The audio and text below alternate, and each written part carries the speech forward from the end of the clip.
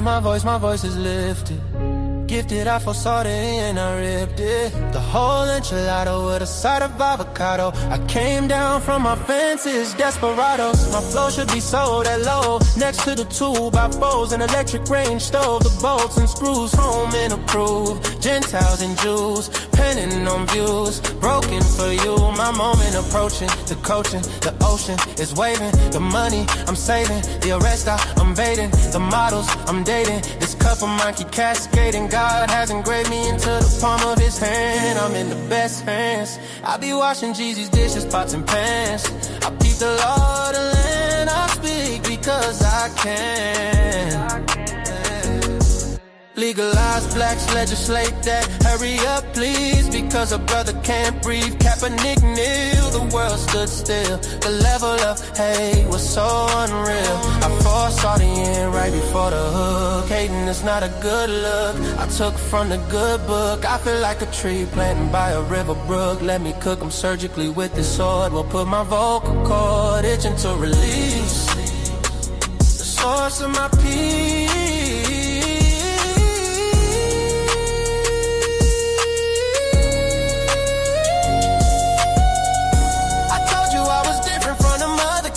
I'm flipping verses on these tracks like an acrobat. Yeah, glory to the Father, he implemented a plan. Jesus carried it out, it is finished. The Spirit empowered, blessing after blessing. We win this, we win this. My spirit's mine. We win this, we win this, we win this. My spirit's mine.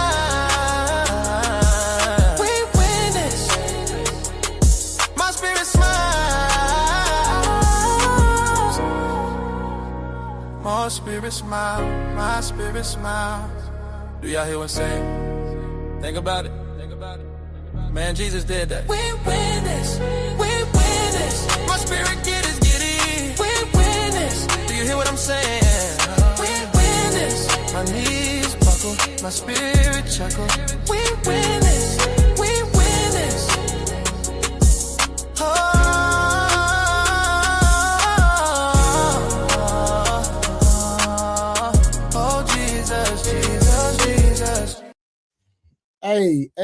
Hey, what is going on? Shout out to all the truth tellers in the building, man. Listen, man, my new brother, man, hit me up. My boy Big A hit me up. Say, man, I like your show, I like what you're doing, like the content. So listen, man, we just vibing tonight. So Big A is actually going to be the host tonight. I'm just going to moderate and just work the ones and twos. You know what I mean? We have a great subject for y'all tonight. All right. And if anybody's on Big A side, man, hey, listen, make sure you like, share, and subscribe. Same for the people on our side, man. We are here building, helping each other, pushing the culture forward. Like I say, man, I've been streaming about a month. You know, I'm loving the YouTube space. I come from Facebook. You know, I did a lot of great things on Facebook, but now I'm over here on YouTube, man, and I'm meeting new people, you know, and it's going great. So, like I said, Big A gonna be the host for the day. The subject is gonna be ask a simple question, get an emotional speech. The truth about male versus female communication. And I know us brothers, sometimes, you know, we lead with logic. And the first thing our woman or a woman that we're entertaining or just a general young lady would say, well, I feel. I can't argue feelings, but I can argue the facts. Big A, how you doing this evening, brother? Doing well, man. Appreciate you having me on. Mic check. Sounding good? Sound wonderful. Sound wonderful. Awesome. Shout out to the chat. Like you said, please hit that like button. Support the show. A lot of great content happening over here. One of my favorites in the short time that he's been streaming. And I told him, you know, I definitely would like to appear again and support the show as much as I can. A lot of great conversations between a lot of great people, man. So definitely hit that like button on your way in and stay for a good time and a long time. But yeah, no, man, I love the topic too. That's why I hit him up. I think it's important to talk about communication. You know what I mean? Yes, sir. Hold on 1 second. Now you go ahead, keep rocking, bro. I'm over here doing Oh some well, back. yeah. I think communication. And excuse me if you're a little better background. It's windy up here, man. Windy and cold. We're below zero. Wow. Okay. But yeah, it's wild up here. But yeah, communication is important. No matter on what level, whether it's a professional level, personal level, romantic level. And I think one of the problems that exists in the community, especially between men and women romantically, is communication.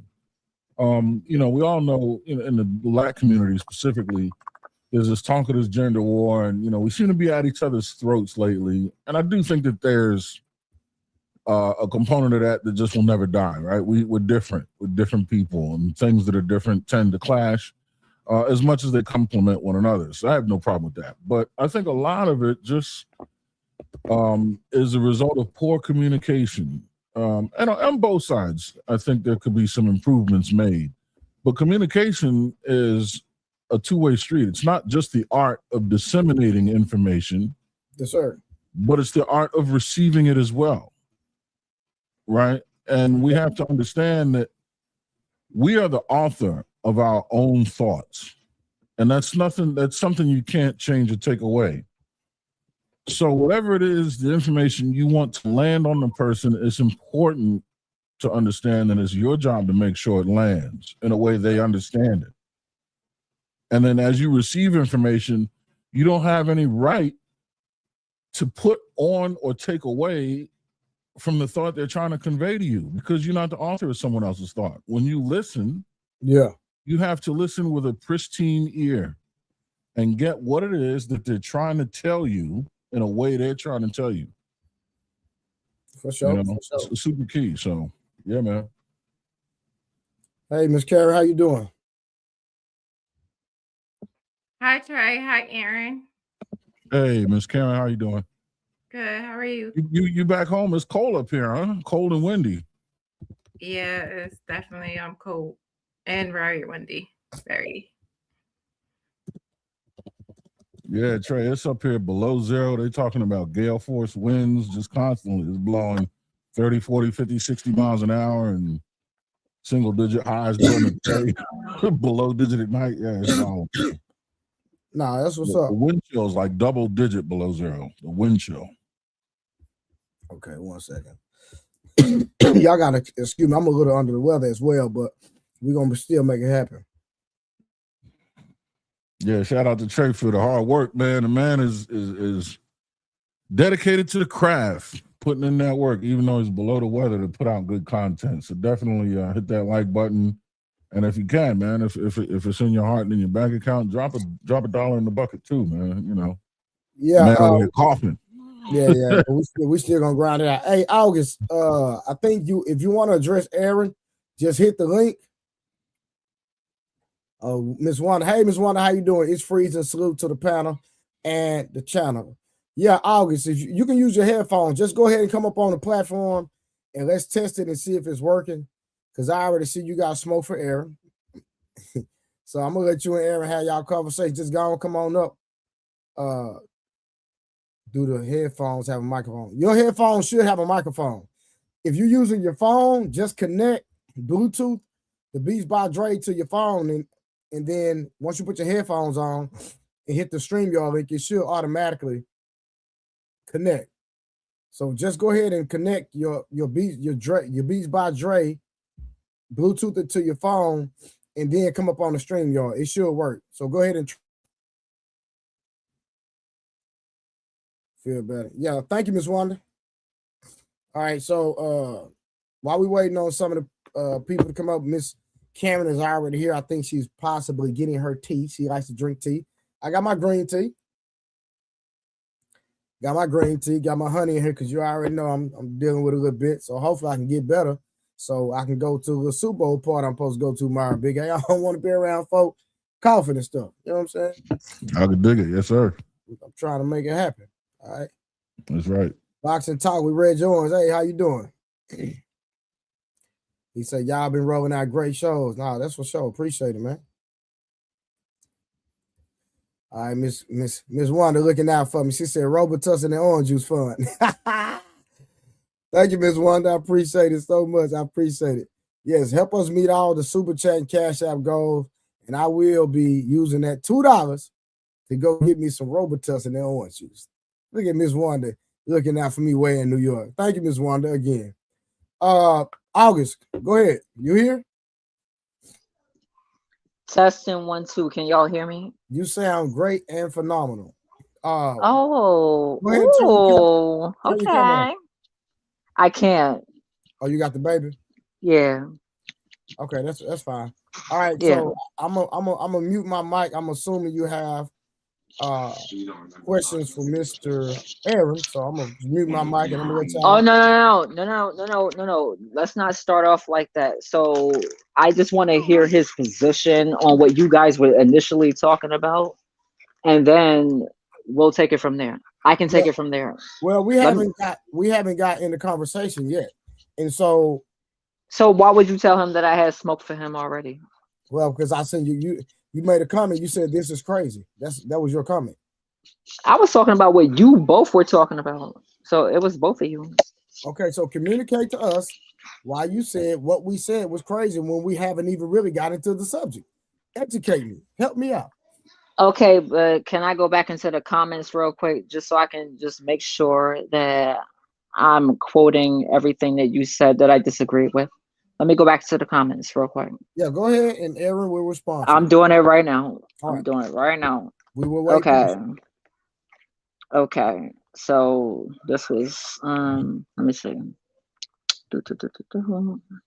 Okay, I shouted out Big Aaron first of all. I said you doing great, Trey. Yeah. And then I did my little, and I said something was disingenuous. I'm trying to see what it was. Okay, so I didn't write down what it was, but it was something that Trey said, and I said that was disingenuous. And I said this was crazy. So y'all don't remember what you guys were talking about, like for the last couple of minutes? It hasn't been like you guys aren't like you just started the chat. You guys just started talking, so y'all don't remember what y'all were talking about. Well, I basically just gave an intro. Yeah, what did you say during the intro? Because something just like really tickled my pickle. Well, the only thing you burned my cookies real quick. Well, the only thing regarding the topic is, I read the topic. I said, ask a simple question, get an emotional speech, the truth about male and female communication. That's all I've said so far. So what were you and Aaron talking about? There's a reason why, like, I don't tend to like say stuff for no reason. I try not to anyway. So you said something, or he said something that made me flip my pancakes. So what was it? Aaron, I don't know. I mean, I just kind of began to create subtext around the intro to the show and say that, between men and women, I believe one of the main problems that we face is the inability to effectively communicate with one another, and that's on both sides. And then I define communication as a two-way street and a twofold responsibility, where not only are you responsible for being able to disseminate information from inside your head, but also to receive information and listen to it without adding to or taking anything away from it, because information being brought to you, you're not the author of. When someone speaks, they are the author of their own thoughts. So effective communication is where someone can communicate their thoughts clearly, just maintaining integrity of thought in the conversation, just making sure nothing gets added to or taken away as it jumps from one person's mind to another. Okay, so I guess I'm not going to say I'm sorry, my baby's pulling on my cord. Sorry. I'm not going to say that I misunderstood what you guys were talking about. I'm saying there's a reason why I said what I said. But if you guys want to carry on the conversation and then I just, jump in with my little 2 cents, because that's all I make these days as a stay-at-home mom, then cool. Do you remember what it is that you took issue with? I mean, you're over here with burnt cookies, flipping pancakes, and watering plants. Yeah, right. So I'm just wondering, what is it? If do you remember what you took issue with, or is it still lost? Like I swear to God, I wish I could remember. I've Okay. been up to, but like I said, we'll keep the conversation going, and as soon as it strikes me, I'll be like, "Oh yeah, remember when you said," da, da, da, da, and we'll take it from there. For Go sure, for ahead. sure. Shout out to motherhood. You got your hands full. You know what I mean? You taking care of babies as well as flipping pancakes. So that's no easy task. So I understand. No, I'm trying to flip y'all pancakes because y'all be getting on my nerve. Oh well, grab a spatula. Yeah, that's right. I'm out here watering everybody's gardens. Let's go. Well, the thing that is intriguing and very hilarious is how me and Aaron haven't even started the conversation, and you already took a position. That's what I'm trying to explain to you. There was something that you said, or one of y'all said. And it's funny that your rebuttal fits the topic. It's a master class in the conversation. Getting an emotional speech. You give an emotional speech with no context and in no direction. Help us make it. It's not that. It's just that about male versus female communication. Lord Jesus, you are already helping us out. Excuse me, but I communicate like a male. Okay, explain that. How does a male communicate? Aggressively, assertively, dominantly, nonsensical. Any other coals that you could put under it. So what was assertive about me and Aaron's conversation at the moment? I'm confused. My interjection was assertive because I'm saying that. No, technically your interjection was ignorant. You know what? It seems that way, but I'm telling you, if I wasn't dealing with what I'm dealing with right now, and I could remember exactly why I interjected. That's why I went in the chat first and I was typing first because I heard what you guys said. And I was like, that's disingenuous. And I said a bunch of stuff, but a whole lot of other stuff happened just that fast in my house because I'm dealing with like 7 or 8 people here. Okay, so if you I'm trying to train my focus to focus on no clarity of thought, why would you take a position with the issue with something that we said? Then you ask us to recollect what we said when you had the issue. I'm confused. Because all you had to do was say, oh yeah, what I said was such and such, and I could be like, oh yeah, that's right. That's why I said what I said. But again, we hadn't even said anything. You did. That's what I'm trying to tell you. You guys opened up with saying something, and I know I typed in what I typed in. However, I had to go and deal with my kids real quick. And so by the time I came back to remember what the heck y'all were even talking about, I was like, oh crap, I forgot that fast. Do you do your husband like this? I do him a lot of ways. I can believe it. I can believe it. Did you see that? Did you see that? The question was, do you do your husband like this? Now, that would require a yes or no to answer, and then context will follow. But you didn't get your answer. She just said, I do him a lot of ways. So that doesn't tell us, does that include or exclude like this, which really doesn't answer the question. You can do him a lot of ways, that's great. But in those lot of ways, is this way one of them? Use your imagination. See, here we go. There we go. There you go. I'm asking, like, listen. And then there's a return fire of asking questions. She's asking, but without answering the question. See, I mean, me personally, I can't speak for men, but for me personally, that seems very rude and dismissive to just completely disregard the question asked and turn around and ask a question, at least without saying, this is a clarifying question. Just to have your question asked without answering is. I didn't ask you a question, sir. I told you to use your imagination. That's not a question. That's a statement. Right. You're right. That's declarative. Yeah, you're right. But you were getting ready to say I asked. But you're right. You didn't ask a question yet. Yeah, so I want to hear you and Trey continue talking, and then when I have my point of contention, or when I remember what my point of contention was, then I will address said party. in the way that I need to address them. This is insane. like we just getting started, and you're going back and forth with Aaron. And I would have thought you would have humbled out by now. The fact that you can't even remember the point of contention, like it's insane. And you're going to continue to put the Trey, you saw me in your chat. Can I finish? First of all, thank you, Miss Wanda. Miss Wanda is the sponsor of the show currently with $17. She $2 super chat, $15 cash app. Now clock it. Clock it. Can I finish? To help me with my Robitussin and orange juice fund. Okay. Not Robitussin. Who the hell still drinks Robitussin? Robitussin is still good. All right, so listen, right now we're only vibing because we still have people that's gonna come on the panel. We're waiting on Miss Karen. Miss Karen is in the back, so we're not gonna start the show. A lot of times we just do an icebreaker and we just vibe for the first, hour.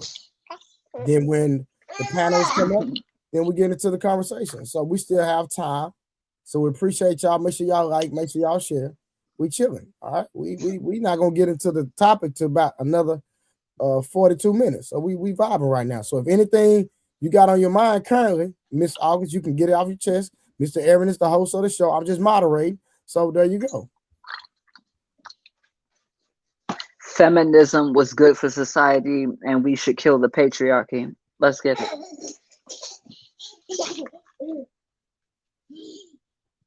I'm sorry, can I reword that? Aaron, she's talking to you.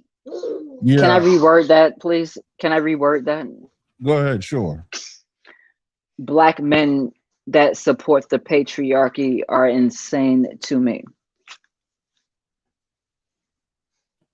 What makes you say that? Is it my turn to talk? Yeah, I was asking what makes you say that. That's an extraordinary statement. What? Okay, Black men have never, nor will they ever be like the top of the patriarchy. The patriarchy has been built on a white supremacist system that will never acknowledge even the Black men who follow it to be on top of it. So I think the Black men that support it are, I can't say those words on the page, so I'm not gonna say those names, but they are, it rhymes with. Like they're out of their minds? I think it's like below out of their mind. It's like, what's the ones that, like I said, I don't want to say the word. What's the ones that can lift refrigerators with one hand, but they can't read? Gorillas. Sure. That's fine. Intellectually I think you know what I mean. Intellectually deficient? Yes. Okay, fine. We'll do that. That's fine. Okay. Prove me wrong. You want me to prove you wrong on that? Yes, please. Well, that's your opinion. That's not what my question is. My You didn't question was, ask a question. I said prove me wrong, so that kind of was like That's not a question. No, it's not a question. Okay, I'm sorry. Can you prove me wrong? There we go. No, I can't prove your opinion wrong, not to you. I can disagree with it. Can you please and display it? Sure. I don't think the patriarchy in and of itself is a construct that to me, patriarchy is simply say male leadership. And I don't know what context you're talking about in patriarchy. Are you talking about in the family construct? You're talking about in the political construct? You're talking about in the economic construct? What patriarchy? That seems to be a very loosely used word. I mean, I do believe in the family construct. I do believe that male leadership is integral in a successful family. I think God, man, woman, child is kind of how the hierarchy of household goes. Can you pick one? Yeah, I just did. God, man, woman, child. Do you believe in God? I do. Is God a man or a woman? God is omni everything. God does not have a sex or God. God is far superior. God is incomprehensible. So is it man or woman? Neither, and both at the same time. We call him he, no? Right. That's because we're limited by the algebraic nature of language, which is an invention of man. So we can't. So And to call God an it takes away the intelligent aspect of it, or the what's the word I'm looking for here? Calling God an it would remove the sentient aspect of God. so you resort to calling him he instead of she?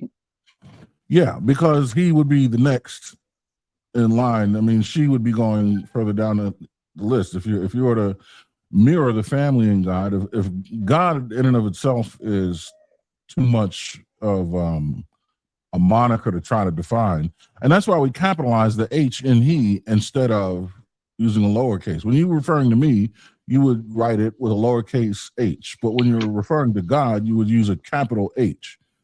Right? We're just Can I, using he because man's language is a limited construct. It can't really, like when they say fear God, that doesn't mean be afraid of God. There's another level of respect above respect that exists that we just can't necessarily conceptualize. So the next closest thing we can come to is fear, because fear is an extreme reverence. But when they say fear God, they're not actually saying be afraid of him like you're afraid of a nefarious being. That's not what's being said. We just have an extreme level of reverence that do can you look. do you admit that we would fear God more if he was a he and not a she? No, I don't think fear of God. I don't think has anything to do with gender. So why is he automatically a he and not a she? Because with our limited language, the next available word after God that we can use that's a pronoun in the rank structure would be he. Because if Why? you look at because of the family construct is God, man, woman, child. If man didn't exist, then the next word would be she. If God existed as Mother Nature, then why would he be the next thing that's supposed to dominate and rule over all of us? Because Mother Nature exists within the construct of Father Time. Father Time is eternal in both directions.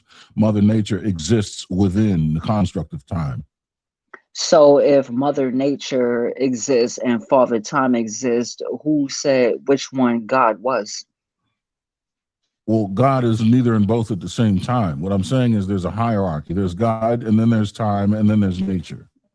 Are you made in the image of When you look at the God? Bible, what are the first three words? In the beginning, Hold which is on, a construct of sir. time. Sir, are you made in the image of God? Yeah, I Are don't you made? understand where's this question. This questioning is now. I think we're losing control of the questioning. What are you saying? No, no, no. Are you made in the image of God? Well, that's what the Bible says. I'm made in God's image. Am I? Am I made in the image of God?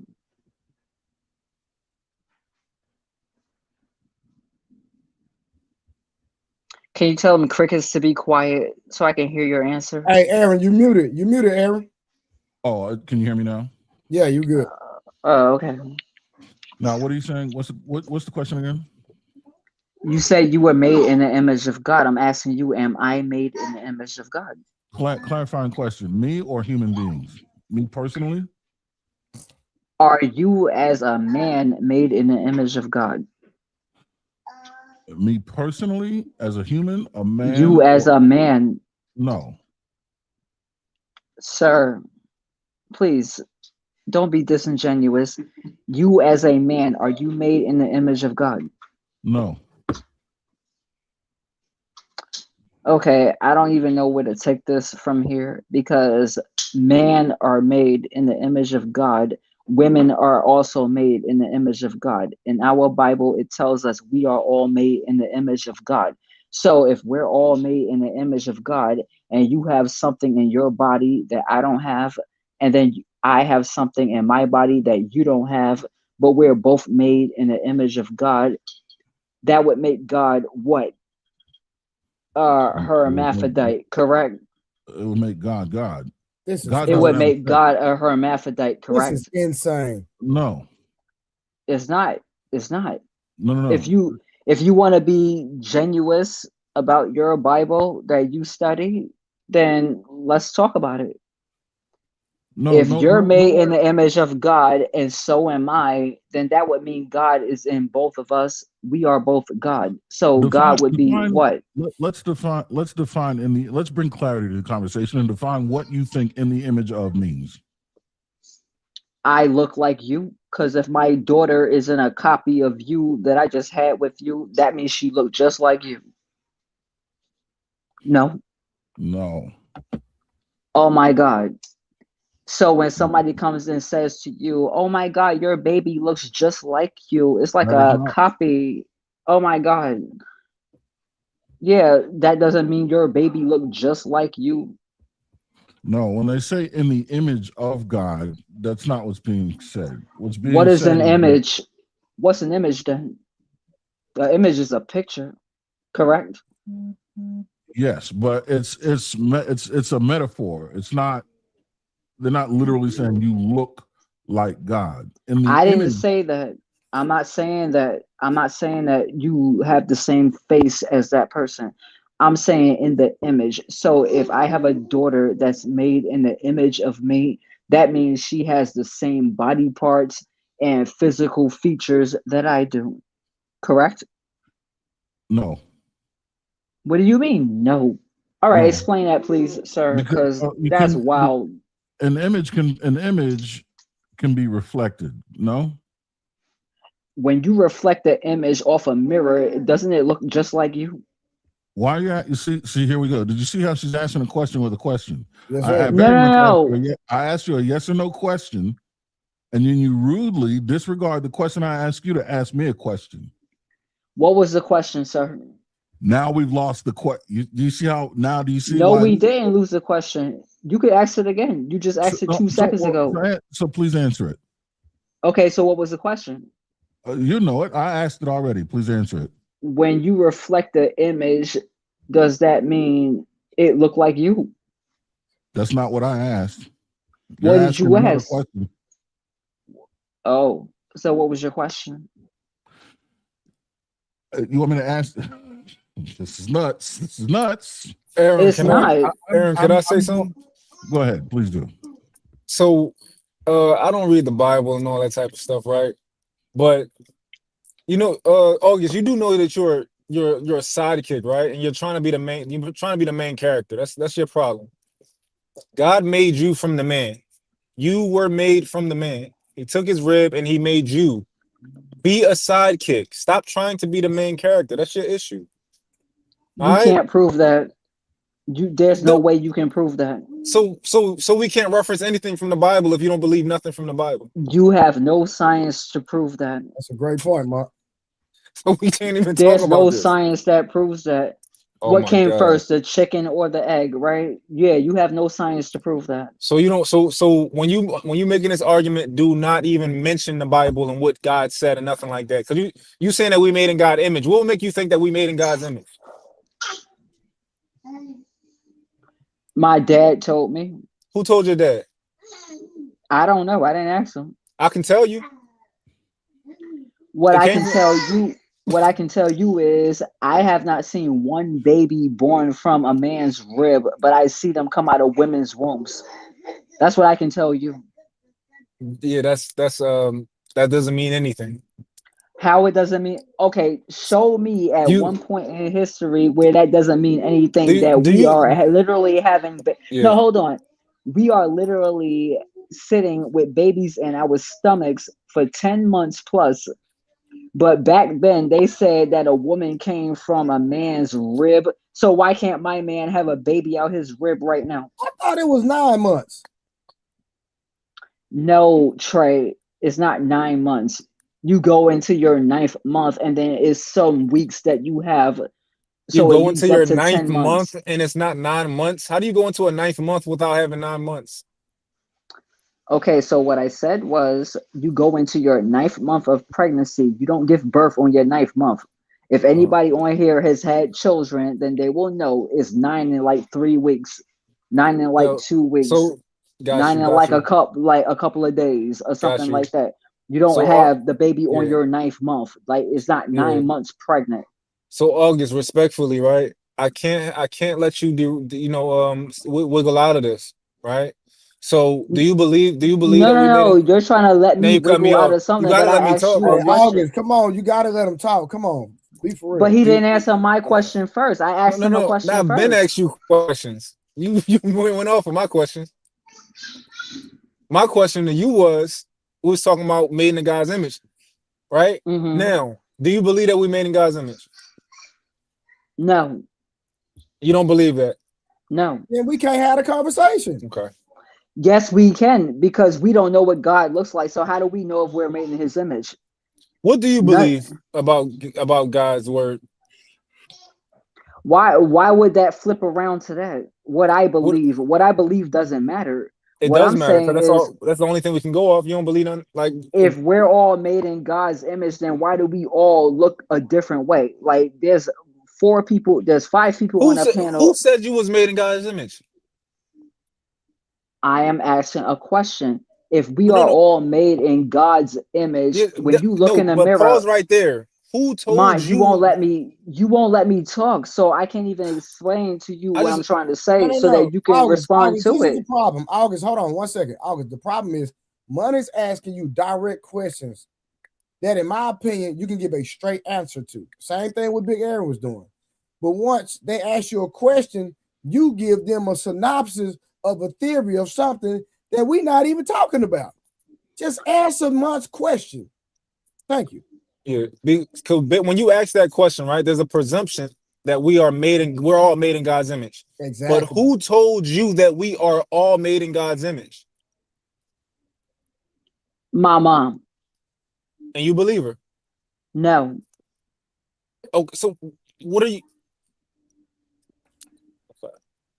So that's why I have questions and I'm asking you guys Yeah, these questions, yeah. but for some odd reason, because there's men talking, I should shut the hell up and just let y'all say Nobody what y'all said gonna that. say. No, no, no, no. Don't do that.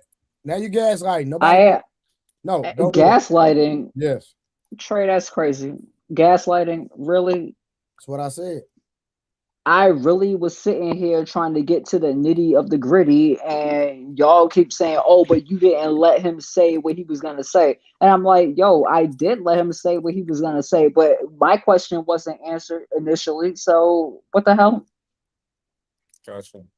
Well, men are made in God's image, and you from our rib. You You got said it. what? You said what? People with penises are made in God's image, and you're made from us. Have you seen what God looked like? Nope. So how do you know he has a penis? Because we that's what he said. That's what who said? That's what God said When?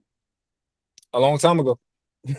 So how can you and I both be one have a penis, one don't have a penis, but you and I are both told that people are made in God's No, image? people aren't made in God's image. Man is made in God's image. Oh, Mm. really? Yeah. Are y'all walking with the same stick? No. Now you being. Come on. If men are made in God's image, I would think that, and I'm gonna be like probably roasted and all this other thing for saying this, but if God has an image that he projects on men and men are made in God's image, why is there some guys that's walking around well endowed and some are not? Man, what? Hey, Munchie. That girl crazy, bro.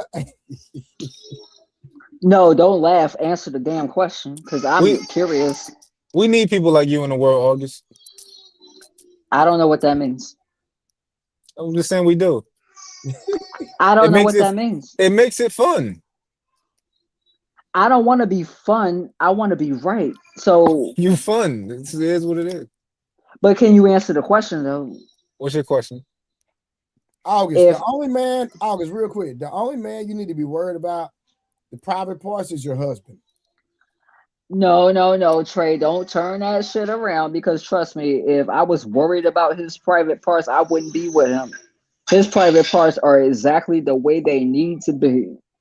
He good. Oh, you don't He think that you only need to worry about his? You don't think that? I mean, I might need to worry about another female worrying about his if he put it out there, but I'm pretty sure. I mean, I'm pretty sure he get what he need from here, and we doing what we need to do. That's why we about to have another baby real soon. Y'all stay tuned for that, by the way, because we about to have another baby.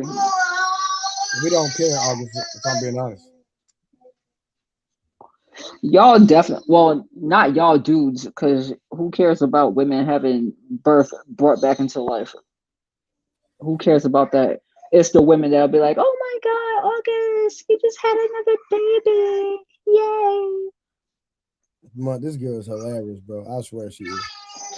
It's the Karen, it's the women that's gonna be like, "Oh my God." hold on. Karen, what do you think about August and what she's been saying? Listen, I tuned most of that foolishness out because I don't want to kill any brain cells tonight. I'm not doing that. You feel like I kill brain cells? Absolutely. How But you're so? very entertaining. No, but how so? Oh, I am not. Ask Trey. I'm not doing it. Nope. You can like sis, you know, you my Hey, I'm big gonna pass it sis. back to Big Aaron. I can't do it. You my big sis. You know I love you to death. What's up? She went on mute on you. Hey, real quick, y'all. So we're just waiting on. I think we're waiting on Rose. Not sure if Samson. Anybody want to come up on the stream? So Yes, the where's conversation- Rose? Where's August. Samson? August. Thank you. We're going to talk about ask a simple question, getting emotional speech, the truth about male versus female communication. That's the actual topic of tonight. So right now, we're just warming up. We started the stream an hour early. We're just vibing, chilling, relaxing. If anybody want to come up on the stream, you're more than welcome. The link is in the chat. So we will, once Rose comes, then we will actually get into the actual topic for the night. So right now, go ahead. I got a couple icebreakers. I got a couple Jones. Question, all right. This for Aaron and Trey. So let's say you with a woman, she gets pregnant, right? You don't want to marry her, but like she just your girlfriend or whatever. And she's having a baby, and she's saying that the baby's gonna have her last name, right? And not your last name. What do y'all say to that? You want to go first, Aaron? Yeah, because I'm gonna be real quick and simple. Will you marry me? Okay. Trey, what about you? It is just a girlfriend, right? It's your girlfriend. You don't want to marry her. Yeah, that would be a problem for me. If it's a boy, it's a problem. If it's a girl, it's not a problem. So how you saw that problem? Under no circumstance, is she gonna give you the baby last name unless you marry her? Then I would marry her for sure. Okay. I think that's the only resolve. You know what I'm saying? Especially for a man and his legacy, bro. It's like, and I know you got a son too. It's like, Aaron, you got sons? A daughter. Okay. Yeah, it's in my opinion, it's nothing like a son, bro. You know what I'm saying? So you know, and my second, you know, I was married with my first son. My second son, I wasn't married, but my second son has my last name. So, and that wasn't even a conversation or option. So she was on board with the whole shebang. Like she never questioned him having my last name, even in spite of the recklessness that she experienced even with being with me. Okay. Nice. What would be your answer? I mean, just to bring it full circle. If I didn't want to marry her, then I'm out. Like she ain't gonna see me again. I pay whatever money she need me to pay, but she ain't gonna see me again. That's a hard line with me. I don't really like all the women I've ever dealt with have been women who cooperated with me, and they understood how Hey, August, the structure of our mute relationship, that until I'm the it's time leader. for you to talk. Yeah, that's a real that's a big violation for me. So yeah. So you would just walk out the kid life and just pay the child support? Yeah, I'm cut through it a little bit. Like I got that in me. Even though like I'm a great dad, I'm a great father. Like my kids mean everything to me. I'm a family man. I'm all about that. But at the same time, I also do have rules that I don't budge on. Yeah. So she would be making that decision for her and that child at that point. And is that the reason a lot of men walk away when the woman has full control in the Rose? Are you texting or typing? Boy, you going 100 miles per hour. All right, real quick, y'all. Let me read these super chats. Real quick. Give me 1 second.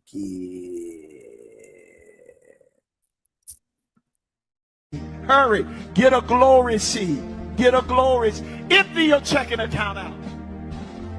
Empty it out. This is a glory seed. Shout glory seed. All right, so shout out to Miss Wanda again. We're gonna show she gave $2 to the Robitussin and Orange Juice Fund for me. Your boy Trey is a little bit under the weather, but I'm still here rocking and rolling with my boy Big. Hey, then we had my new brother. Hold on, I got my new brother from another mother, Mr. Munt, came through and said, August, we like you better when you picking up draws. Rose, you too. We like women better when y'all picking up draws. Well, I guess you might as well find somebody else to like, because that ain't happening. Pay your own bills. And I can, and I have been. So yeah, nobody like it though.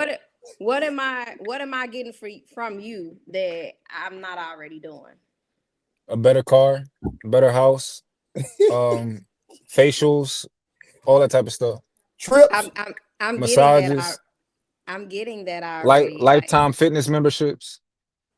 I have that already. Good nah, D. You don't gotta like that. Hold on, watch this. Good D. I can find that without you. So my question is, what am I getting from you that I cannot find anywhere else? All right. Let's walk it down. When the last time you had a facial? About maybe 2 months ago. Yeah, that's too long. You should be having them at least like monthly. All right, how about what kind of car you got? What kind of car you got? When they say facial, they according to me. August, hold on. Let's walk in the conversation. What kind of car do you drive right now? A Nissan. You want a Range Rover? A big one? Big boy? I do. That's actually gonna be my birthday present to myself this year. Okay, but not the Evoque, not none of that. I'm talking about the big boy. That's not the one I want. I want a Range Sport, but I can buy that myself, Mike. How much the big boy cost? Oh, you said the Sport. How much the Sport gonna cost? Which one you getting? What trim you getting? What's up? What you get? I don't know, but let's say it costs like, I don't know, 40,000. Now what? Hell no, it didn't cost that. See, look, you about to buy a used Range Rover. You already out of pocket. This is what we gonna do. I said, let's just say. We can't just say that. That's ridiculous. So that Sport, right? Let's say 90, right? We're gonna put it at 90,000. And you don't want to buy a used Range Rover because it's just the word. You don't want to. You don't want to buy a Range Rover regardless. In my opinion, we're gonna lease it, right? Especially the Sport. That mother gonna stay in the shop eventually. Trust me. Yeah. So I'm saying, like, if you was with, I'm not. Money is like one of the smallest things that I provide, right?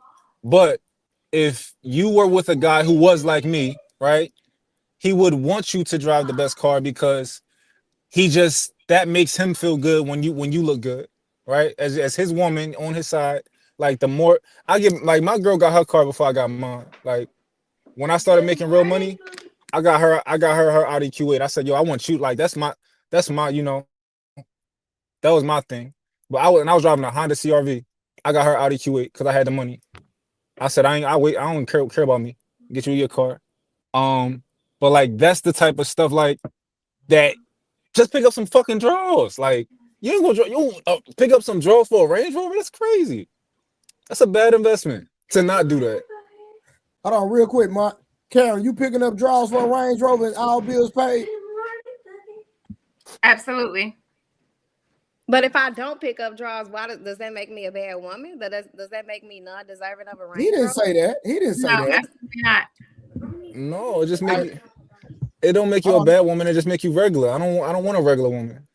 Ooh. Regular? Yeah, hold on, Rose. Yeah. You are regular. Nah, I just playing. All right, hold on real quick. Let me get the last 2 super chats. Shout out to Hunting Wisdom. 2 eyes, 2 ears, 1 mouth, peace and love panel and chat. August, they are literally talking about you. You got you do too much. All right, shout out to Munt. He said he sure gave us one worse damn side chick, didn't he? And talking about this woman right here. All right, that's all the super chats. We appreciate the support. It's back on you, Munt. Yo, listen, man. I used to pick up my girl from work every Saturday and Sunday at 3 a.m. Just cause she had her own car. I said, don't drive your car. I'll take you when I pick you up. Just cause I want to make sure you're safe and I want to, I got you. Right. Like the extent that I go to for my woman, like even so when I asked my girl to be my girlfriend, right? It took me a long time to do it because while we was dating, I saw that she had shared a post and it was a girl who said a guy took her on vacation and he asked her to be his girlfriend and my girlfriend shared it, right? So I said, yo, I want to do that shit and I want to do it better. So it took me a while. I didn't ask her for a while until I was able to afford that and do that, right?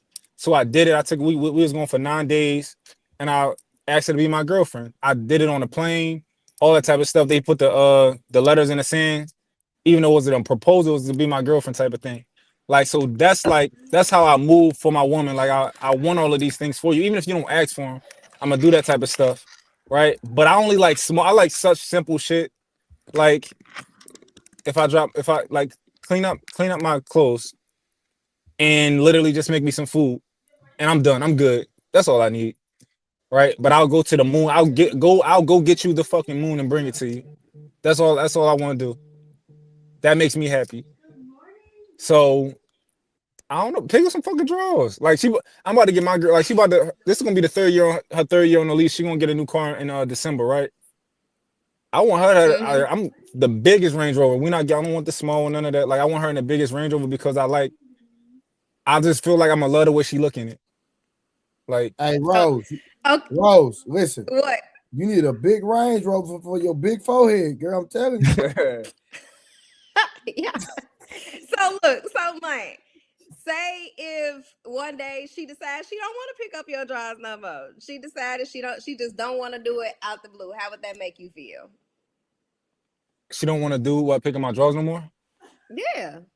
So like the house gonna be dirty? Like No, like she's fine with doing everything else. She just feels like she just shouldn't have to pick up your drawers anymore. She just say, hey, I feel like when you take them off, you should just put them in a hamper. I'm going to put a hamper right by the spot where you usually leave them. Just put them in there. How would that make you feel? I don't like that. Because you know when you're a person and you're a giver, right? And you got to learn that. You have to learn that, like, to find somebody who's also a giver so that y'all can have a great relationship. Mm-hmm. That's what time I'm on, right? So I want her to, even with her knowing how much that means to me, the simple things in life, right? I want her to things. My bad. Facts. No. I want her to like want to make me happy. So I don't want you to do what you want to do to make me happy. I want you to do something that you know that I would like to make me happy. And I want that to make you happy. Right? That's what I want. That sound. So You Rose, just I said feel like this. When a guy is really treating you how you really deserve to be treated, you wouldn't be Talk to her, Karen. like that's so small compared to some of the things I'm sure he does. You wouldn't. I don't think you would be asking these type of questions. Rose, your requirements for a man list is long, and he telling you to do one thing, and it's a problem, especially if he's living up to your requirements and your it's not. expectations. It's not What about. it make you feel like a slave? No, it's not about it being just this one thing. It's about I think it's about the poke your chest out thing behind it. Why do y'all It's think that though? Because that's how I already view mine, and he know that. But it's all love, right? But that's just your perspective. But hey, one thing I've learned: people present themselves differently, but when they in a relationship, they present themselves a totally different way. Well, She's correct, bro. Like she's right? But if you know that, like, yo, my man just like to feel like a king. My man, why not just be like, yo, I want me to feel that way, even if it's not true. Why you can't match his energy? He wants you to feel like a queen. Why you can't make him feel like a king? Okay, since we matching energy, I'm gonna leave my panties on the other side of the bed, and then you pick them up, put them in a hamper. I'll pick yours up and put them in a hamper. That's not reciprocity. I'll talk about matching energy till it's Matching energy and tit for tat are two different things. Thank you, Aaron. Thank you. Matching energy. Hold on. Why so serious? Put on the cake. Matching energy is a reciprocation of. Matching energy is a reciprocation of love and interest. It's a reciprocation of duty. Tit for tat is exactly that. It's this for that. It's because you didn't wash the dishes, I don't want to wash the dishes. Well, no, it's really just you're interested in being able to do everything you can for me, and I'm interested in being able to do everything I can for you, even if what we do for each other are two totally different things. That's how you match energy. I agree. But I think it's just because mine is saying it, and I already have this perception of him based off how he presents himself. So you're right, why it's so serious. That is my perception. But you got to think, all of us have a perception of each other just based off what we told each other in our experience. But he's in the country. How long you been in a relationship, Month? How long you in? My bad. Somebody called me. Over 5 years. So, regardless of what you saying, Rose, it's working. It works. So, Rose, you think that is it like one of those things where you just think I got too much dip on my Rose? You think I got too much dip on my y'all do this, bro? Yes, absolutely, Mike. So that's the crazy part, right? Is like, why would you want to knock your partner down a peg? Like, I want my girl to feel like, yo, I baby my girl so much. Like, I love that. I just want to spoil her so much. I want her to. Like when I met her, I didn't want her to be spoiled, right? I didn't want her to be entitled, and she wasn't, right? So when you meet a girl who's not asking you for stuff and they're not entitled, I'm like, I want to make you spoiled. Like, I want to spoil you. But I'm curious, like, why you want to knock me down a peg of like, this nigga got too much dip on you. Who you think he is? Like, I don't think my girl don't want to knock me down a peg. She want me to keep me up who I think I am, my self-esteem and stuff like that. And picking up your drawers, just you missing it, bro. Rose, you don't want to be spoiled. I do want to be spoiled. Absolutely. This man is saying, I got you something. I'll see you something. This man is basically saying, listen, I'm going to provide. I'm going to protect. Only thing you got to do is wake up and look cute every day. That's it. And then be domesticated to the children and treat me like a king because I'm putting you in a position to have zero labor. Make that make sense. Why are you zero labor? She working. What are you talking about? He worked for him. Okay, but she still works. And then but she ain't got to if she don't want to, though. She work when she want to work. Okay. Well, I would love to talk to her. So women, I want to know how she question. Hold feel on, about Rose. this. So women shouldn't be spoiled. It's a Yo, question. no, hold No, on, y'all. Hold on, y'all. Yo, I'm about to pick her up from the airport, right? Yeah. Hold on, let me see all this. Y'all can see that. Oh, that's so nice. How about this? But I these got ain't the no wrong regular. nigga. These ain't no regular flowers hey, either. Hey, Mutt. Hey, yeah. When you pick up, you still gonna be on stream? Maybe. Okay, I was gonna see if we can get that organic reaction. You know what I'm talking about? That's all. Oh yeah, I'm gonna record it for y'all if I ain't. I bet. Go ahead. These almost $300. All right now. I My just had bad. a quick question for Mont. So Yeah. the draws, right?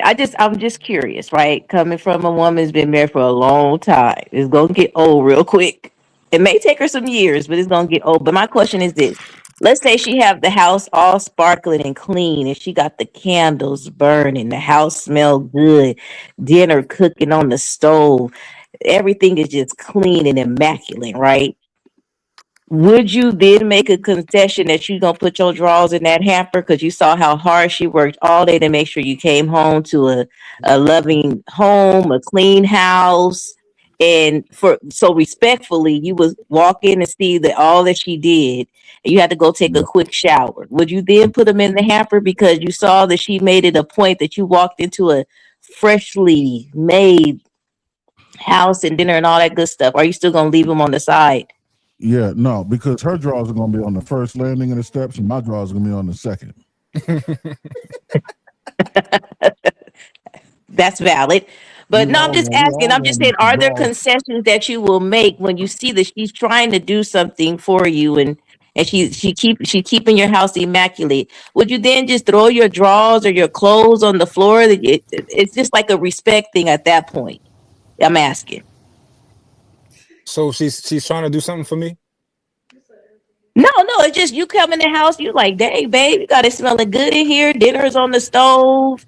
The house is clean. She got candles lit, and you just got home. You need to go take a shower. You're going upstairs to take a shower. Are you gonna put the clothes in the hamper then because you saw that the whole house is immaculately clean? You didn't have to ask her nothing. It's clean. The kids is clean. It's smelling good. Um. So would I take a shower and purposely pick my clothes up and put it away to make if I think it's gonna make her happy? Okay, then go. She gonna pick up the drawers every now and again. Because all I was going to say was, in a long term relationship, when you get married, right? If the wife is doing everything you're asking her to do and the house is immaculate, every now and again to show your appreciation, because they like to call it that boys and whatever you want to call it, put it in the hamper so you can say, babe, I respect the hard work that you've been doing. I don't want to just leave my stuff all willy nilly around knowing that you just cleaned up. You know what I mean? Because eventually, the most loving woman is going to start looking at you sideways like, are you not appreciating what I'm doing? I appreciate what you're doing for me. And I'm sure my appreciation by keeping the house clean. But it's kind of like, are you like testing me at this point where you putting the drawers down in the clean bedroom that I just cleaned? Yeah. They're eventually Yeah. going to start thinking that way. So I would just say, Yeah. your answer was beautiful. If you saw that respectfully, you're going to do that. Yeah. I think what you just said is something that a lot of times women they do this thing where they create an enemy inside of their head, and it's typically it can be a partner, and they can feed that demon, right? So you can say in your head, you can say, you know what? He loves me. He wouldn't do this on purpose. He wouldn't sabotage me. He would never do that. He's probably just, tired and this is just what he enjoys, right? Or you can go on the other side and you can say, he's trying to sabotage me. He thinks I'm a lower life form. He thinks that he has a maid. And then you can feed that demon and start to give more and more thoughts and let it fester. And most likely you won't say anything about it. And then you're just going to have an enemy inside of your own house. But Mike, did you not say on another live that you kind of like to own your women? Absolutely. Explain. I'm responsible. I'm responsible for my woman. Like, I want to be responsible for her. Like, anything that's going, like, I'm responsible for her getting home from the airport tonight. That makes me feel good to know that I'm responsible for her. Like, if she if she's in debt, like that's my responsibility. Like I just want to be responsible for her. So She mine. ownership is just responsibility to you. It's more than that. Like she mine. Like I like even the small things, like and at the end of the day, like God gave everybody free will. She can leave any day she want to, right? But it just makes me feel good to live in that fairy tale. All right, one sec. I apologize, but this is for you. Shout out to hunting wisdom with the $5. Are people purposefully leaving underwear on the floor, or are underwear forgotten because the person isn't feeling well? Please clarify. What happened? It's on purpose. That's what he do every single night. Let me read it again. Are people purposefully leaving underwear on the floor, or are underwear forgotten because the person isn't feeling well? Please clarify. No, they just on the floor because I dropped them on the floor. When you go to, look, check this out. If you go to a hotel, right? You're on vacation. Are you going to make your bed? No. Why not? Because that's what I'm paying. Like housekeeping is included when I go there. So I'm expecting them to make my bed for me. I'm expecting them to clean the bathroom. I'm expecting them to do everything. Are you a dirty person? I'm not. Would you make your bed at home? Most of the time, yeah. But you're not doing it because it's somebody else whose responsibility is to do the housekeeping, so you don't do it. Right, but I'm paying them. That's transactional. That's my expectations for a short amount of time that I'm there. Do you have respect for them? Absolutely. So the people who come and clean up, you have respect for them. You treat them like normal human beings. You would, if they needed some money on the side of the road, you would give it to them. You want to say, hey, have a nice day, and genuinely mean it? Absolutely. Okay. I still have respect for my woman. I love my woman. But part of our relationship is that she manages the house. She takes care of all of that. She cooks the dinner. Those are the type of things that she does. And I love her and I respect her. And I'll give her more than I'll strive to give her as much as I possibly can, which is most likely probably going to be, tangibly more than what she gives me. But, I would say that you're doing a good job before you get married, because some of the advice that I give young women is to set up an expectation, and men, right? Set up an expectation before you walk down the aisle. So these are my deal breakers and these are my requirements in a marriage, right? When my husband and I sat down, I don't do laundry. I just don't, like, I'll do it, but I'm not gonna like fold and stuff like that. It's just something I just don't do. And he was like, that's cool. I like doing laundry, because he likes to fold and crease, and he's very meticulous in that. And then he was like, I don't do toilets. I don't do bathrooms. I don't do whatever. And we just sat and we did a list of stuff, like, and then that way there's not going to be any contention when we get married. Is how you ain't going to be, I'm not going to be shocked and appalled that now you asked me to do this, and vice versa. So if you set those expectations for her, right, and you told her this is what my requirements are and this is what I'm going to do for you as well, and she's like, yeah, bang, I got it, then I don't think there's anything wrong with it. I was just saying that there will be exceptions, right? Like you said, if you saw she cleaned up everything, you're not going to sit up there and just do it on purpose. You know what I'm saying? So that makes sense. Yeah. The vice versa to this, right, is if a man had a decent amount of money, right, and he had a woman who said, yo, I love you and I'll do everything for you in this world, like you will never want or need for anything, right? I'm gonna clean everything. I'm gonna make sure you got your bath water run. I'm gonna do all these things for you. But she said, under no circumstance will I ever touch a bill. And that nigga said, oh, nah, I can't do it. Can't do it, right? To me, in my opinion, I would think that he's stepping over $100 bills to get pennies.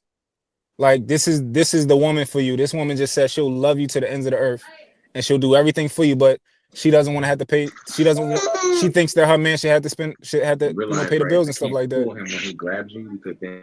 And you have the means, and the thing is that he has the means to do it, right? Because y'all have the means to pick up draws, right? So he got the money. He ain't hurting for money, but he still say, nah, I want a woman who gonna pay half the bills. I would just think that was ridiculous in my opinion. Yeah, I can agree on that. But if that's his deal breaker or if that's her deal breaker, don't go down the aisle and then expect to change somebody. And then you're going to have a whole world of trouble after that. You know what I mean? So I'm like, if you set the expectations up before you say I do, and that's something that's agreed upon, then that way you eliminate that issue, right? Because you're going to have plenty more issues when you get married, believe me. But as long as you set up the expectation of what you are requiring, and then you adhere to that, you could at least eliminate that discussion or that disagreement. Yeah. You know what I mean? That I, man is the exception to the rule, though. Who, Mont? The man that's going to be this sole provider and all this other stuff is the exception to the rule. It's 20% of men that's got six figures and above, and they normalize it and make it seem like that's all men. And a lot of time when it comes to these discussions, it's about vanity and luxury. It's not about, basic necessities.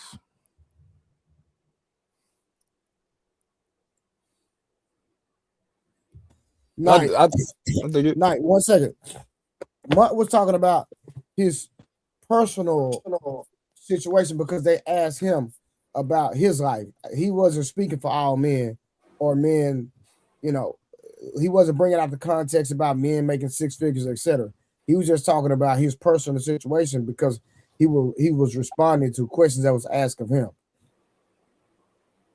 So, Mike, Yeah. what is your other like acts of service? My other acts of service. Yes. So for example, like it's my woman's responsibility to take care of the house, right? She's the house manager, right? But I know that if I feel like she's getting overwhelmed, what I'll do is I'll go and I'll take all of our laundry and I'll drop it off to the laundromat and they'll wash it, they'll fold everything, and I'll bring it back and I'll Okay. surprise her.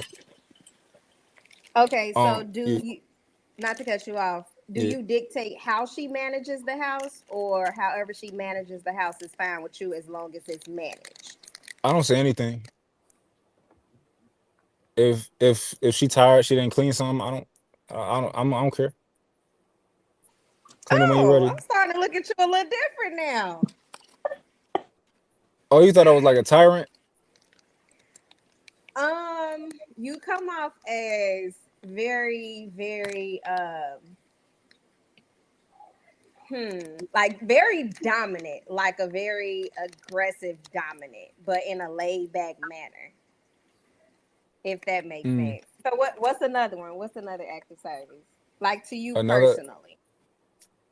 to me personally that I would do. I just try to like for example, right? I wanted to clean the house before she got back. Like so I was about to like I just went and grabbed some food, but I was about to head back there. But then I had a client call me, so I'm at my shop now to meet them, and then I'm gonna pick her up at 12:30.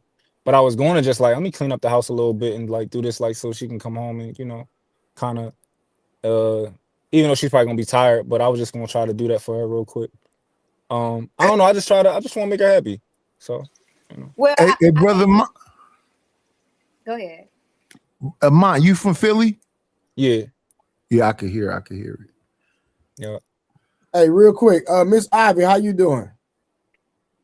I'm doing fine. How are you? I'm doing great. Glad to put a voice with the chat. Yes, sir. Okay, you had a question for Mark, I assume. Well, I think a lot of issues are class issues. And I hear a lot of conversation, and it's a class issue and class struggle. Mm-hmm. I hear people, everything is based on the social economic class that you were raised in. Now, for me, I was raised upper middle class. I live an upper middle class lifestyle. My friends are upper middle class or above. So in my world, it's very rude to throw your underwear on the floor. It doesn't matter if you live in a $800,000 or a $1.5 million home. It's rude to do that. So everything is based on the way you were raised, your morals and your values, and the culture that you were raised in. And I think there's such a struggle in the dynamics of the Black community because no one wants to deal with this issue. And it's a major Interesting. issue that is destroying relationships. People have unrealistic expectations and put unrealistic expectations on people who are from certain economic classes that cannot even meet those expectations. So I think the Black community is in a constant state of delusion, Interesting. and it's going to destroy us. Can I ask you a question? So I want to kind of get to know you a little bit. Yes. What age range are you in? I'm a Gen Xer. What is that, like 40 to 50? Yeah.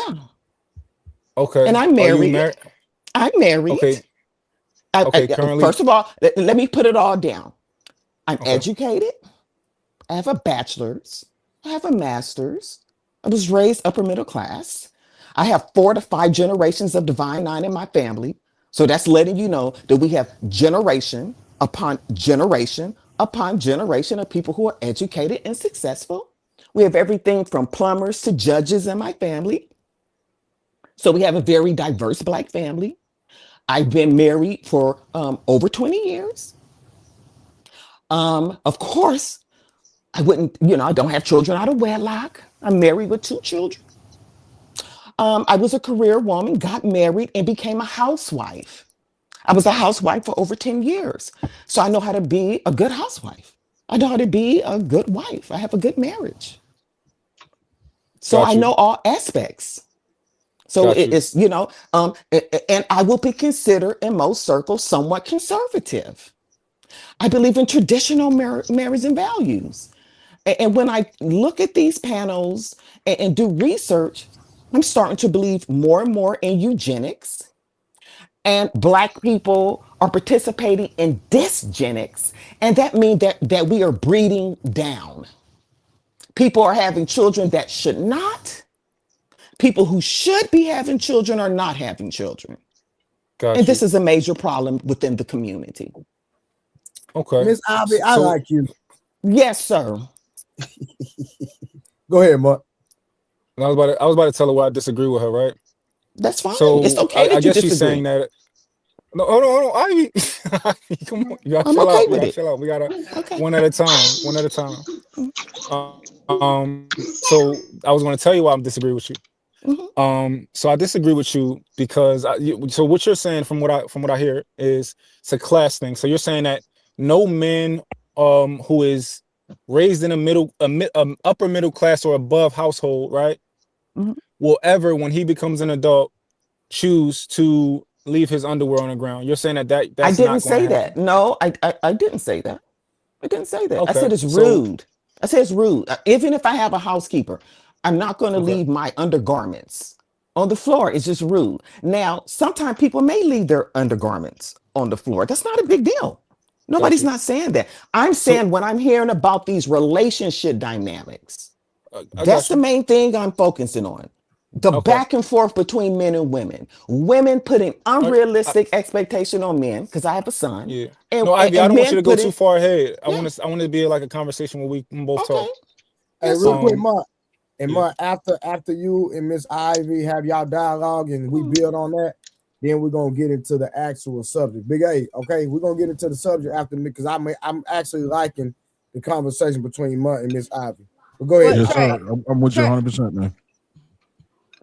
Trey, after they done, can I say something to August? Because I heard about what y'all was talking about before I got on, and I wanted to make a comment. Okay, all right, Big A, but I'm because Big A is the host of the show today. I'm just moderating. We good, Big A?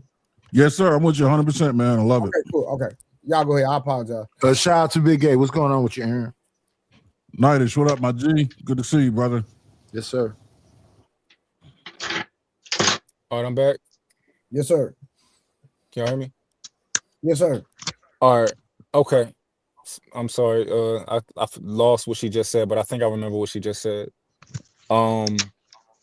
So you're saying that it's rude to leave your underwear on the ground if you have a housekeeper? Yes. I'm saying it's Okay. rude. Period. Like, for instance, I raised my children to pick up their things and put in the hamper. Some people homes have laundry chutes. You put it in the laundry chute. That's just proper raising of children. You clean up after yourself. Totally understand, right? So that's all. It's not. Listen, we have bigger issues. Ivy, you're about to talk a lot. I want Okay, to let me be be quiet. you. Let me be quiet. I'm gonna be quiet. Yeah. I know you got a lot to say. So that's the reason I disagree with you, right? Because I was also raised to clean my own stuff up. My mom didn't clean up for me, and my kids are raised to clean their own stuff up, right? Okay. But if I'm in a relationship, right, and the dynamic that I want is like, yo, I want to feel like a king, right? And I want my woman to do that, right? You're making it an issue in someone else's relationship because it's one of those situations. No, you are. If that no. Listen, I did not say that. Hold on, I did not say that. Oh, Ivy, I did not say that. Ivy, because you're saying. No, Ivy, I did not say that. Ivy, I didn't say you said anything. Oh, okay.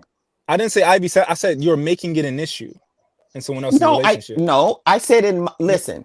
No, you can disagree, but I didn't tell you what you said. Listen, I just want to say this one thing. If that makes you feel like a king in your relationship, and the standard is that you're going to leave your undergarment on the floor, and then your significant other is going to pick them up, and that works for your relationship or your marriage, I support it 1,000%. And to make my husband feel like a king, it may be more like him getting a bonus with the company he's with and me cooking him his favorite dinner. So I'm not going to ever say anything negative about a person's relationship. And so I support that. I said to me, it is rude to leave your undergarments on the floor. But if that's something that makes you feel like a king and you need that, then I think you should do it. Yeah, but so this is where I think you're being disingenuous, right? Because you've said a lot.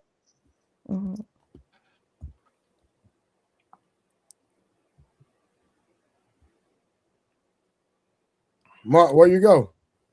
Hear me? All right, you back. Somebody called me. Y'all can hear me? Yes, sir. All right, so you said a mouthful about not only the Black community and people who weren't raised in upper middle class households, and you said that these things were an issue, right? You communicated this like, oh, we got to do better, pretty much, for like a better, No, I said people putting unrealistic economic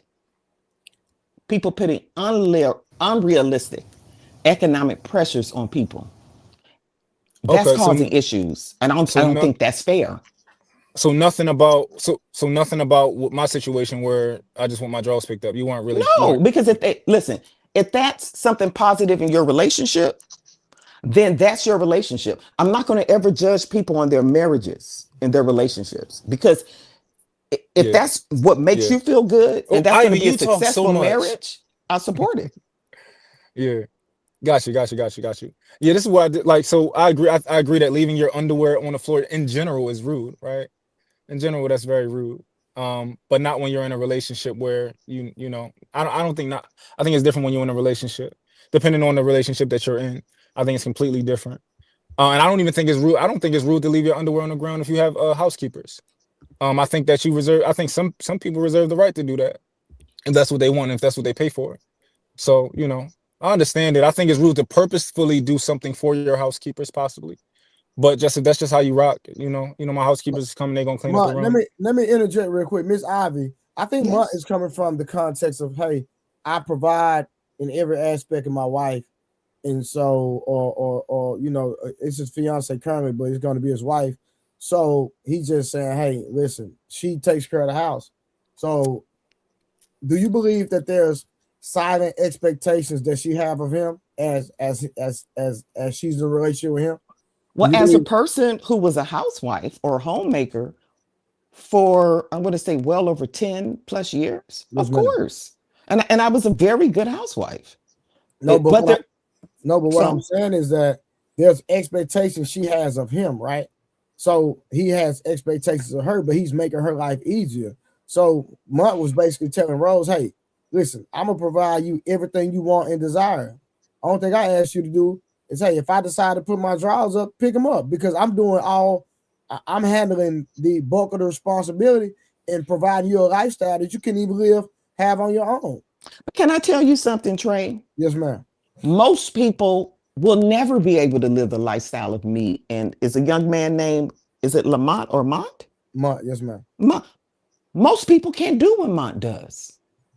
Most people can't do what my husband did. Yes, ma'am. Or does. Most people cannot afford to live off of one income, not even for a year. But let's stick with Mont's scenario, because we're talking about his actual personal life, right? And so I'm talking about my actual personal life. I lived the life of a PTA mom.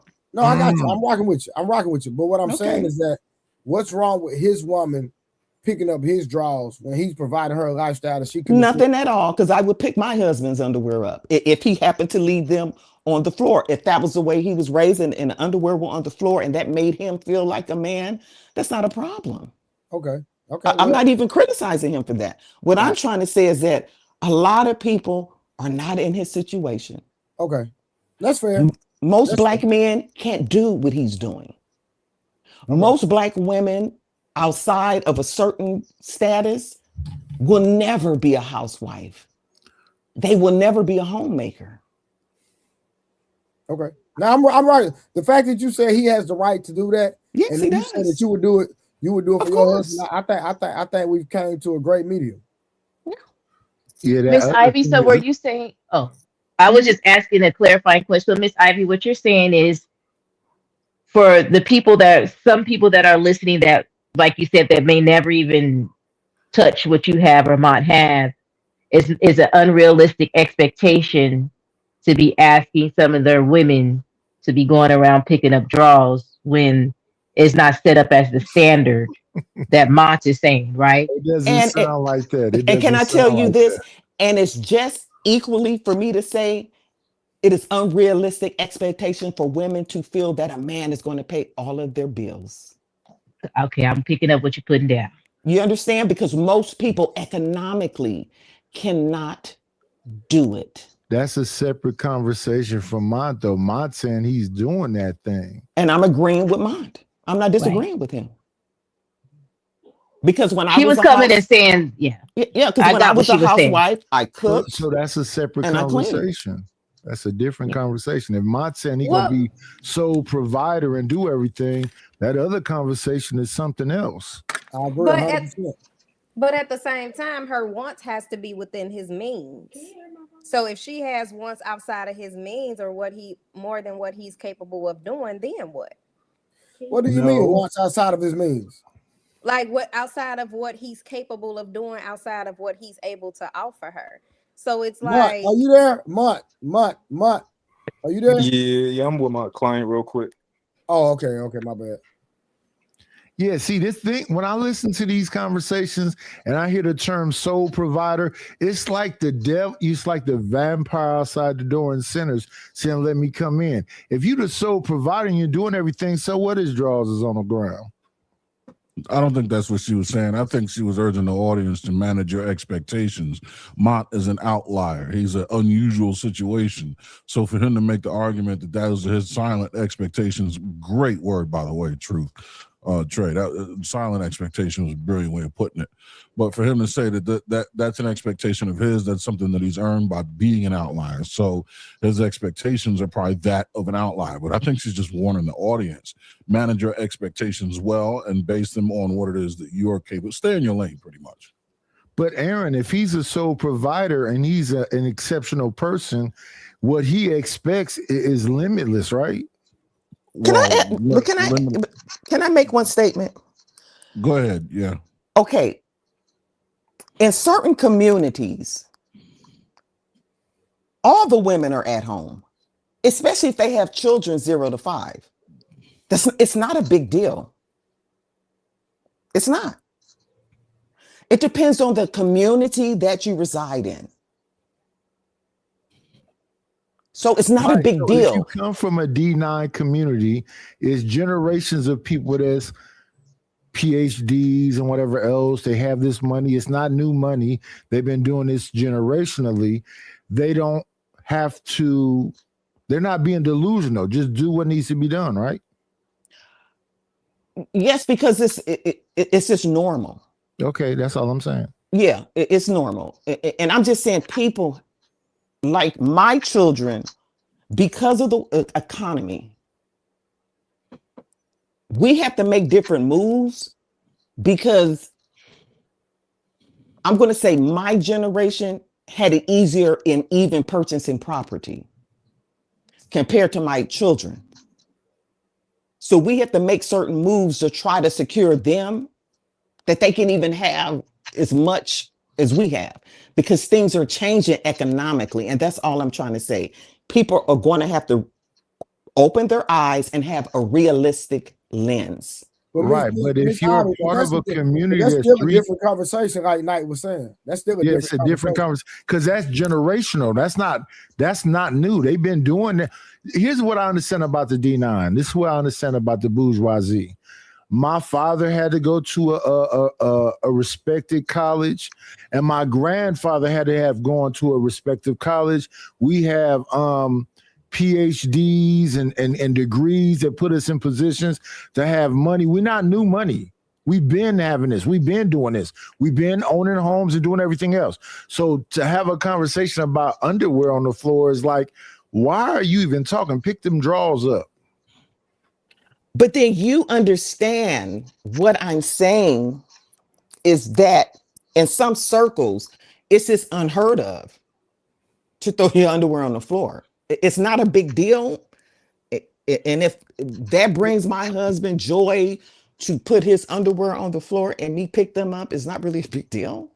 But I'm just saying, you understand. It's a joyful thing, though. That was the whole point. That's the whole point. Munt saying, listen, now we're not talking about everybody else. We're only talking about Munt because Rose was asking Munt about his personal situation. And Munt said, hey, I might just put my underwear on the ground. I buy you this, I do this, I protect, I provide. I cover all bases when it comes to being a spouse, fiance, husband, etc. So the least you could do, if I feel like being lazy, pick my goddamn drawers up. That's an exceptional man, a rare man. So why is he? Go ahead. But what I'm saying is that's an exceptional man. That's a rare man. That's 20% or less than 20% of a type of guy. So this is what I tend to hear, and I hope I try to get this out of my ear. As I hear women go, but still, it's not, but still. That man is a very rare man. That's a special individual. That's not what I'm getting from Miss Ivy. And correct me if I'm wrong, right? I'm not speaking for you. That's not what I'm getting from her. I think she's having two conversations. One conversation is where there's behavior that's couth and uncouth. And then there's another conversation where expectations between a couple should be set and adhered to. And if a wife is to be a wife and a husband's expectation is that she pick up his drawers, and as a duty to him as his wife, she's got to do that. But in the same in another conversation, you can also say people to throw their drawers on the ground are uncouth. I agree. I think it's an uncouth, unkempt behavior, right? I agree with you too. I agree also. Yeah, I agree with you too, Aaron. I would never take my underwear off, just throw them on the ground. I'm gonna put them in the hamper. Exactly right, and I think we can all agree there. I think what's really happening, where we're getting lost is, I think we're getting hung up on the example or the metaphor. Really, what's being said is, are you willing to do whatever is necessary? Are you willing to meet my expectations and fulfill your duty as a wife, even if it means the job can be menial or a little bit dirty? Same thing with the other way around. Are you willing to put your life on the line, right? That's why they say the bump in the night. How often does the bump in the night really occur? Nobody's breaking in our houses tonight, but that doesn't mean the man doesn't have to wake up and go to sleep diligently. Every time you walk through a parking garage, his head's on a swivel. Every time you get on an elevator, he's in checking left, check right, make sure everything's good to go. Every time you get in that car or whatever, he's looking at the weather. What's the weather look like? So I'll know if it's going to be icy on the ground. If I got to park and valet, I got to go park the car, put you up under an awning, all these different things. They're just metaphors for what are we willing to do for one another. I don't think getting hung up on the actual example is the thing. I think the example we can all agree is just some dirty behavior. But if you came home and were dead tired or sick one day, would you be willing to pick up my dirty drawers off the ground? And if the answer is yes, you'll make a good wife. Right. So my thing is, I understand if they try to normalize it, but I don't think it's a normalized thing. I think it's the emphasis of paying attention to a thing that wouldn't be a normal. I wouldn't just throw my drawers on the ground because I'm him and I just want to, push the issue. I don't think that that's a common thing, but it's the fact that somebody found that one thing out of everything and put an emphasis on it. Well, see, that's what I'm saying. And that's what I don't think Ivy's doing. I think Ivy is really more or less in our camp. I think she's like, yeah, I'll do it because my duties as a wife would require me to do so. But like we just said, we all agreed, it's also some goofy behavior. Like, why are you doing this? It's a hamper or a shoot right there. Just throw them over there. Yeah. You but she said, but she kept saying, if that's how you were raised, if that's how you was raised. That's speaking to the unkempt behavior, not to the duties of a wife. I think if she was raising her daughter, she would still raise her daughter. If you find your husband's drawers on the ground, get him in the chute, go downstairs and see if the chute is backing up or something. You see what I'm saying? I think that would be her advice. But I also think her advice to her sons would be, when you come in from playing football, soccer, and tennis, throw your clothes in the chute. Yeah, but big Aaron, sometimes we just be beat up and tired, and it's not necessarily we trying to we already spoke to that. Yeah. And that's what she said. She was like, if my husband did that, she just said I would pick it up for sure. I don't think she's operating outside of that. I mean, Miss Ivy, I don't mean to speak for you, but am I right or wrong? Yeah, but shout out to my brother Aaron. My brother Aaron made it sound so good for you, Miss Ivy. But is that what you said, Miss Ivy? Aaron made I will pick up my husband's and children underwear. Yeah. As a housewife and a homemaker. Right. That's not an issue. See, that's what I heard. Okay. Yeah, because I noticed sometime when we younger, because I noticed about myself, I be pushing when you iron versus iron. When we out there on the field, we pushing and we just sometimes be beat up. And, Yeah. No, of course. And we all are liable to even a woman. Look, she's got a fever or something. She's gonna drop her shit on the ground. My bad. Her clothes on the ground. I pick my wife's clothes. She's sick. What you gonna do? That's what love is. That's what love is. There is a party on the panel that is vehemently in disagreement with anything that she isn't picking up drawers. If memory serves me correctly, and again, August, you got to come off mute. Oh, is it Rose? Rose is up here. Aaron, listen, ignore August. That's what she do. Is August? She knows that she do that all the time. Don't. It's funny. I hear you. I got you, bro. Okay. Yeah. Sade is up here yelling at who we don't know who she yelling at, but shout out to Sade. I can dig it. All right. Conversations with the world. Let's do it. Yeah. Big Aaron did make it. He cleaned it up for you, Miss name I forget. Miss Ivy. I'm talking to you. Ivy. Oh yeah, Miss Ivy. Yes, Miss Ivy. Yeah. Big Aaron, she's talking to you, Big Aaron. She's talking to you, Big Aaron. Oh, she talking to me? Yeah. Look, you see, she's somebody. No bald head, like. Oh, yeah. It's bald. I got a shave. It's a little stubbly, but yeah. Hey, wait. Shout out to the ball gang. Yeah, hey. There you go. Baldy's on deck. Can't be like Trey. My man got the. Yeah, that's Uncle Phil. Sometimes we gotta throw Jazz out the front door because Jazz is doing too much. Hey, y'all, you done with that, Aaron? Because Rose had something to say. Yes, sir. I'm good. Yeah. What you got, Rose? I think August was. I was trying to unpack that, right? So she was saying, how are we made within the image of God if everybody looks different? Is that what you're saying from a physical standpoint, August? You on mute, honey. August, come off mute, crazy girl. Sorry. So what I'm saying is that if I'm a man, you're a woman, we all made in the image of God. So how can both of us be made in the image of somebody that's either man or woman when you and I are either man or woman? So Omni. Understand the term omni.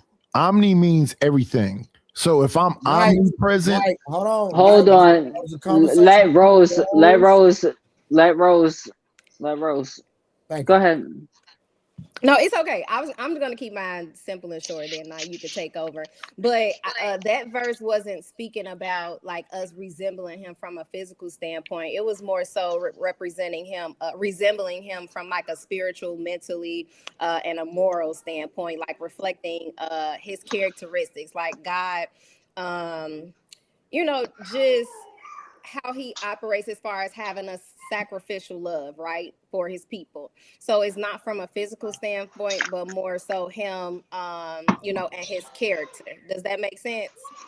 No, Why? because if you say his character standpoint, what does that look like? So more so his love, his selflessness, how he has everybody's best interest at heart. So it's just like resembling his character When and you how he meet treats people. when you meet people in real life, do you have their best interests at heart? I mean, anybody you meet, you should have their best interest at heart. I mean, the Bible even talks about, turning the other cheek. So it talks about not necessarily reacting because everything doesn't deserve a response. So you automatically treat people how you want to be treated, and your character is not subjective to how they treat you. Does that make sense? Did you need a Bible to tell you that? Well, obviously you needed a Bible to tell you that, and that's No, no, why no. I said I'm what I said. asking you. I'm asking you personally. You my girl. I love you. I'm gonna talk to you. Did you need a Bible to tell you to treat people how you wanted to be treated? I didn't personally, but some people do, because some people think So their character and their personality is subjective to how others treat them. Wait. What you, August? You can answer your own question. You're saying that you don't need a Bible for a person to know to treat other people with dignity? Would you say that's true? yes. That's the image that they talk about when they say made in God's image, meaning man has been made with a moral capacity. He's been made with a moral compass and a general sense of what's right and wrong, even if he didn't get it from the Bible. It's inherently ingrained into your soul. in you, yes, it's in you. That is the image. That's the exact what you just said is the exact image that they're talking about. That's something that animals don't have.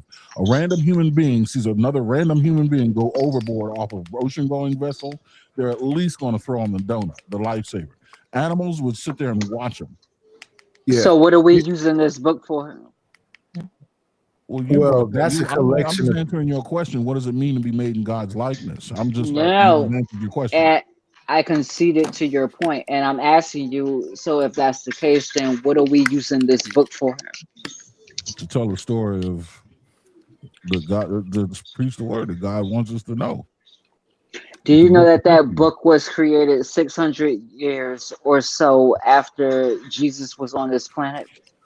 No, that book. So I don't want to get into the biblical debate with you because Why not? Why not? Hold on. Hey, Night. Go ahead, Night. Yeah, Why not? Well, hey, I'm setting the timer. We got 7 minutes on this topic, then we're done with it. Go ahead, Night. Well, Okay. the thing is this about omni.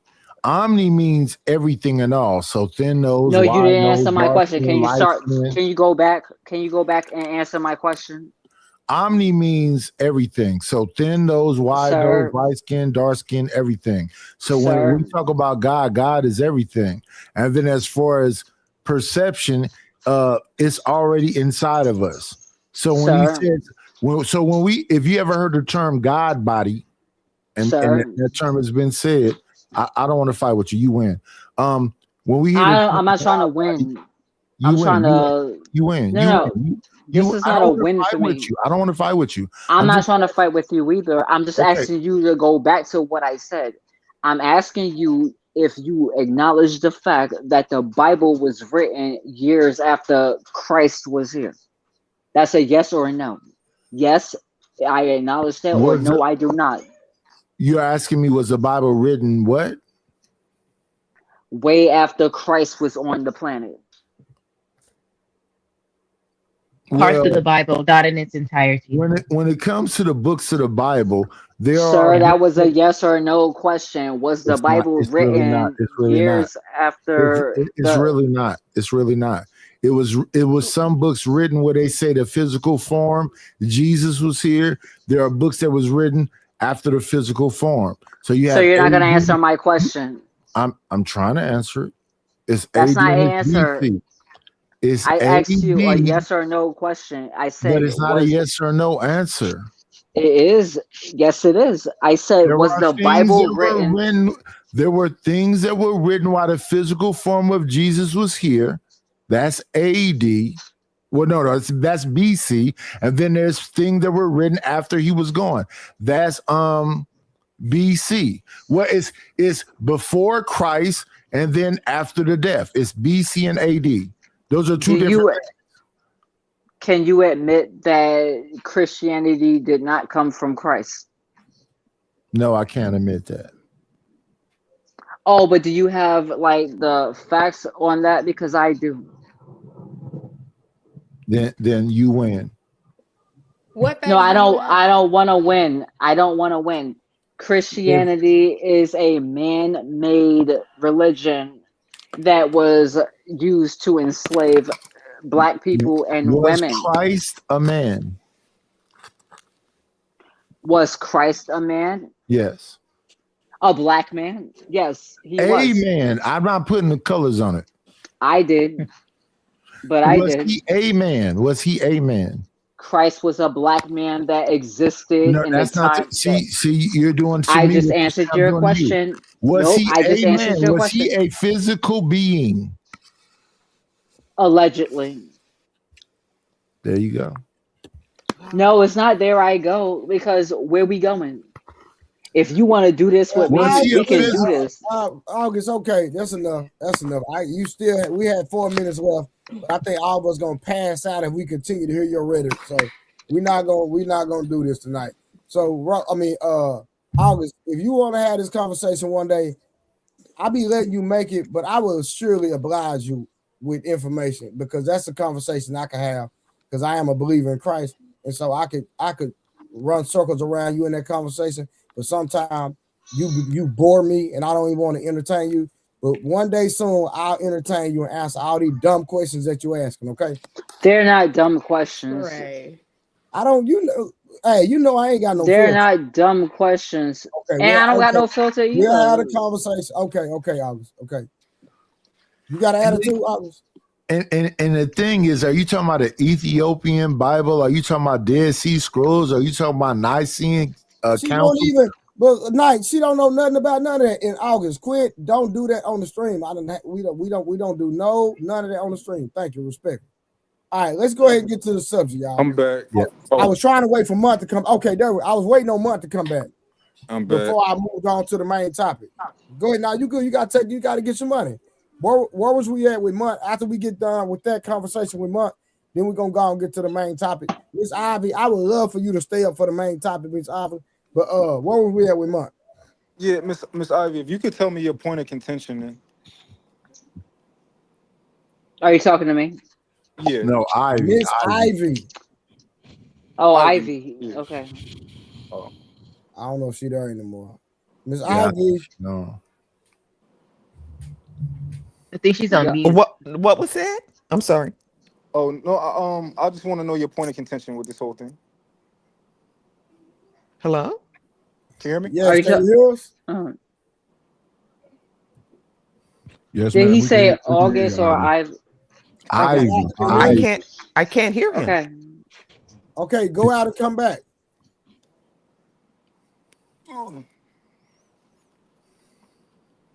Miss Ivy. Let me type it in the comments. Hold on. Yeah. Go out, Miss Ivy, and come back. But yeah, all these conversations, I've been here for 4 years. I've had them all before. Biblical conversations, gender conversations, all of these things. Hold on, I'm trying to get more ladies to come up, y'all.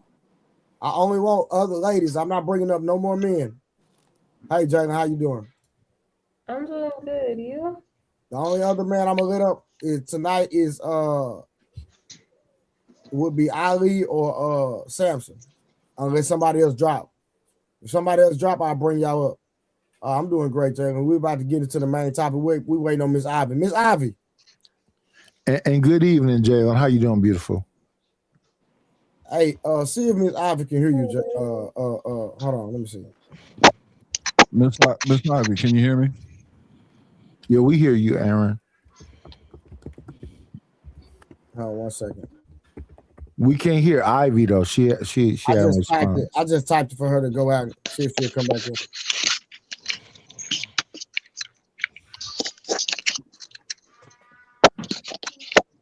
All right. Well, I don't know if she. I put it in chat for her to go out and come back in. All right, so we'll just go ahead and get into it. So the main topic of the night. Can you guys hear me? Okay. Yeah, can we you hear you now. Okay, I can hear you. Thank you. Okay. All right, go ahead, Mark. They don't want to battle me. What was your Somebody August, got a lot of sound going on though. I got it. August, go on mute. August. Yeah, I think that's August.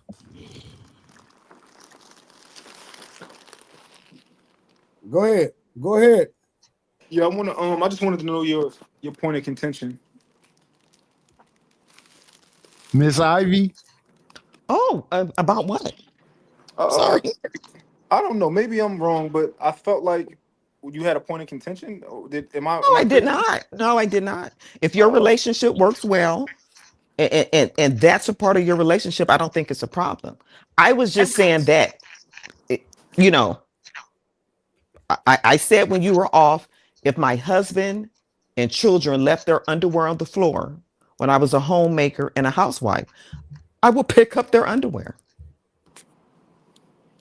But that was just not anything that was common, because that, it just wasn't common for people to leave their underwear on the floor. That's all.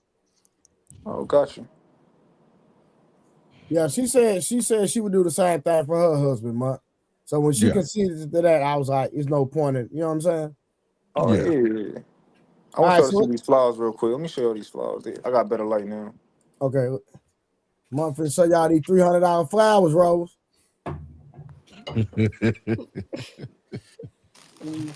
Rose, you ain't never had no $300 flowers. You know that. I have. I've had the flowers that last like forever. Yeah. What florist did you buy them from? Did you marry that man? My question is better. No, What florist did you buy them from? Hell no. That was the ring that I turned down. I had to. So don't buy no $300 flowers because she's gonna turn you down, kings. But Rose, the only reason, honestly, normally like on a special occasion I would get like more expensive flowers, but I only got 25 because I'm just picking her up from the airport. But ain't nothing. It's on not a random day. Yeah. Well, definitely don't buy no $40,000 ring. Hey, Ma, you know what's crazy? I bought I forget what it's called. I bought a gold dip rose one, and that woman married me. Go ahead, OG. I know that's right. A gold dip rose. Steven Singer gold dip red rose. Listen, man, let me tell you something. Rose will still have a problem with that. No, I wouldn't. It's not gold. It's not 24 karat. I would very much so appreciate them. I've had flowers from the supermarket or flower from the florist. Like I appreciated them on the same level. I believe that Rose said that's cute and kissed him on the neck and said, exactly. Y'all know the crazy part? Like, it's not about the money. Like, none of this stuff is about the money. It's all about the effort. It's not at all. It's about the man. It's really about the man, and it's about the woman perspective of the man. Because I said I bought one Steven Singer red gold dip rose. What you say? What the rose? I thought you were gonna show the roses. Oh, I showed y'all. You ain't see? All right, hold on. No, it was dark. I got engaged August 20th, 1993, and got married August 20th, 1994. How do I flip my camera? Hold on. Hey, you know where Steven Singer is? Martin Miss Karen do. Hold on. You know where Steven Singer is? Yeah, wait, where are you from? Oh, those are pretty. You know what I'm saying? Yeah, where you from? Long stem. Who, me or Nice? So, I'm not So messing my, with oh, I'm not messing my, with Miss Morris. so You know Mon, that, are you Rose? going to be doing that throughout your marriage? He so, better. So if in he my mind, started, I'm he got to already. be consistent and keep doing it. So, Well, I told my husband on our third date, I asked him because he kept opening the doors for me, and I thought it was so great and lovely. And I said, "Hey, are you going to be doing this forever? Because if you stop opening this door one day, then now I'm going to feel like I did something wrong. So if you're I not don't going know to do this who's forever, talking. please don't do Who's it." talking? And Who's then talking? me, and then what he did, Oh, he walked Summer. he walked right around. He didn't open that door. He walked all the way around to his door and got in it and let me open the door myself. Because I said, you don't have to do all the flowery floral things for me. I want to know your character. I want to know who you are. So if this is just something that you're doing in the dating phase and you're just trying to butter me up, it's not required. So he walked right onto the driver's side and I bust up laughing and opened the door for myself. Because yeah, Miss so I said it. Miss So I was Miss just asking. Hey, Miss Rose Summer. got it. And Miss Rose Summer, got. I Hey, like to do the things I do. Night, hold on. We rocking with you, but if she talking to Mud, let Mud answer. Oh, she's talking to my. I didn't know. Yeah, she talking to Mud. Yes. yeah. So, honestly, I'm a little bit different, right? So when I'm in a relationship in general, like when I'm in a serious relationship, I operate like I'm married, right? So we've been together for it's going on 6 years now, right? Right? We're gonna get married. We're gonna do our wedding in 2027. So I don't think I'm pretty positive that the day I get married, like nothing's gonna change. This is just who I am. So I'm not doing anything that's not who I am. I buy her Gotcha. flowers because I thought about you. I thought about her. I thought, we've been like she been on her trip, so we've been just like kind of really like texting and calling each other a lot, FaceTiming and all that. But we've been real lovey dovey. So I'm like, let me get you like, can't wait till you get off the plane type stuff. So I'm like, let me get you some flowers too. That's gonna make her feel good. My brother, Trey or Blu-ray. Do you see the women's face on this panel? Why he said that? Yeah, especially Rose, but Yeah, it's like every word he's saying, they like, this is cap. Wait, because I'm like, I had a question about what he was saying. He said he operate in a relationship as he would in a marriage. So what does that look like? Oh my God. So yeah, so you know how like a lot of men are like, yo, I'm not doing this till I get married. Like, oh, that's not my wife. I'm not doing this. If I choose you, I choose you, right? I wouldn't choose anybody I don't see a future with. So when I'm in a relationship, I'm not wasting my time. So that's the way I operate. So like I want to be responsible. Of course, like if I don't live with you, I'm only gonna do but so much as far as I'm not gonna pay your rent and stuff like that for the most part, right? But I'm gonna start doing things that are husband like. So I don't want you to have to take care of your car at all. So even if we don't live together, I'm gonna try my hardest to make sure that I take care of your car, I take care of your maintenance and all that type of stuff. I'm gonna make sure that like if you got a lawn, I'm gonna mow it for you. But if we live together, it's different. Like so, me and her live together. We moved in together like 2 years ago. So it's different. And then since we live together, we cohabitate. Nothing's going to change when I become a husband. I take care of everything. I take care of all the bills. I'm responsible for you. Like we have like sex together, and it's not like a fling thing. So I'm responsible for you. Like I don't know. That's just how I see things. I'm looking at August, Miss Morris, and Rose face, and they like this dude is just talking. And shout out. That's not what my face say. What would make y'all think I'm not telling the truth? Like, wait, wow. Okay. So you're saying you're not giving anybody else time, attention, or anything? I can't hear Rose. Can y'all hear me? Miss Ivy, you probably got to go out and come back in. Okay, I'm gonna go out and come back in. Yeah. Because she said you're not giving time, attention, and Go ahead, Rose. We listen Like to you. so you're not giving any other woman anything. You're not entertaining her when you're in a relationship stage with your girlfriend. Hell no. So does she get that option to entertain other men if she want to, or she has to do the same? She can do whatever she wants, but she's not gonna be with me. So your actions are subjective to what she has going on. If she say that she still wants you to be just truly dedicated to her, not entertaining any other woman, but if she is, then she can't have you. Yeah. Isn't that pretty normal? That's pretty normal, right? I think it is. I think it's offensive that they got some. I think it's offensive they got some other options when you willing to be the sole provider. And I'm looking at Rose's face and Miss Moore's face, and August is like she ready to spit on somebody. Why are y'all like that? Why y'all not happy that somebody's willing to? Me and Rose are completely different, so you can't say you're looking at our faces and they're having the same expression for the same reasons. Because I didn't say that. I said I'm saying I'm looking at your face and I'm looking at Rose's face. August is like she ready to stab somebody. I'm not saying that you're all the same. I'm just saying that what more do you want from me? Right. And what I'm saying is, no, I'm actually very happy for mine, right? I am a little bit surprised of the things that he's saying, but he says like one second. Hey, the StreamYard link is for Miss Ivy only. If you're not Miss Ivy, stop trying to come up. Thank you. Yeah, I'm just a bit surprised at what he's saying, but he's doing everything right. And I'm happy for him. But look, Miss Rose, if all he wanted is you and he willing to do everything for you, why are you doubting it? Because I already want to cut off her roster. She want to get all the benefits and still keep the roster. And she's trying to figure out how she can make it work. But why should he be competing against the roster if he's saying you got them 5 men and I'm all them in wrapped up in one? Wait, but it's not about me personally. It's more so about mine because based off previous conversations over the last few months, I just had this perception of him already. So I'm just surprised that he's saying the things that he's saying, but he's not doing anything wrong. I'm proud of you, Mike. Yo, Trey, have I not been consistent? Am I like changing up my tune or something? Brother, you have been. I'm gonna be real with you, bro.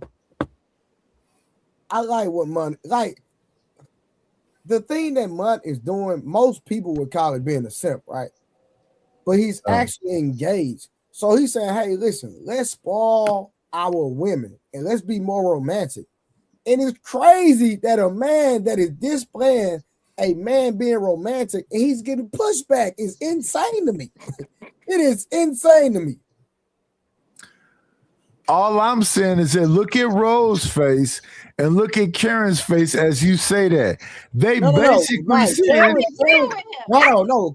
Karen agrees with Mike. Something's wrong with you, Knight. Knight is in here trying to start a fire, I think. No, I'm not. I'm just saying. This man is saying. I never say nothing against what he said.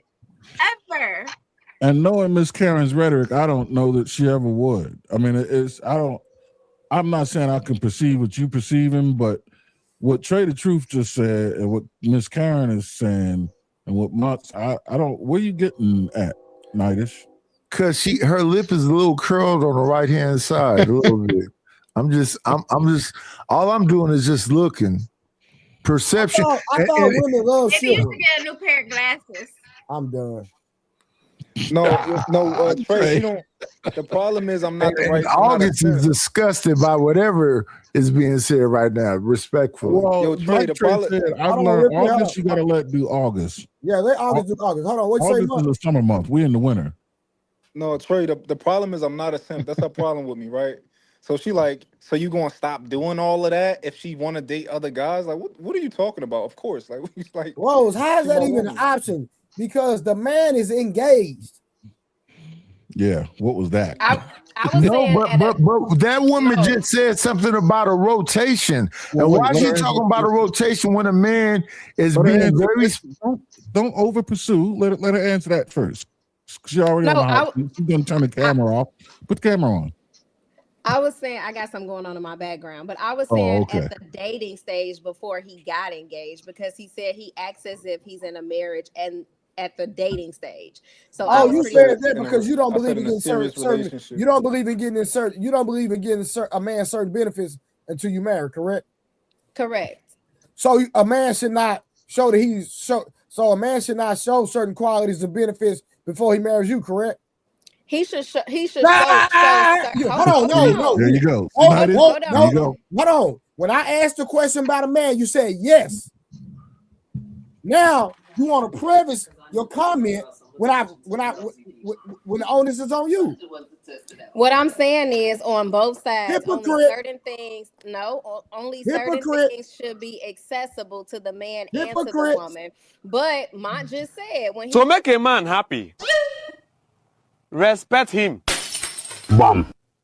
To make a woman happy, respect her. Buy her flowers. Okay. Wash her clothes. Take her shopping. Give her money. Surprise her. Assist her in the kitchen. Pray with her. Be her therapist. Jesus. Be her playmate. Quarrel with her once in a while. Finally, when you can no longer make her happy, introduce her to a man that will make her happy.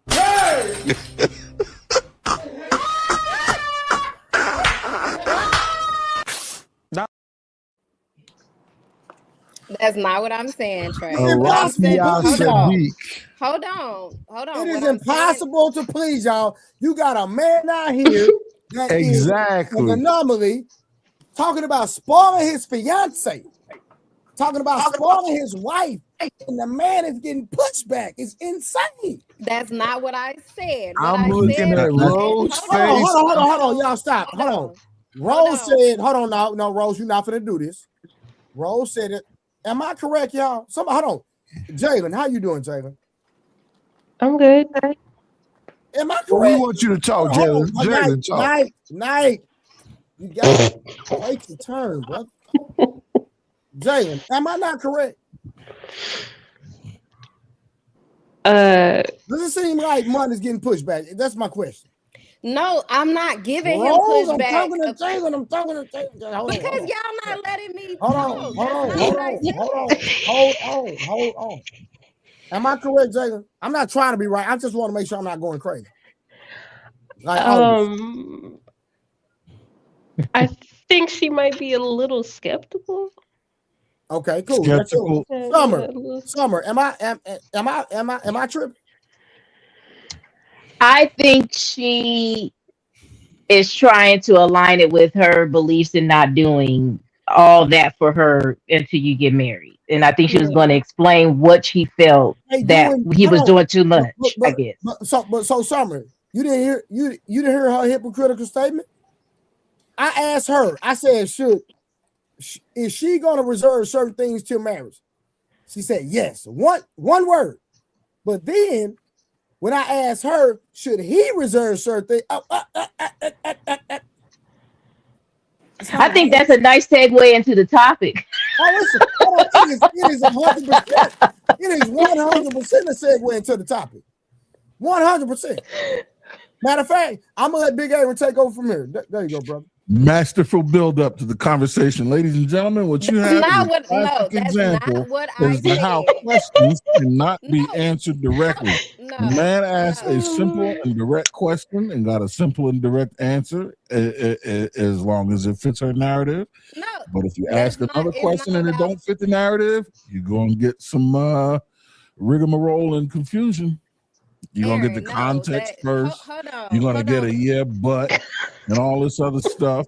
By the way, what's up, little sis, Jalen? That's my baby girl right there. No, because sis. y'all trying to take this narrative and no, you're not. Hold on. No, the narrative is. Let me know. Please do. I'm sorry. There you go. Let's hear it. It's never gonna be your turn or mine. I appreciate that, Aaron. Let her get into it because we're gonna make it a classroom. Go ahead.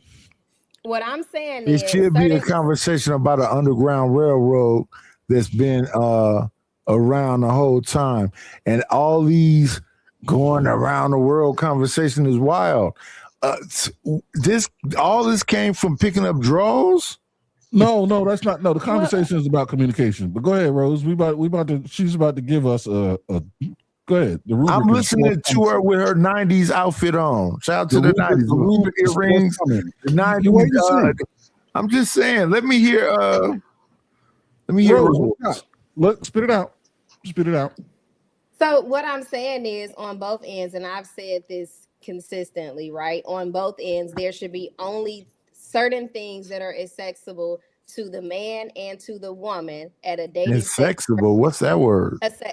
Accessible. Like you should only give certain things to a woman depending on what stage y'all at, right? And that goes for the dating stage, the relationship stage, and the marriage stage. I'm finna look on Google to see what accessible is. I believe Mont said that if he's in a dating stage that, in a marriage, that's when he'll pay all her bills. I don't think he said he was doing that at the relationship or the dating stage. And that was an example. I gotta clarify that for you. I said if I live with her, even if we're not married, if we are cohabitating, I'm doing everything a husband do. Right, but if you're living with her, if you're not, but you're still in a relationship, then you're not, which goes to my point. You're not doing certain things unless you're living with her or you're married. And that's the right. So that's a separate conversation. I think, hold on, because y'all trying to make it seem like I'm saying that a man should give his all, everything and his all, but a woman should reserve things until she's his wife, and that's not what I'm saying. I've always been consistent in saying certain things come at a dating stage, certain things come at a relationship stage, which is a commitment level, and certain things come at a wife stage. That's a separate conversation from what he's saying, though. He's saying that if she's living with him, he's providing everything. But most of what he said is dependent upon what stage they are at, relationship stage. The stage they are in is that she's living with him. But he said if. So Mike. No, she's living with him. Right, Mike. Were y'all living together before y'all got engaged? Or was it ever a point in y'all relationship where you were committed to her that you were not living with her? Hell yeah. I was asked to be my girlfriend. No, before I asked to be my girlfriend, I was exclusive. Right. So you were not paying all of her bills when y'all were not staying together, right? No, she lived with her mom.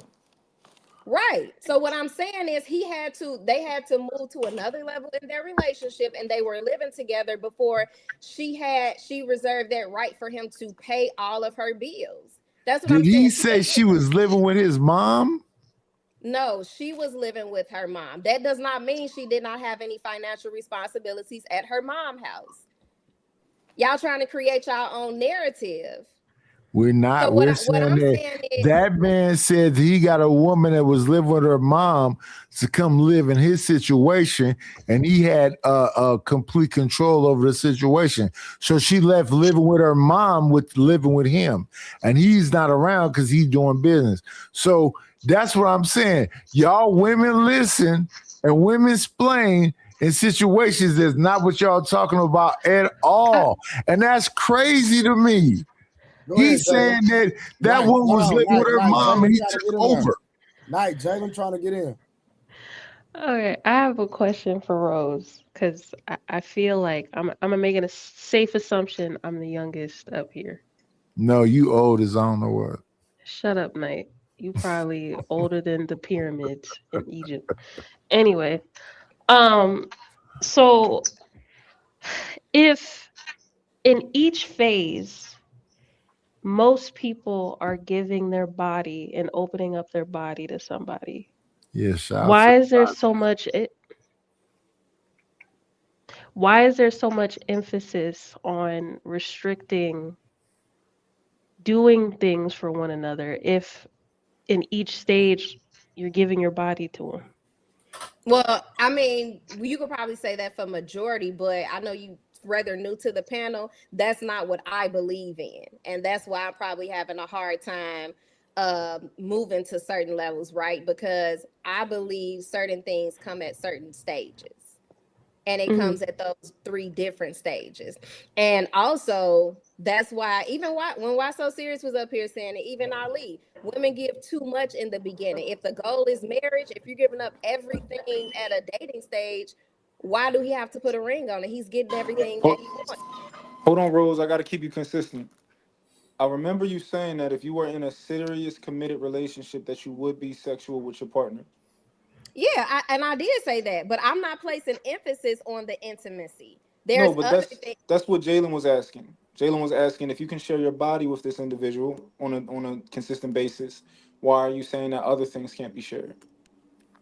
Because that's my personal preference. Like, I'm first of all, I'm being realistic. Nobody is going to be in a committed relationship. Well, most people won't be in a committed relationship unless their sexual needs are being met to some extent, right? You could say all day that you want to wait until marriage, but a lot of men and a lot of women are like, I don't even know if I could marry you, and I don't know what the intimacy is like, because they're signing up for something that they don't know if they'll be satisfied with it. Now, here's my thing. I would rather wait to marriage. The goal is to wait to marriage, because I'm not living with nobody unless I'm married. I'm not having another kid unless I'm married. So that's why I said different things come with different stages.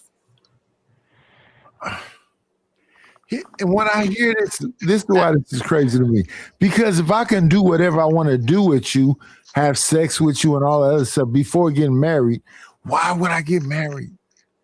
But that's just what I said. That's Rose, exactly what I said. Rose, what I want you to understand is, right, if you are having sex with me, right, there's nothing else on top of that that's a bonus. I mean, there are things that are bonus, but if you're having sex with, like, if you're thinking that, like, all right, I'm gonna hold all these things from a man until we marry, because that'll make him marry me. He's not gonna marry me because he already getting everything. If you're already having sex with us, it's like we good, honestly. But a But lot of here's the men thing, aren't, Mark.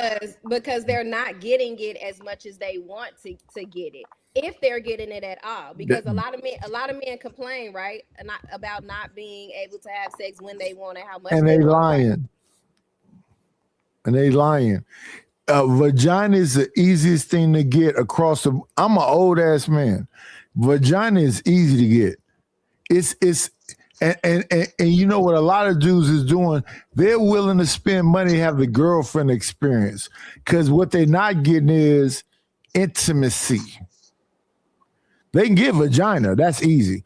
What they're not getting is personal compassion and relationship type things. Is But that as not what far I as, said? Now you saying everything that I just said.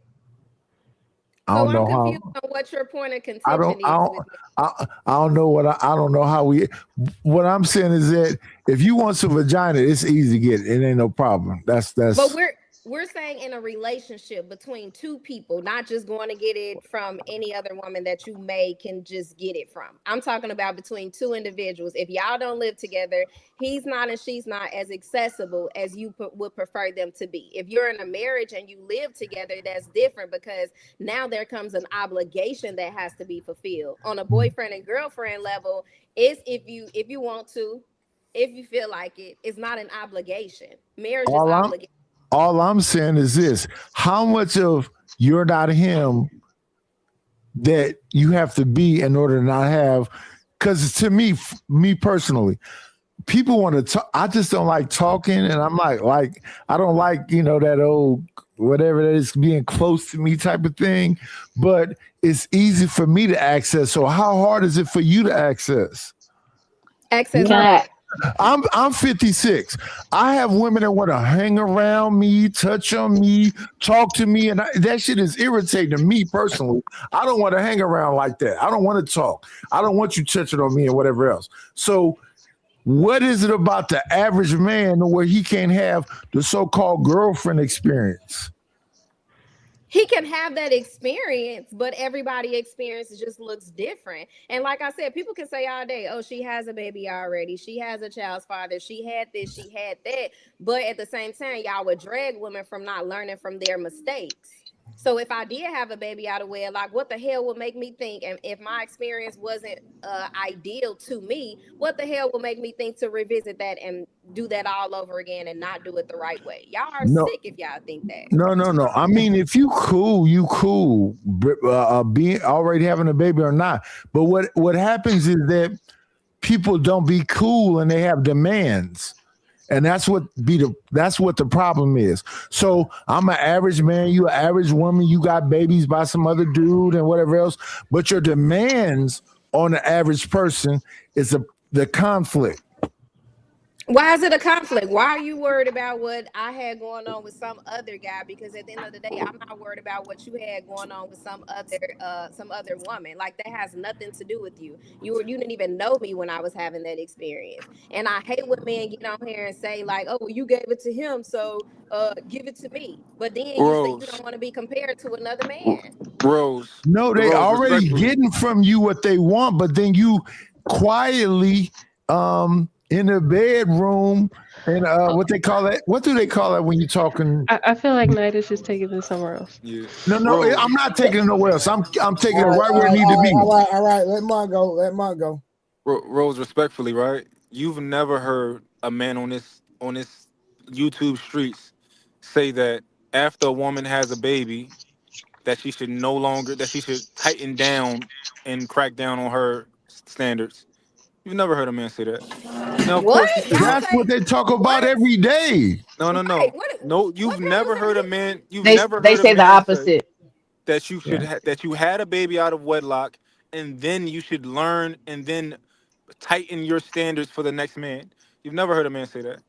No, I'm saying y'all saying we shouldn't. We shouldn't have any type of standards, demands, requirements. We shouldn't have anything going into the next relationship Exactly. That's what they fight because we about already every day on here. right. Yes. And what I'm saying is that's not no, that's not correct at all. Because why wouldn't she? Especially if you had a certain experience and you've had a certain outcome that you no longer desire in the next relationship. So if you want different results, you got to move different. That's all I'm saying. Rose, respectfully, yes, you're correct. You have to move different, right? But what you're doing is you're solving the problem the wrong way, right? So you're actually feeding into what the guys say, right? So the guys say that if you do have a baby out of wedlock, and then you say you want all of this, and you raise your standards, that you're going to die alone, right? Now, right now, let's say you actually end up being, let's say 5 years from now, you're not married, right? Them niggas going to be so happy because you're literally not you're on a trajectory that they think you should be on, of not getting married and dying alone. That's what they want for you, And right? and, and I want to have a real conversation. What they Nice, are nice. really You can't cut mud off, bro. I'm not he stopped. He stopped. He had more to say. All right, Ma, my you got bad. some more to say? Yeah. I just I think it would be better for you to solve for it in a different way, right? So I don't think most men who would be interested in you, who are like, yo, she had a baby, okay, cool, I can get past that, right? I don't care about that, right? But I think she's nice and I think she's beautiful and whatever. I like certain things about her. If you're holding back in a relationship, I think that that's gonna, for the type of guy that I think you want, I just don't think that it's gonna sit well. I don't think it's gonna blossom into what it could be. I think you should be cautious, right? But I don't think like holding all that back until marriage is what a man that's like at 35 is going to be wanting from you. Holding all what back? And what Sex? I want and what I'm asking is let me know when he finished so I can respond because what I'm hearing is that Mont is an exceptional man. But the average man is asking for these women because they may have did whatever they did to be easy. All right, real quick. Give me 1 second, y'all. Give me 1 second. Shout out to Trip in the super chat with the $10 super chat showing love. Trip, appreciate that, family. All right, go ahead, Mark. Yeah. So I like not the sex part, right? Because you already said that it's okay to have sex, right? But if you're holding back from like all of the other things, like what if he's like, yo, I wanna get a 1 year lease with you. I want to see what it's like to live with you. I want to see how you wake up. I want to because I know for me personally, when I moved with my lady, everything changed. We went through such a bad period because we had to adjust to that, and we went and got we went to couples therapy and all of that. But that was like we realized. I think that's where a lot of couples would have got divorced, right? But we actually got through that point. That's what let me know that I really wanted to marry her. If I could, because I wanted to, like most of the time I'd be like, fuck this, I'm out. That's what I normally do. But I'm like, yo, I can fight for you, and I know that I can successfully fight for this relationship. So I'm in. You know, most of the time we don't want to fight for stuff. We just leave. We like, all right, Ain't cool. that But what that's not the women person you're want? supposed to be. Ain't that what women desire? A man that's gonna fight for them? No. I want the women to answer. Thank you. Yes. Yeah, absolutely. Yes. What are they answering to though? The question I just asked him. But if mine is exceptional and most women aren't exceptional, what does that have to do with what I said? everything. I just asked him a question. Everything. Explain that, sir. So if he's exceptional and they are not exceptional, it's two different conversations. Guys, exceptional.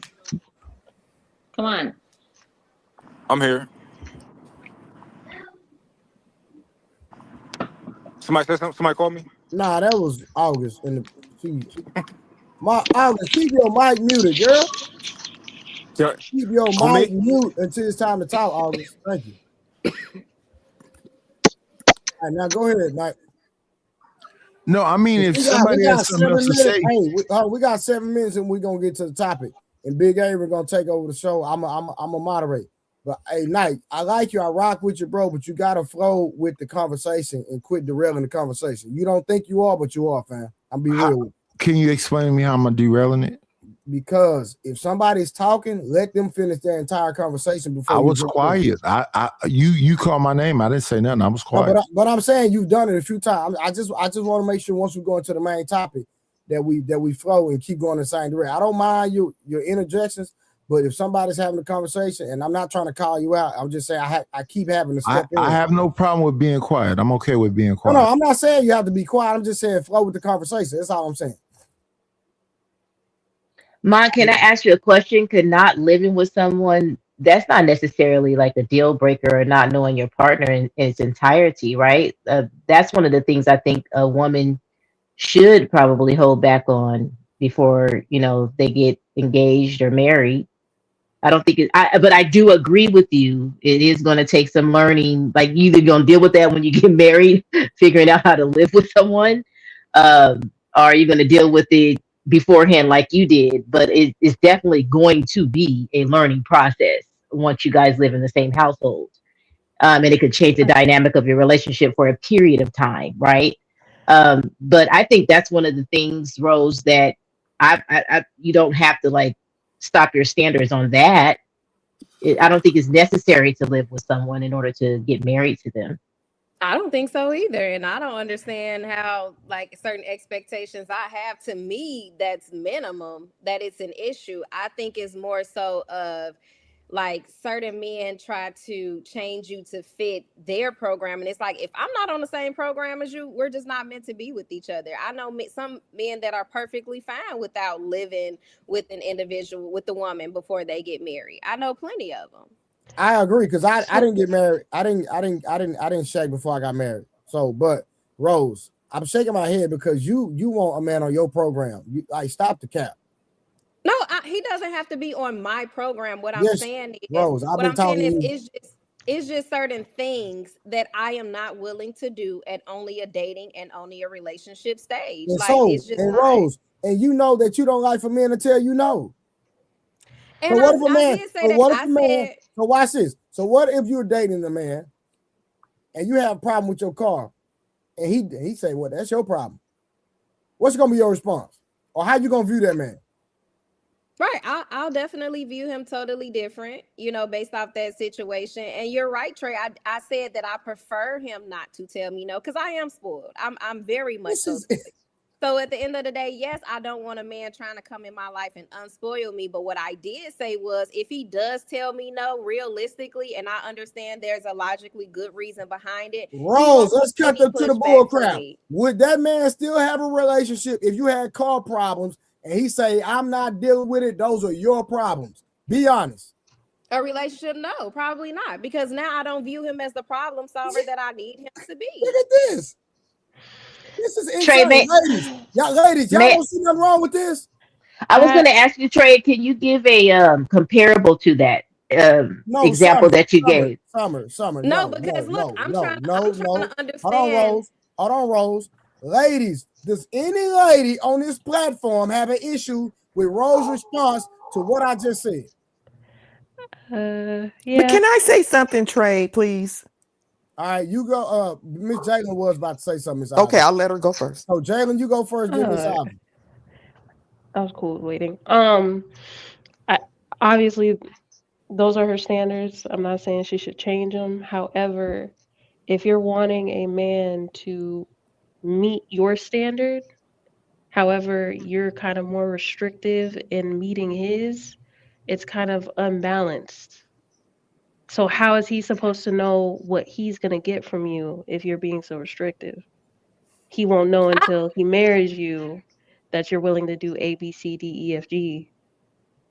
And I understand that, but there's not certain things that I'm requiring from him. If he's restrictive on certain things, I'm totally fine with that. I don't, for one, I've never at a dating stage or a beginning of relationship stage ever asked a man for money. Ever. It's always offered to me. If he see a need, he anticipates that need. And I've turned it down before, and I've also taken it. So if he's restrictive, and I've never asked a man to pay my bills, ever. But if he does, if he offers, then I'm fine with that. So if he's restrictive with that, I don't mind at all. So what are you? And that's what I was leading up to, Trey. That's what I was kind of leading up to, Trey. Like what for her, him taking his time out to come help her if she's stranded on the side of the road is not necessarily the act, is this willingness to come help her if she's stranded on the side of the road. But she's not asking him to pay for her bills and her rent and stuff like so I was just asking for like a comparable. That's even a sacrificial thing that he's doing. That's not a little thing. Like he's sacrificing his time, possibly helping you pay. I don't know, but it's a sacrificial effort that he's showing you. Right, so and I understand in that, the same breath, he's asking for a sacrificial thing from you, you're like, wait, whoa. Then a lot of men will look at you differently for doing that. But Rose said that she would sleep with them. She said that she would sleep with them with if she was in a relationship, like a serious relationship, that he would have access to her body, right? So that's like an equivalent. Like if I'm having sex with you and you can't come help me change the tide, like that's what I was asking. Like, what is the sacrifice that you're making, Rose, comparable to him coming out and changing your tire? I guess. So here, right? I don't believe in getting to a certain level with a man that you cannot call or count on any type of level, right? So actually, true story. A few weeks ago, my car did stop, like in the middle of the street. Called somebody I was dating. He was there in like 7 minutes tops. Handled the situation, and I was able to go on about my business, right? That was the same person that was at work, and I was like, hey, I've cooked dinner before I went to work. I'm gonna bring you some. You work not too far away from my house. I cooked for him, and I cooked for my house, and I just happened to take him some. He don't have to, go out and buy lunch and worry about anything for that day, right? I feel like that's comparable to what he did. Now, at the end of the day, no, you cannot come in my house. I'm not cooking dinner for you. We're sitting in my house, and we're sharing that intimate moment as if we were married. We're coming home after a long day, sitting here, we're talking and we're cooking, but I'll cook for you and I'll bring it to you, because to me, that's relationship marriage material, right? We're spending that evening with each other and we're sharing that moment. So he has access to certain things, but he wouldn't just have full access, if you get what I'm saying. So I can show you that I have wifely characteristics. You know that I cook every night at a certain time. But it's like you can't come inside of my house and experience that. That's what I'm saying. And I don't I gotta push back. I'm sorry. Okay.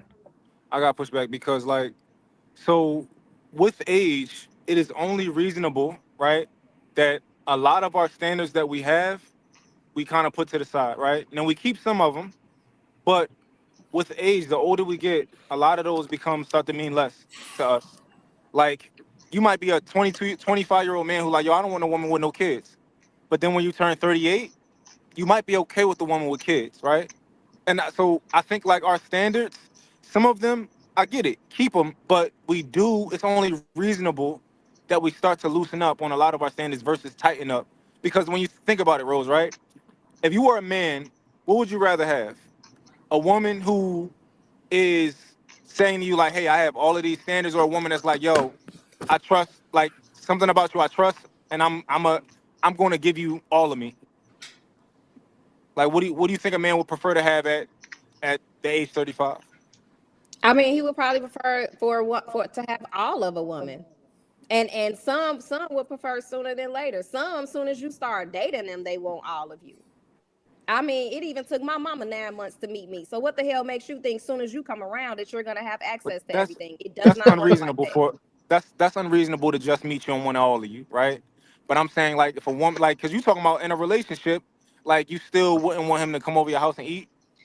Yeah, I I don't say know. at the dating Oh stage, or in the beginning of the relationship. But once we're established and we're exclusive, I think that's fine. But at the same time, that's more of like, okay, we're having an intimate date night. Yes, you can come over. I'm gonna cook for you. I'm gonna do the whole nine. But it's not a consistent thing where you're eating at my house 7 nights a week. It's not gonna happen. Because to me, that's more of wifely duties. yeah, I So know. you Like, don't oh, go ahead, go ahead, you go ahead. yeah, so you don't consider a man possibly leaving his job or leaving whatever he's doing, drive however many miles to you, taking time out of his day as a husband thing? Like you consider that a boyfriend thing? I feel like to me that could just be a friend thing because I have male friends that there are no attraction to. I have my female friends, if they were available, they probably would come. Yeah. Okay. I dislike when like men try to act like certain if it's just within your nature, right, to protect, right? We're outside. Some Mhm. men think that it's just also this luxury, this privilege that they walk outside on the outside of you, or they open a door, or if somebody tries to grab your arm, that they have to protect you. I've Yeah. seen men that would protect a homie if a guy walk up to them. They would be the first to swing on another guy for their homie. So it's like Mhm. if it's just within your nature, it's within your nature. Man, Now hold on. Bro, let's cut through all the appreciate it. bull crap, man, because we're going to keep going in circles. I'm going to make this statement. Rose, give me an answer, and then we go on to Miss Ivy, and then we need to get to the main subject. Listen, Rose, in a relationship with you, say me. Rose, say me. Me. So, in a relationship, who gives more output in a relationship with you or the man? Who gives more output? Yes, who does Eh, more for the other individual? Typically, with you in a relationship. I don't think one more does more than the other. I think the reciproc hold on. I think when I was in a relationship, the reciprocation just looked different, but there was no more than anybody. Absolutely not. I'm serious. Because if that was the case, why would he want to ask me to marry him? Because he was crazy. All right, Miss Ivy, go ahead. You know what? I can table my statement so we can move to the main topic. No, go ahead. I Yo, want to hear what you had to say. Oh, well, I was just going to encourage Rose that it's okay at stage to offer more of yourself. Prior to me getting engaged to my husband and getting married, I would cook for him sometime. And I know your situation is different because you say you have a child. And so I get that. And so you cannot just bring people around your child in the beginning of a relationship. But it's okay to do that extra thing when you feel that the relationship is on that level to cook for someone. Sometime when my husband used to travel prior to us even getting engaged, I would handle business for him because I was a competent woman. So can you do this for me? Can you do this for me? And I would handle business for him when he was out of state. So it's okay to do those extra things, just like you want your gentleman to do extra things for you. That's all. Right. And at the end of the day, I'm doing those extra things. Like if I'm cooking for my house, I'm taking first of all, I'm buying extra groceries. I'm cooking. enough so you can have some. I'm leaving my house, putting extra gas in my car to go to your job to bring it to you all before work when I could be doing something else. Just like when I called him and he probably was busy, he stopped what he was doing to come to help me with my car. I don't see how that's not equivalent. Am I missing something? No, no, to me it is equivalent. Yeah. Well, no, Yeah. Yes, no, you are because missing because something. Rose, every time you say it, and I listen very closely, you said if I'm cooking for my house, I'll just make him I'll make him some too. Will you do it if you're not cooking for your house? Absolutely, and I have done it. I've also said if you come So over it's to not my house and extra. we're having a date night, and I decide, hey, you don't have to take me out and spend no money. I'm gonna cook for you. So it's But not extra. that's not a consistent thing though, because my situation is different. Absolutely no man can be around my daughter unless So we're just so it's not Oh, you have a extra. daughter. Oh, and okay, yeah. right and we're damn near about to get married. And I've always like stood on that principle and that So it's standard. not extra. What you mean? If you doing it normally, it's not extra. And I man, I don't want to dominate that because I've been beat up a couple times up here. Um, it's not extra. It's just normal what you normally doing. You just you just moving something around. And I think that lady name is well, I forget who. Oh, Ivy. And Miss what Ivy. Ivy's and Miss Ivy and the things she's saying is not extra. She already doing it. So what we'll do is we'll say, I'm doing something extra, not for the exceptional. Hold We'll on. see. Hold on. It is extra because first and foremost, I only have to buy enough groceries to cook for me in my house. So if I have to cook something to bring to you, that's extra. That's extra money, money that I've had to work for. So I'm buying extra groceries. I'm spending a little extra time making a little bit more. I'm leaving my house probably 20 to 30 minutes earlier than I probably would have, that I probably could have been studying or sleeping. So I'm sacrificing a little bit of extra self-care time to come to you, to drive to you, putting extra gas in my car that I normally would not have to put in there. And I'm not saying it's an issue. What I'm saying is that's the sacrifice, just like he made a sacrifice. He came, he put gas in his car, spent time that he could have been doing something else to say, hey, I'm going to be there for you because you called me. So then he's not exceptional. Say that again. So then he's not exceptional. Which means? He's exceptional. Is there a point of contention? I'm confused, Knight. What I'm saying is, if he just the average dude and you do that, that's cool. Then I agree with you. But if he's exceptional and he's beyond the average dude, then he's not the average dude. And that's what be happening. I be trying to have simple conversations and people will listen to a reasonable, exceptional conversation and act like they're confused. If he just an average dude, you make 60,000, he makes 60,000, and you go out of your way, then that's different. But if he's talking about being a sole provider and you can be a stay-at-home mom, he's not the average. He's exceptional. And y'all be talking about the exceptional dude like he ain't shit, like he's the average guy. That makes sense. I like that. He right about that. All right, let's go. Hold on real quick. Shout out to Paul with more sex in marriage is not really true. Okay. Trey, the ladies asked the question. They said why buy a cow when you can get the milk when you can get the milk for free, right? Okay. And I think that's a very antiquated equation. A man is going to marry you because he loves you, and you and I, honestly, my woman valued marriage so much that I want to give that to her.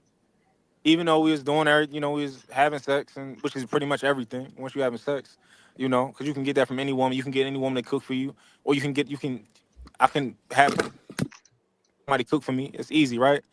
I valued her, I loved her, and there was nothing more than I wanted to give her besides everything that she wants in life. She wants to be a married woman. She wants all of those things. She wants kids once she's married, right? So all of the things that she wants. So it doesn't take. I don't need an incentive outside of that. I'm not marrying you for food. Like what? Like I can have a maid come on my house and I can have a chef. I'm not marrying you for that. So I think I'm if that so makes glad you sense. said that. I'm so glad you said that, Mom. Marriage is not for the food. Yeah, it's way deeper. Like at this point, it's like what people don't buy dogs. Most people don't buy dogs no more for utility. They buy dogs because they want companionship. They want to love a dog. You know. So we're not getting. You're not marrying a man because you need security, right? You got police officers outside. If you got money, you can have security and all this type of stuff. You're not marrying him. You know, like you can make your own money these days. You're doing it because you love him and you want that man. So yeah. All right, real quick, y'all. Appreciate y'all for joining. Like I say, it has been a great stream so far. Make sure y'all hit the super chat, the cash app, support the show. We appreciate everyone. We're gonna go ahead and get to the main topic. Like I said, I'll be asking questions. Big Aaron is the guest and the host, so y'all will be communicating with him. I'm just asking the question. If I have to get in there, I will, but I'm gonna try my best not to. All right. So the subject is ask a simple question, get an emotional speech. That's what August has been doing. That's what Rose has been doing. But we're going to keep it going. Get an emotional speech. Truth about male versus female communication. Let's talk about it. All right. So why do some women answer questions emotionally instead of directly? August, communication differences or avoidance of accountability. All right. Controversial goals. Research suggests many men communicate to solve problems. Would y'all agree to that? Yes. Yeah. All right. Exchange information. Many women communicate to build connection, emotional context. Any contention to that? No. No. Men, we expect direct answers. Is that right, fellas?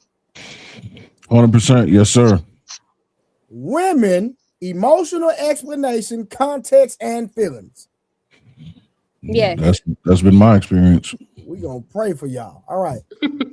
Absolutely. Understanding my feelings is answering the question. Ladies, can y'all help us out with that? Why does understanding a woman's feelings is answering the question? And Big Aaron, I will let you determine who answers that question first. And just to be consistent with the direction of the panel, we'll go with August and Miss Karen and Miss Rose and go from there. Repeat the question, please. Why does understanding a woman's feeling equals answering the question? Yes. All right. Got that answer. Miss Karen?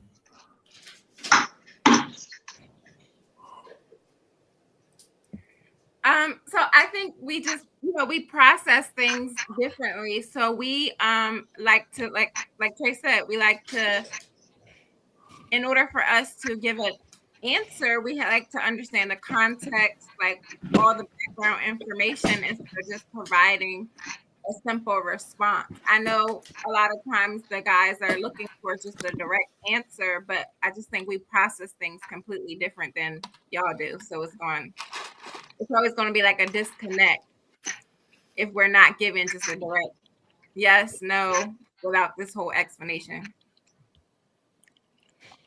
All right, Rose. Ask the question again. I'm sorry. Why does understanding a woman's feelings equal answering the question?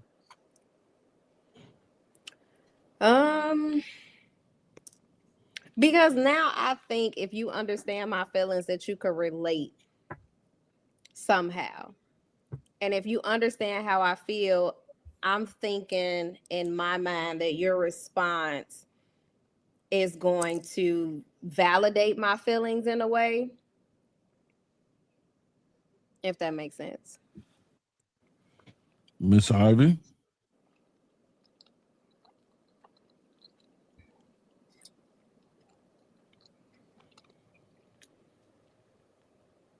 I think you went on mute. You were off mute originally. Yeah. Miss Ivy, you're You're muted. Okay, there you go. No, you're muted. Miss Ivy, hit the mute button. Miss Ivy. All right, I guess we'll come back to you, Miss Ivy. You're still muted. Lil Sis, Jalen, what you got?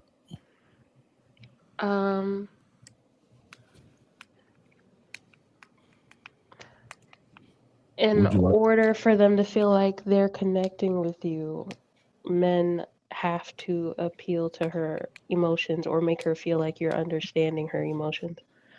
Yeah, I think that's the best answer I could give.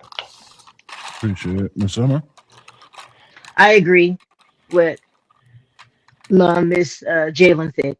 I agree with that. And then I think we also, I don't know if it's going on, I don't know if it's answering the question, but I think a lot of women focus on like the mannerisms in your tone in which you're asking the questions, and that will evoke a lot of feelings out of us. And that's what that will require that.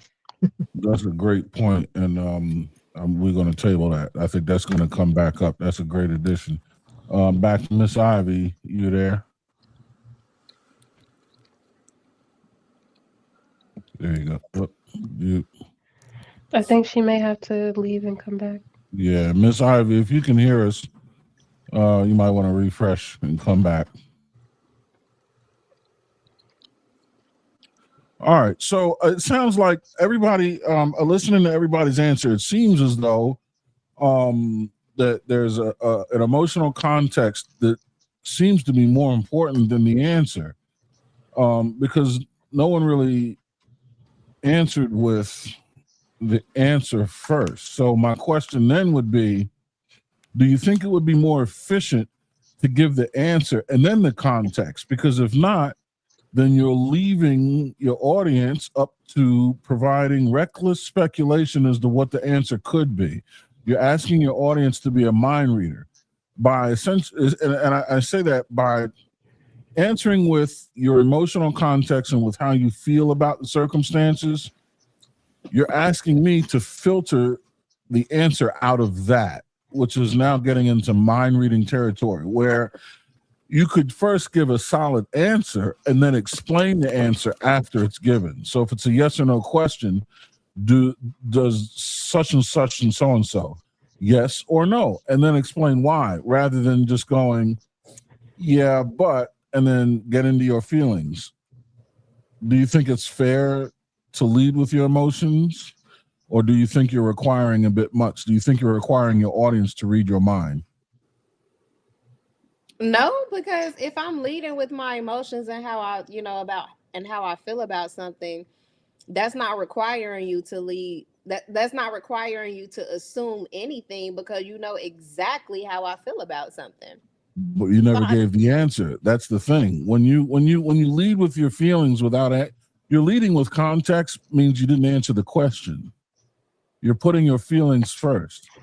So where am I supposed to extract an answer from, other than my interpretation of your feelings? I mean, the answer is going to come within that. Oh, so I thought you said, what I thought I heard was you said they say yes, but wouldn't yes be the answer and then providing the context? Yeah, right. That's a logical sequence of events, but that's usually not how it goes. And it is shown up in this conversation. So if we look at what you just said, you asked a clarifying question. And then my response was yes. And then I provided context rather than jumping straight to the context, which is, in my experience anyway, and it's been shown on this panel several times, that most of the time when communicating with women, when you're asking a question, you're going to get the context or some narrative that explains her feelings first without getting a concrete yes or no first.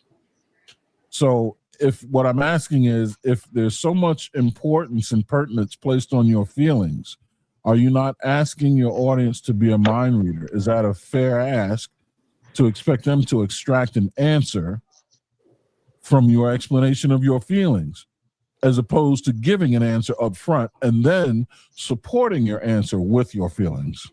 Oh, okay, I misinterpreted. You get what? Yeah, right. Either way, I don't see. I'm trying to follow you, but I don't think whether the emotion or context come first, or the context or the answer or the emotion comes afterwards, how is that leading your mind to wonder? So Right. you should give the answer first and then support that answer with whatever context you want. But when somebody asks, like, especially like a yes or no question, you lead with the answer, yes or no. If you go into a whole story and then somewhere in the middle of your story you say yes, the whole time they were just thinking, I was looking for a yes or no. So they didn't even process any of the context because they're waiting for that yes or no first. That's a great answer. And to further expound on that, I don't even know how to interpret what it is you're saying if I don't know what position you're saying it from. If you're coming from the affirmative or the negative, if you're going straight into your feelings, I don't even know what side of the fence you're on yet.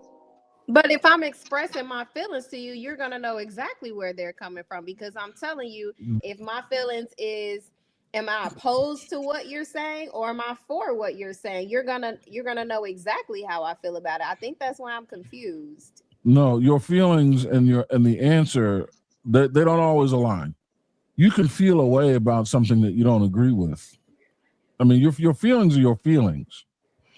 There are many things in life that I have to accept and get. All right, I feel I feel that this is even useless to have this conversation. I feel as though everyone should be able to answer questions directly, but that doesn't negate the fact that we need to have the conversation. So if you were to ask me, is this a useless conversation? I would say no, even though I feel like it is. No, it's not useless, because this is where we're at in the world. This is what we're faced with, and we have to, there's a problem I'm perceiving that needs to be fixed. But I feel it's useless because I feel the problem itself shouldn't exist. I believe we're seeking an answer to a problem that should never have existed in the first place. So you see how my feelings would contradict the answer. I feel like it's useless, but we still need to have the conversation. But why do you feel like why would you feel like it's useless, right? Because I feel like we're solving a problem that should never have existed to begin with. Can I say something, please? Who are you to say that? Go ahead. What I've noticed is that usually 99% of the conversation that you're having with your spouse, you're not discussing feelings. So this is kind of confusing to me, because when you're handling business, you're not discussing your feelings. So are you saying that usually if you're discussing business, a woman will automatically begin with talking about her feelings? No. Okay. This is a broader scope conversation. Okay. I wouldn't. I'm not saying it's narrowed down to the confines of marriage and further narrowing it down to, the specific conversations you would have in marriage. I'm just looking at the way women and men communicate overall. And that's what I was saying earlier on this panel. Some questions were asked by the men and then women gave the answers. And they were perfect classroom examples of how women will not answer, but they'll go right into their feelings. None of us are married to each other on the panel. So, but I mean, great question. But no, I think it's a broader, it's a more macro level. Okay. Yeah. So I think that you should answer. Oh. Yeah. So you're saying, like, if someone say, hey, what happened with that accident? You're saying that a woman would usually start and not even answer the question. They would start talking about their feelings, or how the. Typically, yeah. Especially, real quick, especially if the conversation is, I don't want to say contentious, but if the conversation is, the back and forth is a little bit more of a debate, then I really will have found that women will evade answering directly, especially if the answer ends up voting against her narrative. Well, are those women intellectuals? Oh, well, that's it, right. That's what I'm asking. Or are they, or are they a bimbo? What kind of woman are you So right. talking to? I would say both. Even intellectual women. I've experienced will employ that, but I think more intellectual women and more mature women, right? So let's add that descriptor. Intellectual and mature women are more likely to answer the questions directly. When you start to deteriorate the maturity level and the level of intellect, then you're going to see a growth in the inability to answer questions directly. So yeah, I think that's great. Thank you. Delineated there. Yeah, thank you. Jalen, what did you have? I'm sorry, sweetie. Oh no, I was just gonna ask for an example since you said it was done here, but I Yeah. don't know. Yeah. So let's see, Trey. It happened a bunch of times, and I don't want to It definitely box it up. happens literally all the time. Yeah.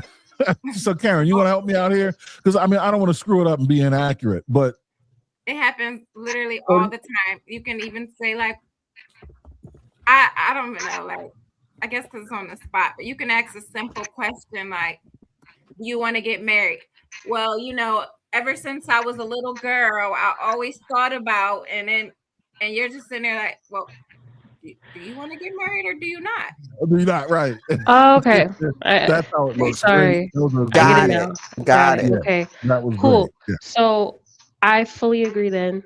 I feel like if we're talking about between men and women, I feel like women, including me sometimes, we get carried away trying to paint a pretty picture of the encompassing answer that we're trying to give because we feel so strongly about what we're talking about or we feel passionate in that moment. And the man's just sitting there looking like, did I ask for all this like detail? I just like, is it a yes or no? Now, in that context, I agree with you. I think that we do that a lot. Yeah, and that's usually how it goes, and it's typically it rears its head more so or more clearly in the yes or no circumstances, right? The more nuanced questions it happens, but in the yes or no scenario is where you'll see it most clearly. So I think as we get older, like I didn't mean, I apologize. I didn't no, mean you go ahead, please do. I believe as we get older, like Miss Ivy said, our patience kind of starts running a bit thin, and we start getting on our own nerves. You know what I mean? So we now want to just give the yes or no answer because we've realized that ain't nobody got time for that. In a sense, let's just get to it. And I think that comes with age, learning, life experiences. Us women, we do tend to start being a little bit more concise with our answers because we don't have the patience for all of it. Yeah, no, real rap. And shout out to you and Miss Ivy for providing context that made me get into some introspection. Because now that I think about it, the greater the intellect, the greater the maturity, the greater the ability to answer direct questions. So that's going to change the way I kind of view things and judge things going forward in my personal life. So I appreciate that from y'all. But no, I 100% agree. And I had not considered that kind of like blanket approaching the whole thing. So you ladies are absolutely right. So, are you ready to move forward, Aaron? Yes, sir. I like that. Never mind. Oh no, go ahead, Scam. Scam, what up, man? What's going on? I guess I got a partial disagreement and then partial solution. Partial disagreement means, let's say, man meets woman. Woman lived 30 years and communicates the way that she communicates. Just like I'm left-handed. You can tell me all day why I should be writing with my right hand, but I'm left-handed. That's how I write. That's what I do. Woman communicates the way that they communicate. How can you go to a person you don't know and then tell them the way they're doing is immature or something's wrong with the way they communicate just because they didn't do it the way you may want to? Just like they can come and tell you, you don't have enough patience to sit down and listen to what they're trying to say the way that they're trying to say it. So the solution could be where he could develop more patience, more understanding that this is the way she communicates. And over time, she could also learn how to be short and answer the question in a direct way. But people are coming as they are. They communicate and they express themselves as they are. And there's actually nothing wrong with that. But it's implied kind of as if they're not answering the way that, if they're communicating in a way unlike the way you may want them to right then it's something wrong with what they're doing. I don't see that to be true. So I don't. No, go ahead, Karen. And I'm saying that this is implied, not saying that it. No. That it is. So I mean, I don't take it as like, something's necessarily wrong. I feel like that's why there's a disconnect sometimes when we communicate. That's where I was going. If right. we both understood that we operate differently, you can kind of get a better gauge on the conversation so that it goes somewhere versus we're continually attempting to move this conversation and you would just want to answer from me and I just want you to understand. So you're saying gradually, eventually these people are going to understand their communication styles and work to be better. Well, I think sometimes when you educate people on it, a few will pick it up. Some people never gonna hear anything, but some will. Some will realize like, oh, I didn't think of it that way. That's fair. I like it. Trey, good to go. I look at it like this, right? A lot of times a woman could be having a bad day, right? And a man could be having a great, phenomenal day. And so because she feels a way, she expects him to have empathy based on her day. Well, listen, I didn't have a bad day. I feel sorry that you had a bad day. But guess what? I'm not going to adopt those particular feelings. And I've seen women literally get upset because the man didn't have empathy because she had a bad day. So guess what? Let's talk about your day. I can argue the facts. I can empathize with the facts of you having a bad day, but I'm not going to feel the same way you feel. And so if a man is watching TV and she comes to express this, she will think that, hey, he's ignoring her. I'm not ignoring you right now. I'm listening, but I'm still paying attention to what I'm paying attention to. Now you're going to feel a way, right? You're going to get in your emotions and start feeling, well, he's not listening to me. He doesn't value what I'm saying. Babe, listen, I can't argue that. You feel that way, you had a bad day. Listen, I'm here for you. I love you. Now, what needs to be done, right? Anything need to be done? If I can't do nothing about it, I'm going to keep watching TV, keep minding my business, and later on, baby, I might even give you some loving. But guess what? I go get in the bed later on that day. Now, guess what? She got her back turned to me because she's still feeling the way because I did not respond to her the way she wanted me to respond to her.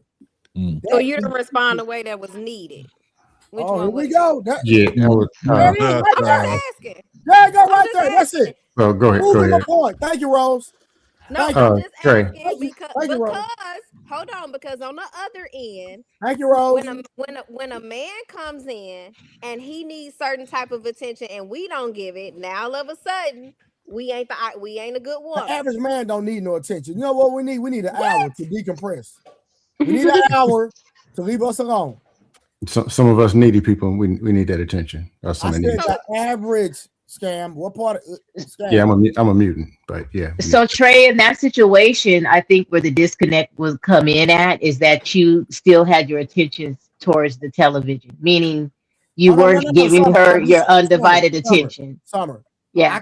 I can do two things at one time. I'm listening, but I'm here. That does not mean I'm not paying no attention. Just because I'm not making eye contact. This is crazy. I think that's where the feelings are going to come in on that woman's part because now she's going to because she's going to say, I would like, especially if she had a bad day, right? If I had a bad day and you're my safe space to come to talk to, not necessarily needing a resolution, not needing you to figure out a solution about the day, but I just want to come in and I want to vent, right? Now, there's a way to approach you because you're already doing something, right? But if she comes in loving, like, say, babe, can I get your attention for one moment? I just want to tell you about my day. It was bad. But you like, sure, and you're still watching the TV, then that's when the feeling's going to get in. Listen, no. I'm glad you said that. I'm glad. So, yeah. Say that again. You say what? I said, babe, can I get your attention really quickly? I just want to tell you how my day was. It was bad. All right. And watch this. I'll be like, babe, go ahead. I'm listening. You know what, Trey? No, for real. I'm listening. I am listening. And did you keep how his eyes were fixated on her and off the television? He was still looking at the TV. At the television. That's terrible. I Trey. thought you was No, looking I at was her. still looking at Oh, the okay. Look at television. Aaron confused. No, that's No, not no, And because that's what I I'm saw fine. doing, him Trey. look away. That's why I thought. Yeah, No, I'm yeah. still looking at the Yeah. TV, but I'm listening at the same time. No, that's not how you do that. That's terrible. So Because you No. telling me to pause okay, the so in the TV? bedroom, when you want my undivided attention on what you doing to me, turn on the TV so I can watch TV. Babe, go ahead, but let me watch this episode of Martin while you at it. You're gonna be offended. Hey, Rose, watch this. Rose, watch this. Good luck. Exactly, because you're gonna demand my attention No, I'm from not. that TV. Listen, you missing my. You You don't missing. I said good luck. You missing That's my not what I'm trying to say. I'm saying something without trying to say it. Cause I promise you, you ain't watching no TV if I'm touching you. right, because you're gonna try your best to No, demand my because attention. you go listen. Cause I'm gonna take you to heaven. Stop playing. You so toxic, Trey. Stop playing. He You gonna be delirious. What the hell you talking about? But right, but did everybody understand where we coming from? I tried to sum it up with that last example. Well, I think you just communicate very clearly. Now, if I have, instead of me going in my feelings first, though, I've had to learn this over 20 something years. Okay. Instead of me going straight into my feelings because you're still looking at the TV, I'll say it again. I said, babe, if possible, could you please turn your attention to me for a split second? Now, if this is not the time for me to come to you and you just need a moment, could you please come to me? I have something to tell you. That's what I do because I already know we have differences, right? Like the decompression. Did I come in right when he got off work? I don't mess with my husband about I give him 2 hours. Okay, that's our agreement. When you come in from work, you got 2 hours, right? And then after you've decompressed, then we could go in and talk about what's going on and do what we need to do. Because I need that myself. When I come off of work, I don't want to be, you know what I'm saying? So that's an agreement that we have. But once that time is up, if I come to you still try to look at the television, I'm going to ask you, could you please mute it for a moment? I just need to tell you something. And then it'll go from there, whatever Can happens. I give y'all some wisdom? Can I add something, please? Miss Ivy, go ahead and add something because I'm about to say something very toxic. Go ahead, Miss Ivy. I was just going to say, so what happened? Like, because right now we're talking about coming home. You're talking to your significant other. Like, so do they still, when you come home, say, hey, how did your day go? Or is that old fashioned? Do people still do that? I do that every day with my daughter. Every single day. Because I do that every day with my husband and with my children.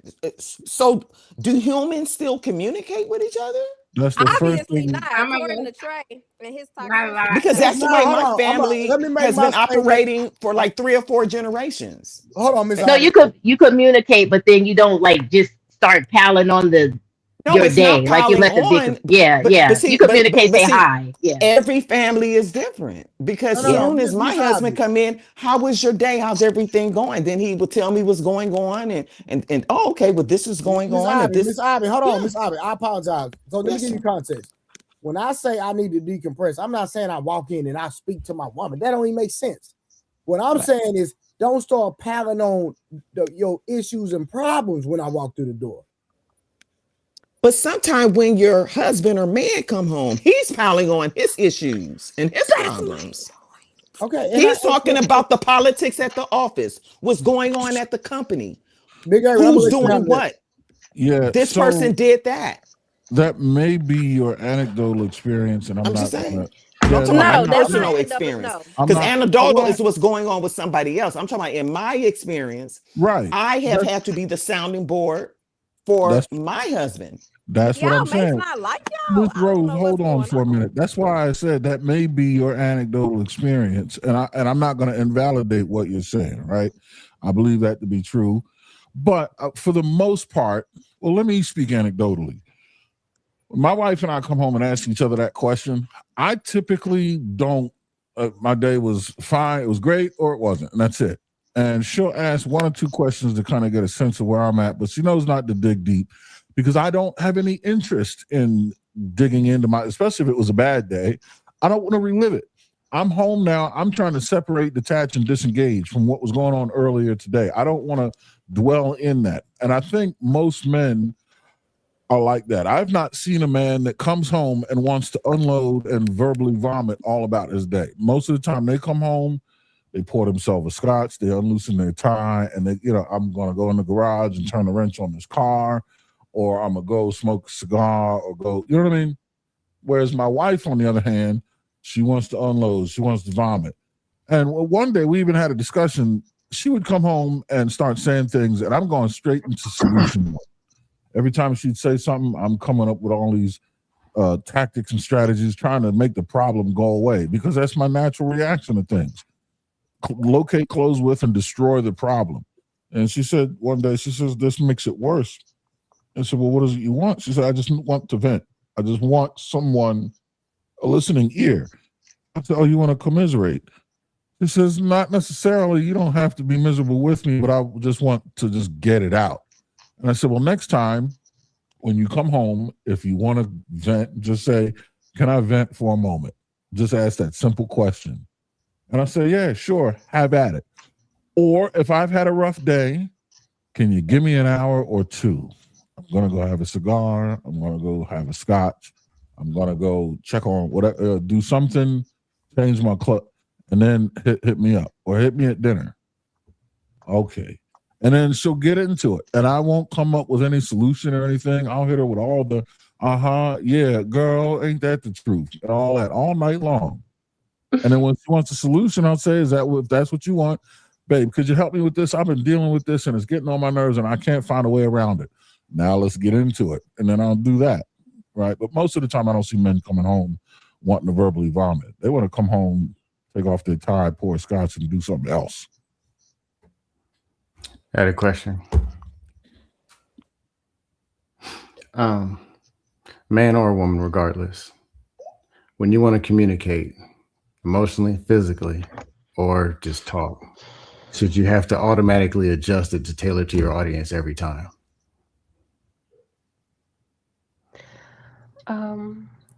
Man or female?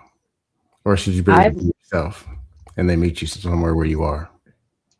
I've learned the most successful type of communication is to adjust it to who you're speaking to, your audience, because you could get somewhere with it, right? You don't get the feelings don't start coming in. Oh, you rolled your eyes, whatever. You just adjust it to who you're speaking with, so that you can get somewhere within the conversation.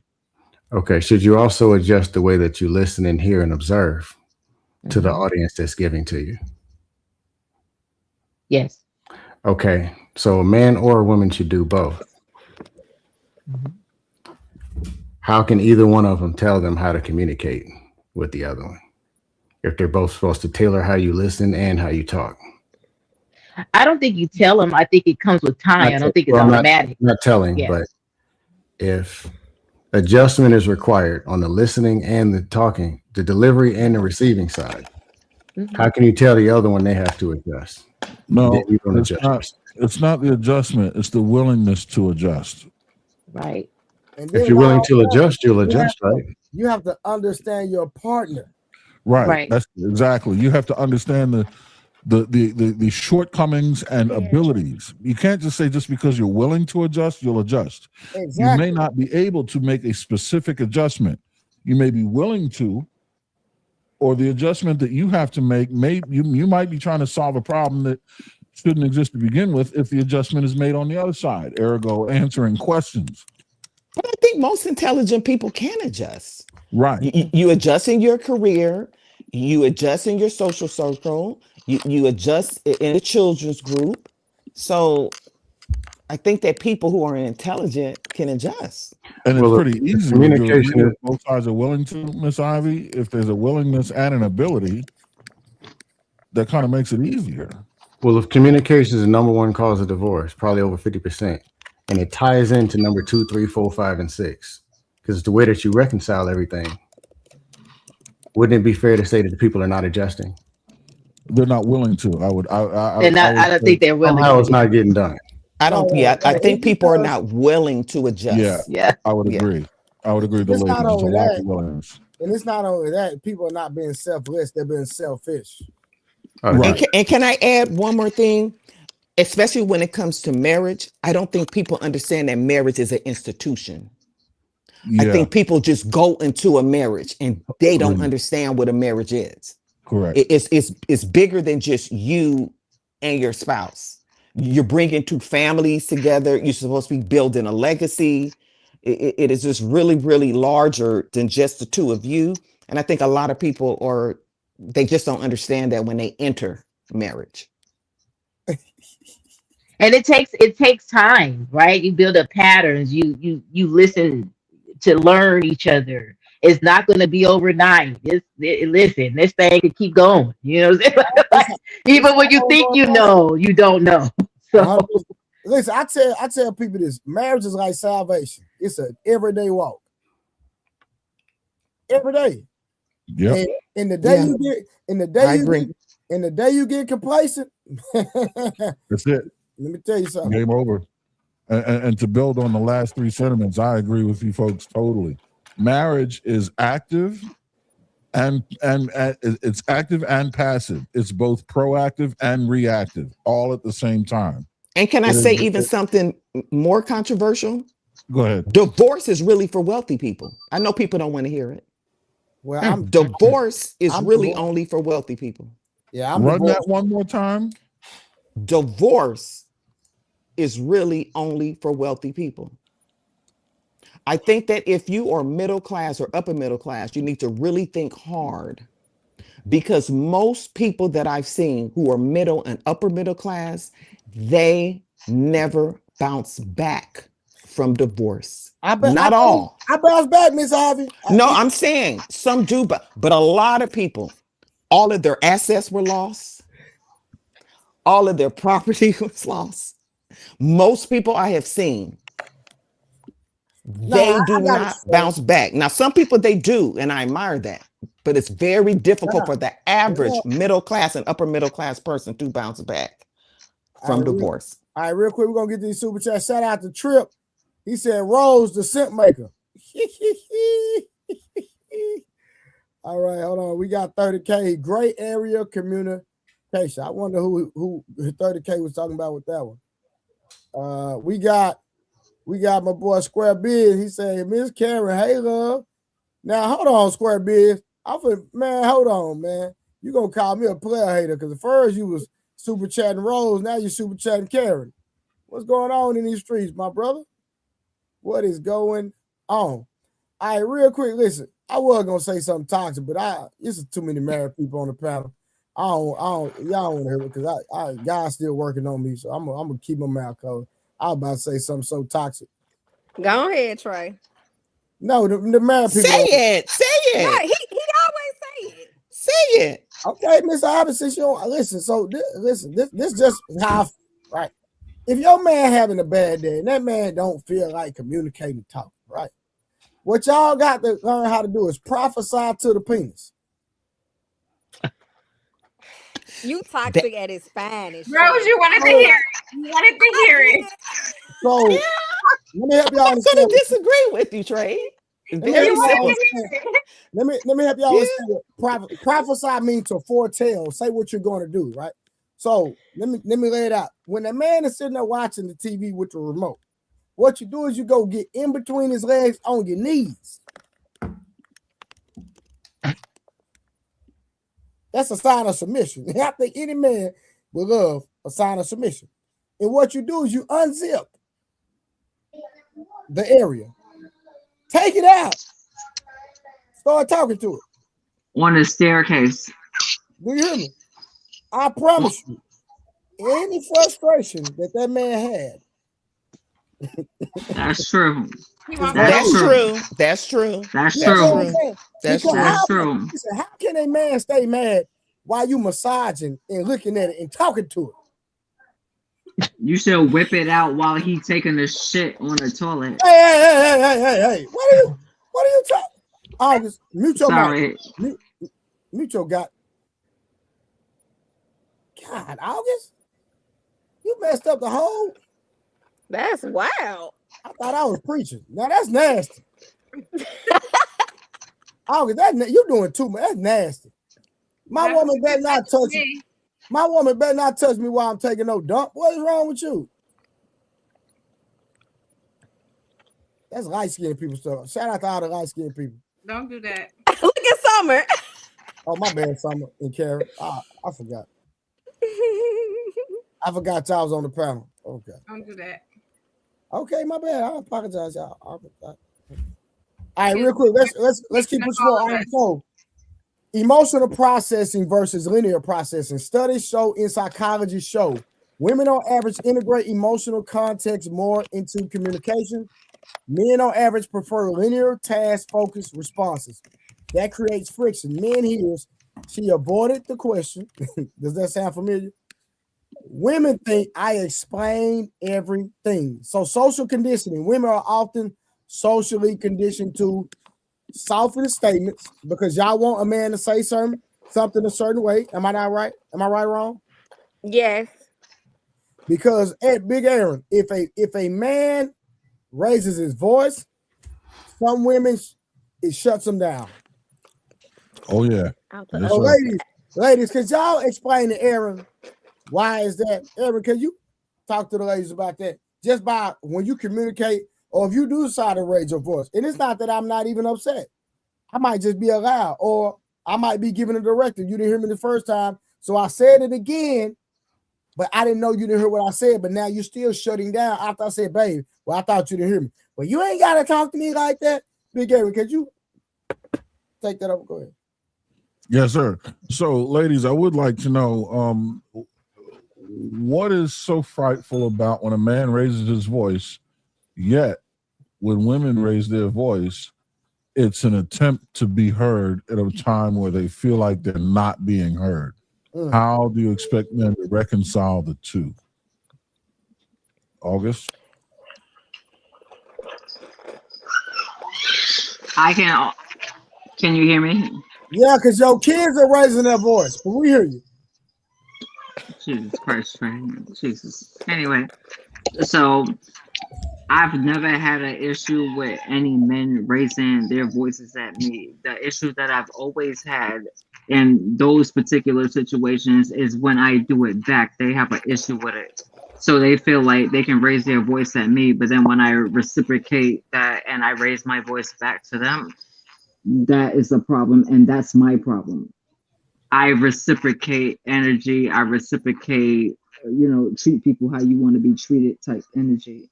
So if you raise your voice at me, don't get mad when I raise my voice back at you, because I'm responding to you how you responded to me. And I land. Karen? So this is like kind of hard for me to process because I don't really know many women who, I guess I would say, are frightful of a man raising their voice. I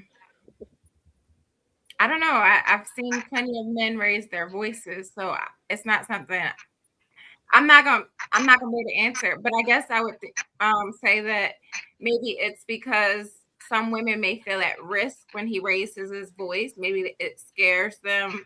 They're intimidated by it.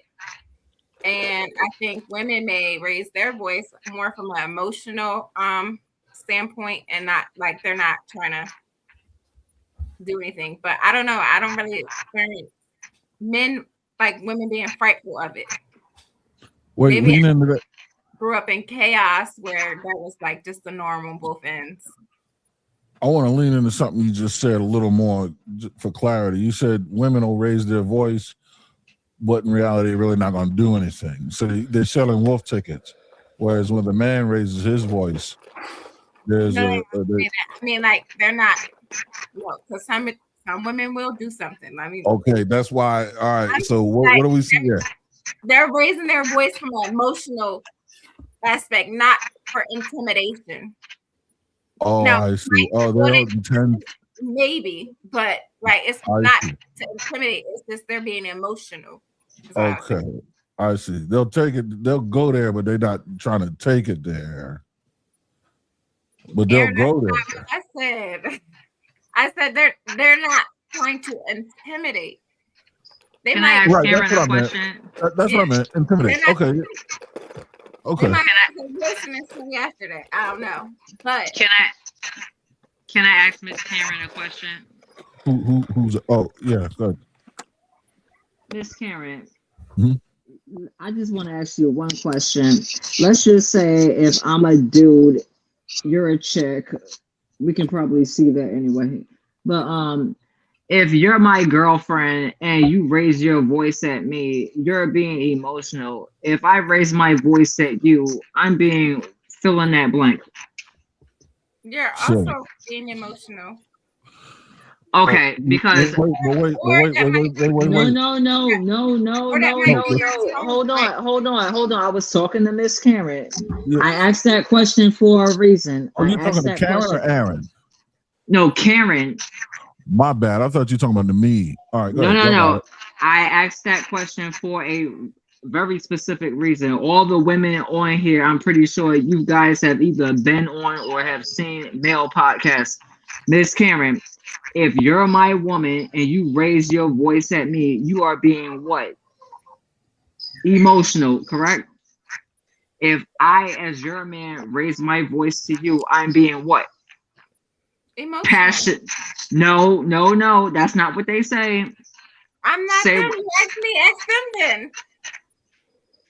We've heard these men say that they can act like us, but they're being passionate and they're just getting their point across and all that other stuff. But when we do the same thing, we're being emotional. Only we can be emotional. They do the same thing that we do, and they're being passionate. Do you believe everything they say? You said what? Do you believe everything they say? No, but I just really appreciate the fact that they can go and drill that into other people's head and make them people think that they believe what they say. Okay. Carry on. Y'all go ahead now. I'm done. I just wanted to. Hold on. Did you get your answer? She answered my question. She said, "Do I believe what they say?" And the obvious answer was no. However, y'all guys, podcast bros, drill it into everybody else. So I'm gonna watch y'all do it. Go ahead. I think when a man is raising his voice to me, you're trying to intimidate me, right? You're speaking from a place of frustration. Intimidate, Rose? And yes, I think I take you cannot be serious. Rose, that wasn't the question though. Might feel that way. I mean, to me, I take that as like a threat of some sort, because why do you have to resort? So if the man that loves you raises his voice, you take that as a threat, and you say he's trying to. Yeah, I'm taking it as a threat. Yes, but I'm taking it as a threat more so, because I'm like, why do you have to raise your voice? Because you're already speaking from a place of frustration, right? And so if I'm frustrated, I'm frustrated for a reason, Rose. Right, but at the same time, just because you're frustrated, so don't take it personal. I am going to take it personal because you're yelling at me. You could yell at a kid, or you could yell at another guy that you about to go there with. But so Rose, the point that you're yelling at me, then I'm automatic, because I feel like that's a trick. That is a trigger for me, right? So if you're yelling at me, I'm automatically going to tune you out. That's just me, because now that you're talking to me and you're yelling, I'm more so thinking about you yelling, and I'm thinking about the audacity that you have behind it. So anything that you're saying at that point, I don't hear you. So are you allowed to yell at your man? Absolutely not. Absolutely not. I don't feel like. So you believe in just soft communication, I would assume. Yeah, I believe in respectful communication, right? Because even when you're upset, I'm still responsible for speaking to the king in you. You're still responsible for speaking to the queen in me. So we still have to respect each other, but we can, relay our message in a respectful manner. And I feel like my last question. So do you feel the same way when he tells you no? Absolutely. Now, I already told you, Trey. You're lying. Hold on. I prefer. You're lying. You're not going to feel the same way. You're going to be upset. Stop it, lying, Rose. But hold on. Me feeling a certain type of way and me showing how I feel is two different things. I'm gonna feel a way, absolutely, but that's still like that's not grounds for me to disrespect him, raise my voice, and talk to him a certain way. That's Rose, two you different already things. said if a man does not show up for you and change your tire, he's not gonna have a relationship anymore. I think no. I said I'm gonna definitely look at him sideways because I just don't think that you should have a man That's what that you you said. cannot rely That's on. what you If he's said. not reliable, That's what what is you he said. around for? That's what you said. I'm gonna be petty. That's what you said, but we can continue the conversation. Can I just interject real quick? Yes, ma'am. Rose, what I was saying was if I'm a dude and you're a chick, every time you yell at me, you're being emotional. When they do it to us, though, they're just being passionate, or they're just stating, or they're having their standards and everything like that. So do you see the disparaging thing between the two? Every time women yell at anybody, kids, men, their mom, themselves, they're being emotional. When men yell and act, like how women do when they're being emotional, they have other words for it. They're being passionate, they're being assertive, they're being dominant, they're being masculine. I'm like, at the end of the day, what I'm saying is, no, what I'm saying is, you guys are literally doing the same thing. Like an assertive man, and if I say sit down, yes, okay. Rose, you ain't never Okay, said that. Trey. Hold on, August, what? Rose, you ain't never said that. Wait, what did you say, Trey? Hold on. Look at what you just did right now. Look at what you just did right now. Hold on. I'm being emotional. You're being assertive. You see what I'm saying? We're doing the same thing. You're being assertive. I'm being emotional. We're literally doing the same thing. August, can you give me a second? See, I just proved it. See, look at that. See, August, I'm not even raising my voice. Neither am I. I'm being assertive. Ask, can you give me a second to talk to Rose? Thank you. Now, Rose, did you not on this platform say you like an assertive man? Yes. You trying to look like me? You trying to lie? But it gotta be to a certain extent, though. Like I like. So help us understand that, because we gave an example about telling women to sit down, and you literally said one time you was like, that makes you melt. You was like, okay, yes. No, it's something about him being like in a leadership role and being dominant, but he knows how to. He doesn't abuse his power. He doesn't abuse his leadership, because some men will totally abuse that and just have they poke their chest out for no reason. He didn't even address what I said. If it's a logical reason behind it, okay, but just don't be going around trying to poke your chest out for no reason. But yes. Go ahead, August. Oh my God.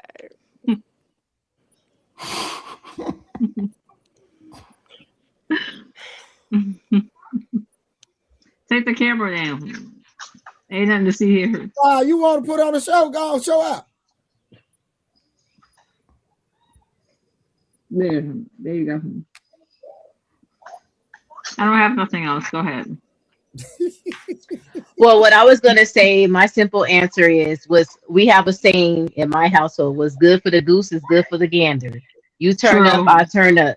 You turn up, I turn up. Ain't no difference. I'm gonna mirror your emotions. If you know what I mean, I don't expect you to not get upset when I raise my voice, and you don't expect me to get upset when you raise your voice at me. Facts. Oh my god. Where's my disco ball? I'm about to turn on all my disco lights right now. I'm about to turn on. I'm gonna we gonna let the married man on the panel. Eric, what's your viewpoint on this, sir? Yes, girl. So I have a unique perspective. When it comes to raising voices, right? I don't tolerate it. The rule number one in my marriage and in my household is that we maintain the utmost and strictest standard of decorum and communication. We comport ourselves with a level of decorum that is very, very difficult to achieve. Secondly, I don't yell and scream ever because this is what it looks like when I yell and scream. I'm going to show you. I'm going to share a thing. Can you see this? Let me know when it's full screen. Is there? Yes, sir. All right. Okay.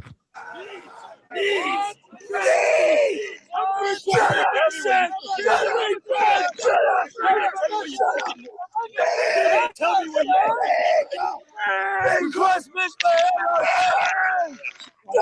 you're gonna tell me where you freaking need. I'm here for your goddamn needs, right? So the when it comes to yelling and such, I lived a former life that it doesn't make sense for that to ever enter the equation because very little people can handle it. No one really can handle it. When I get Rose, yelling, remember those days when on the yard? Yeah, as a former U.S. Marine, if I get to yelling, it hurts like physically. Marines is loud. It scares the most hard of people. August, it's not good. Mike, mute your mic. Them goddamn kids in the background. So yeah, for me the conversation is very different, and you don't really ever want to yell at me. If you yell at me, you don't do that. I'll just leave it.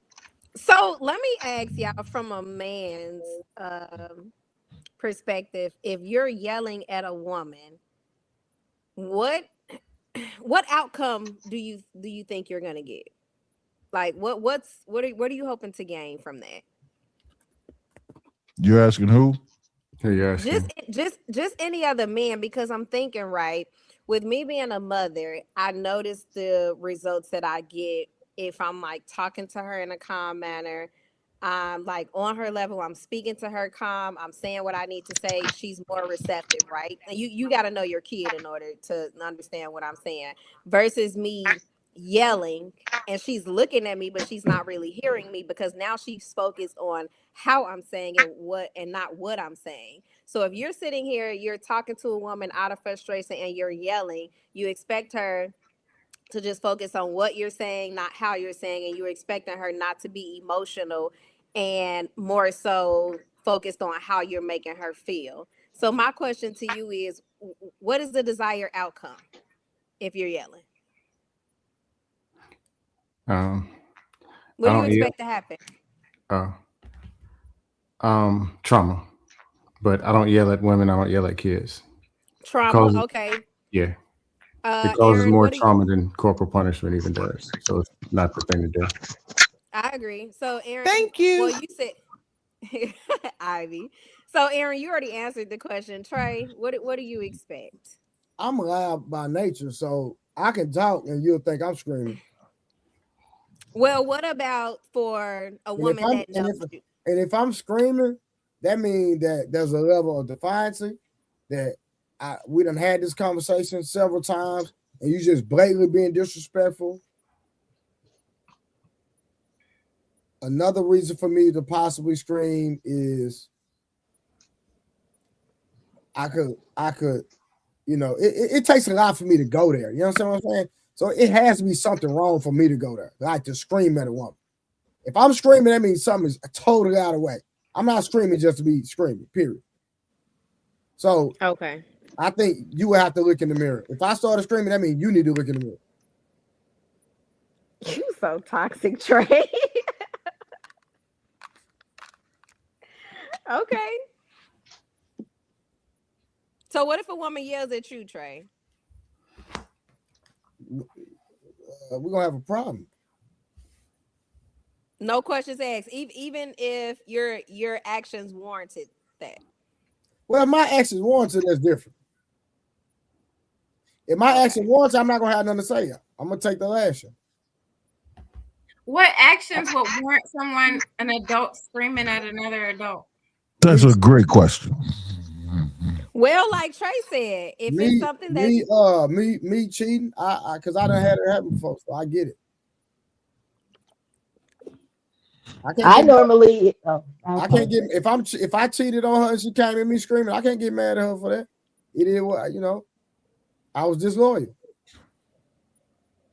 And I normally give warnings, like if my husband's being very what it always say passionate in the moment, then I'll give him an opportunity to adjust, and I say, hey babe, you're yelling, your octave is going up, you're getting a little loud, it's messing up my nervous system.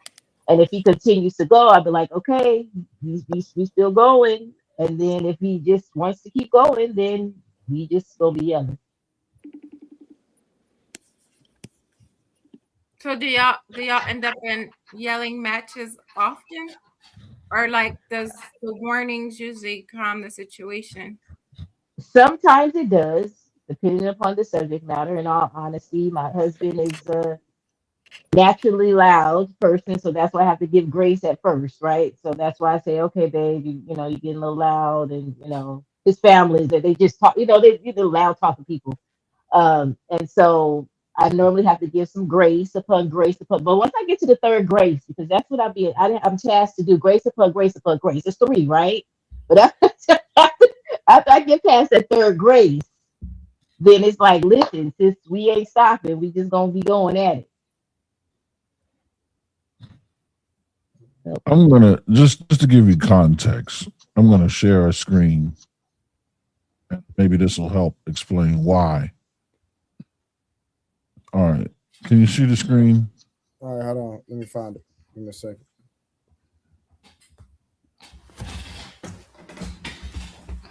You see the person in the back? Yes, sir. All right, that's me.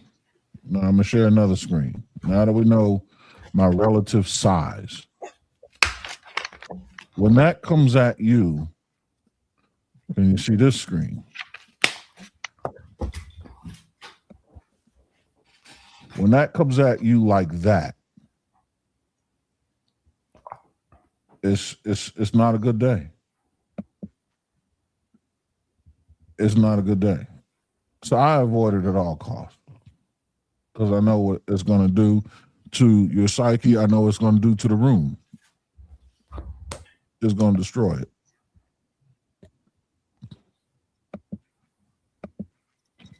But that's why I expect my women, anyone I'm with, you're going to have to talk to me like you know that. You can't bring to me. I don't care if you're upset. That's fine.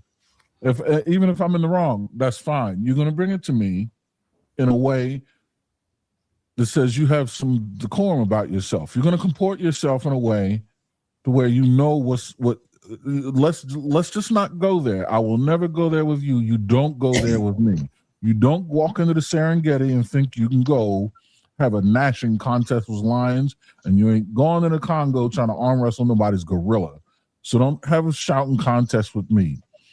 You can air your grievances. I will listen intently, and I will take 100% accountability. I will love you, but you will not get out of pocket with me. Your arms are too short to do that kind of boxing. All right, real quick, we're gonna do this one super chat, then we're gonna keep it pushing. Each day could be different. So what? Just live. I agree with Big A. Most men don't want to vomit all they do in a marriage, and no one asks, can I speak / vent? Just talk. We have aura, body language. We understand. Shout out to Ask App. Anything else on that, ladies? Nope. I think it's just knowing your partner and adjusting as you should. All right. Absolutely. But I don't think most people want to be arguing. Only on panels. Only on panels, what? Yeah, we're not going to do that because, some of these people like to turn up, not even on the panels in real life. Only on hold on. Only on panels. What? Scam like? No, people like to argue only on the panels. Nah, that's not true. That's crazy. No, I'm People, being yeah, people arguing real. Like Rod Neal, what up?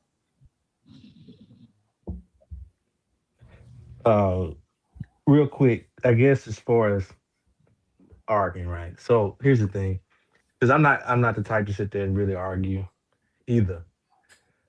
So my thing is that yeah, we got to talk to each other like we have some sense. We have some rules that we follow. Like one, when you talking to each other, you try to fight fair. And what I mean by that is one, you're not calling each other out of each other's name, no stuff like that. Second thing is other things. The reason why arguments happen too is because people have a hard time staying on topic. Meaning that you bringing up stuff from 6 months ago because you're trying to win an argument, and those things really cause issues, right? So you avoid stuff like that, you'll be fine. And then the main thing is that you got to understand the person that you're dealing with. The ultimate goal is to solve the problem, not so much trying to win an argument. You Because they don't like to look into the mirror and try to really fix the issue, right? So once you avoid those type of things, you're fine. Now, also too, try not to take the emotion out of the discussion. And I mean, so I know I talked to some of y'all before. So over the course of, I guess, say, knowing somebody for like 20 something years, right? You kind of got the understanding of saying, okay, you just passionate about the topic. You're not really yelling at me. We just having a discussion about something, and I don't trip. And then there's other times I'm like, hold on now. I know this is a little bit further than that. So now I'm like, all right, who you talking to? And actually, this is funny because I had that happen like 6 months ago, where we was having a discussion about something. I'm like, wait a minute now, this is a little bit further than just your passion in your voice. So like, all right, who you talking to? She paused for a second. She was upset, and then she walked away. She came back a couple minutes later. She was like, "You right." We continued the discussion because again, she already know my stance. I'm not finna sit there and be arguing with you back and right, really with you back and forth. Like, don't do yelling matches either, right? I think again, last time we really just yelled at each other for real was like 14 years ago. We don't do that. We have disagreements.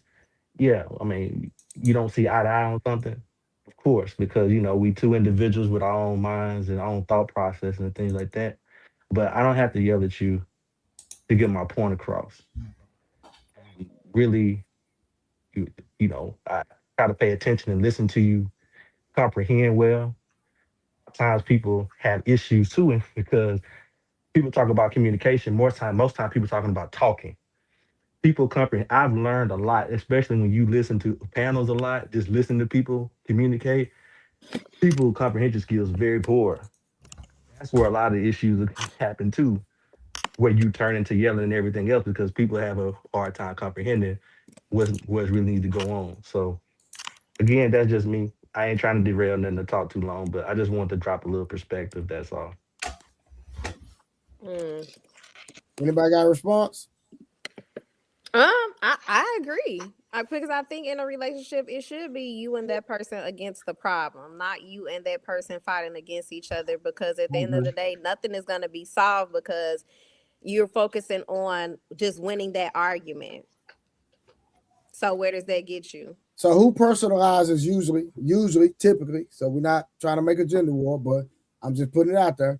Who generally takes issues and problems more personal when there's conflict between the man and the woman? The woman. But y'all gotta expect that because we're coming from an emotional state. It's just what it is. But like he said too, and I think Summer was saying, you just gotta know your personnel. So if you know them, you know how to adjust your communication style, your body language, whatever have you. You know, it's just diabolical to me that a man that's probably taller than me, bigger than me, looking down at me, yelling at me, and expect me to comply. It's just not gonna work like that. Like, you're putting somebody in defense mode. You're putting them in a mode where they have to be resistant to anything that you say and anything that you're doing. I mean, kids operate like that as well. I've seen it. So my answer is actually different. I think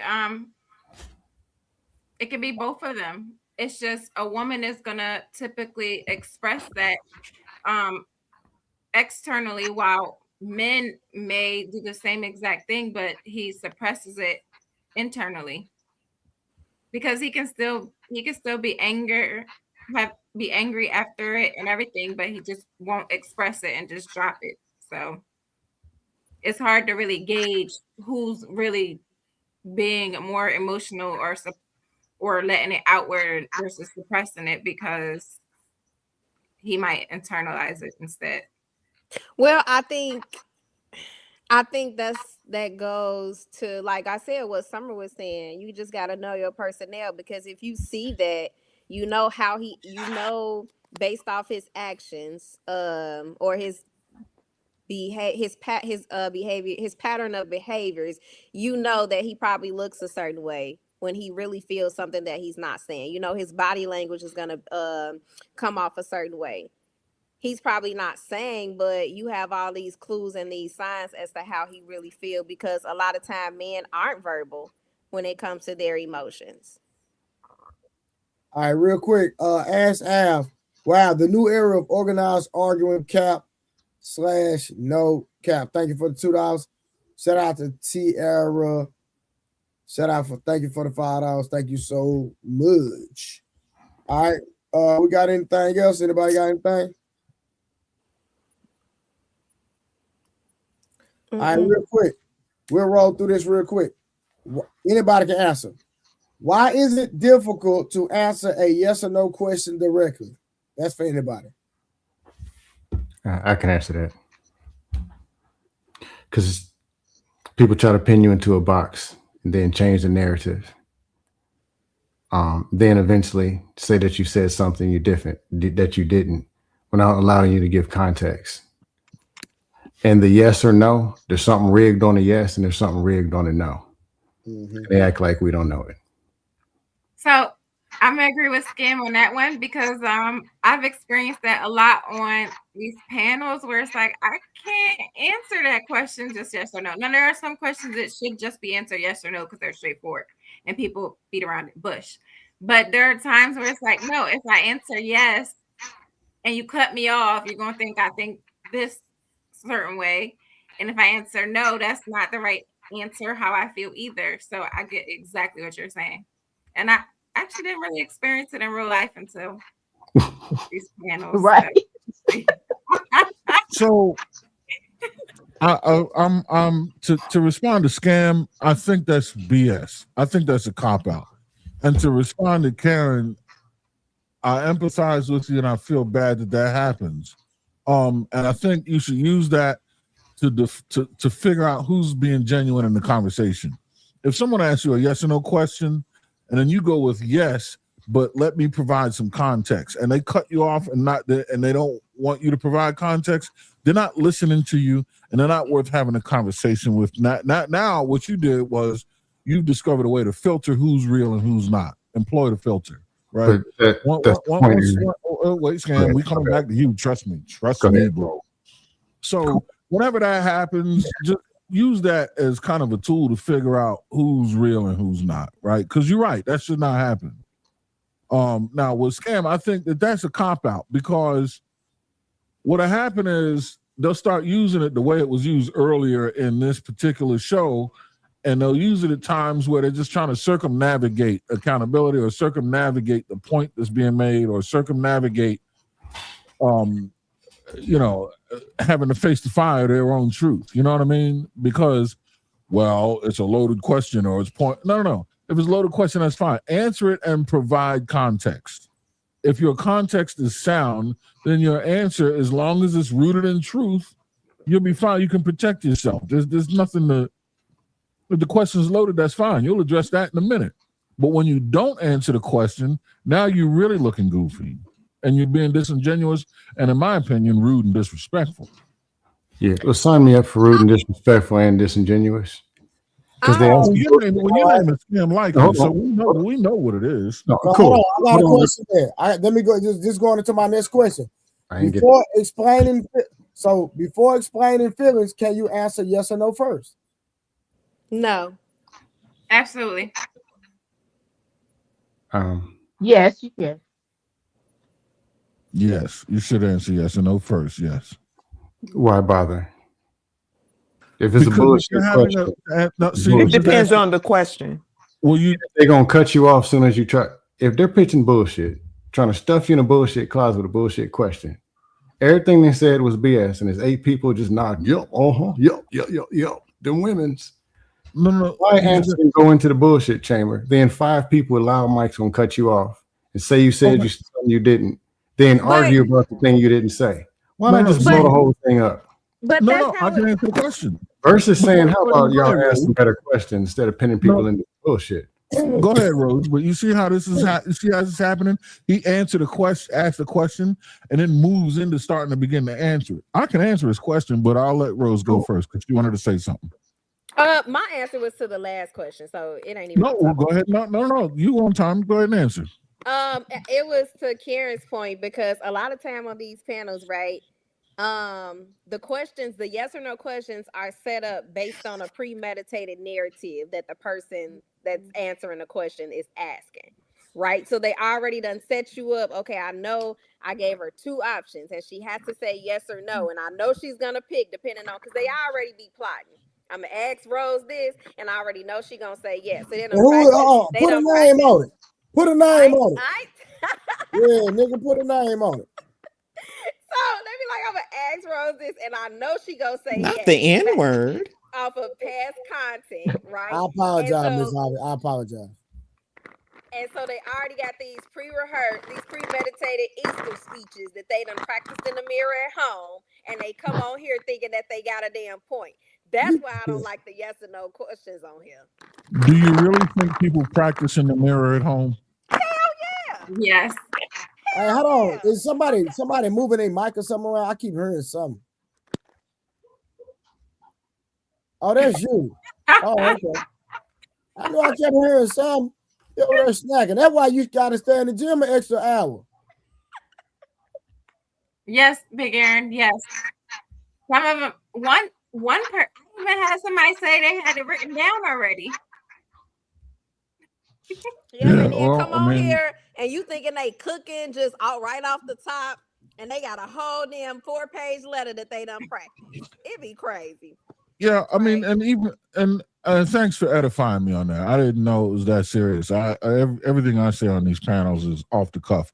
But even if that's the case, right? Even if they don't have the intellectual stamina to be able to keep up, and they got to do it, they got to pre-write it. That's fine. When they ask a question, though, like I said with Karen, if you have an answer to the question, go ahead and answer it, and then alleviate yourself the problem of being caught in a trap in providing the context once the question's answered. By doing that, you elevate yourself to a class above them, especially if they're being disingenuous or trying to set you up.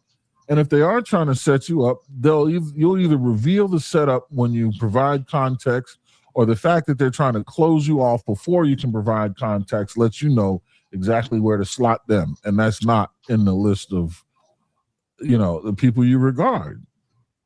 I'm going to say that that's not true. No, that's advice. What do you mean that's not true? I'm giving these people advice.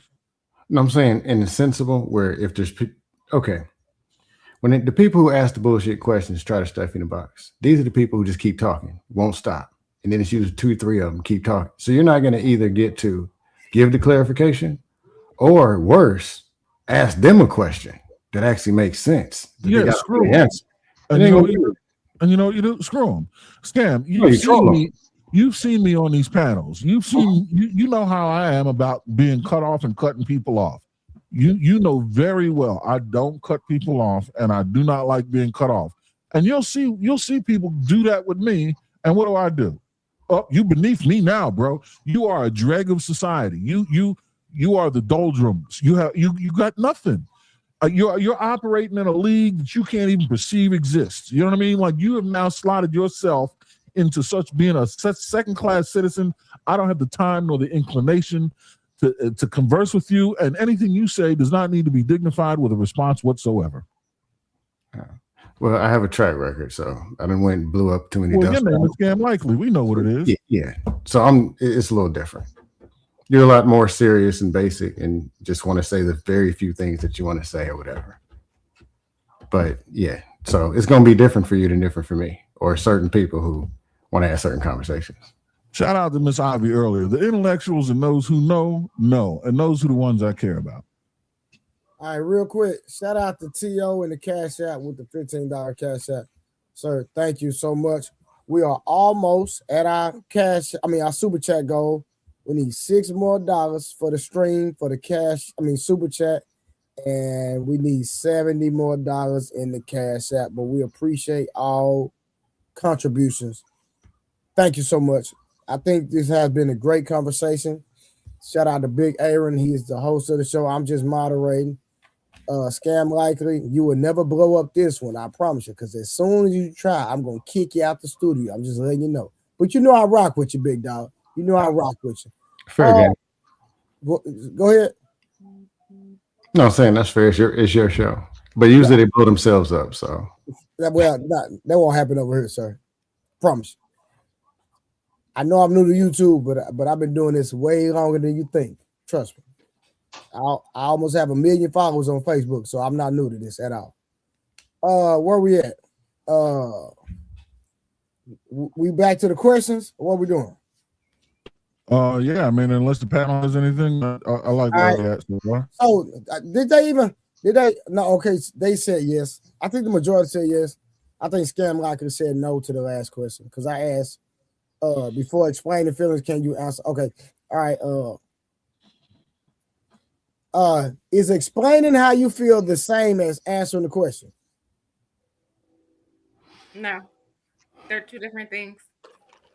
Well, okay, there are times where it could be the same thing, but a lot of times, given that how you feel about it is not answering the question. So if you just say like, what do I want for dinner? And I start explaining like, why, I wanted to go out to eat and it's like, well, like the whole story is not answering the question. It's giving the more added context, but it's not answering the question. Anybody else? I seen Rose smile. I already know what that meant, but I just think both go hand in hand. You can't have one without the other because you gotta know how I feel. To me, if you don't know how I feel, then you can't have a complete answer. Or Rose. You guys always pick on Rose. What's more important? I'm sorry, go ahead. Somebody's talking. Yeah, I think they are different. I think is now again, if you go back to the previous conversation, if you're answering a question and you need to give context about how you feel, I think that does go hand in hand. But now if you use the dinner analogy like Miss Karen just talked about, now if I ask you what you want for dinner and you tell me that you don't feel like chicken, then you didn't answer the question. What do you want to eat? You see what I mean? You just told me what you felt like you didn't want, but you didn't answer my question. So it just depends on, it really depends. So they don't go hand in hand all the time. I'm going to say they run together, but they are different. If you don't believe me, have a show. Have a straight show with just questions, and the only thing everybody can do is say yes or no. See how that show does. I think it'd be a great show. I think it'll be have 4 views. We should do it. I like that idea. I don't think people are gonna follow instructions. You'll have 6 people on the panel and 4 views. Well, Mr. Aaron, can you do a round of questions and see if we can give you a yes or no answer? I would like to try. I would need time to curate a list of questions that are entertaining and purposeful. So I can't say no. I would like to give it a shot. I really like the idea. All right, real quick. Do women expect direct answers from men? Yes. Yes. Do women expect direct answers from men? Did you just hear this, Aaron? Look at it. Say it again. Yes. It would actually shock me if I did not get a direct answer. Yes. Yes, and Trey, you just gonna have to live with it. That's just one of those, like y'all say, that's just one of those double standards. And since y'all, I had to process it, right? I'm like, wait. Since it ain't in favor of y'all, now all of a sudden it's an issue. No. We don't. First of all, the average man is not worried about what you just said. Let's get that understood. Mm-hmm. It's not about us being in favor. Most men are gonna do what's best for the family. We're gonna do what's best for everybody. Y'all are gonna do what's best for how you feel. No, I don't. That's not always true. No. Miss Ivy, are you sure? Listen, a married woman can't operate like that, or she won't be married for long. Miss Ivy, tell Rose that. Miss Rose is single. She can do what she wants to do. No, she won't be married, Miss Ivy. You're missing it. Well, then we will talk offline when she gets there. Hey, you need to get her number and mentor her. I'm telling you. No, I'm all about doing what's best for the family. Hold on. Okay, Miss Ivy, watch this. Miss Ivy, watch this. Yes, sir. Oh, you serious? Okay. Listen, no, I'm trying to help her out. Listen, she be front for the internet, but behind closed doors, she listen to me. So don't get it twisted. Listen. Miss Ivy. Yes, how sir. do you respond when? And matter of fact, I want you. I need you and Summer. Jalen, are you married? Engaged. Okay, well, you can answer this too. How do y'all respond to y'all man when he tells you no? That's the decision he's made, and thank God sometimes he says no, because sometimes it's needed. I'm sorry. That's a married woman right there, boy. Hello, Fred. Hello, Woody. Goodbye, Woody.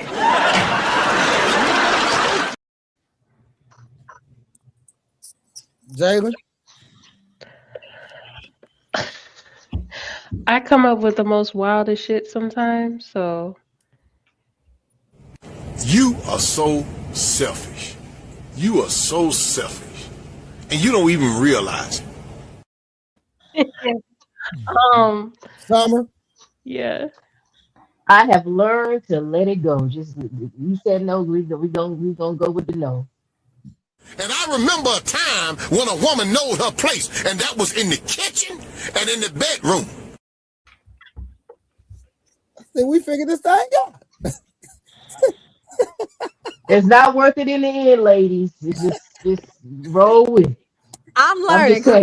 That ain't my response, but I'm learning. Woo! Y'all, we done figured this thing out, y'all. We done figured it out. You know what? But best believe you can figure out ways as a wife to make them say yes. You know what?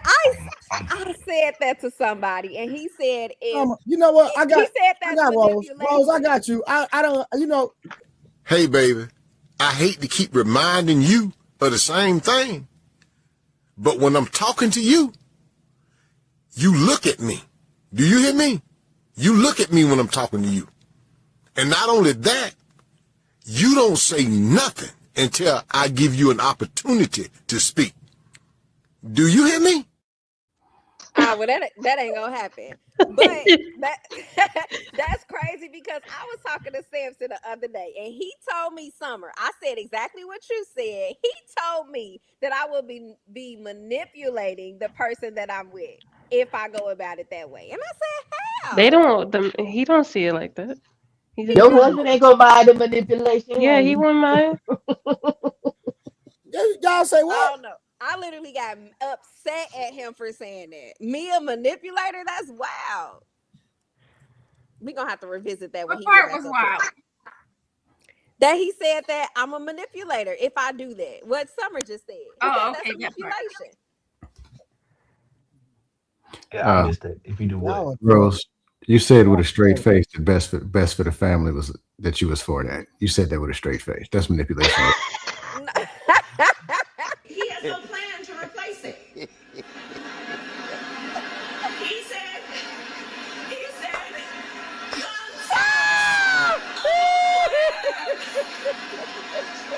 oh, you all watched the debate.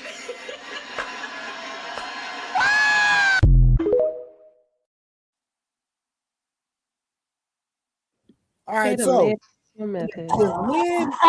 women expect direct answers from men, so Jalen, you, Miss Ivy, and Miss Summer, because y'all didn't answer. Only people that answered was light skin and brown skin. Okay, so could y'all answer as well?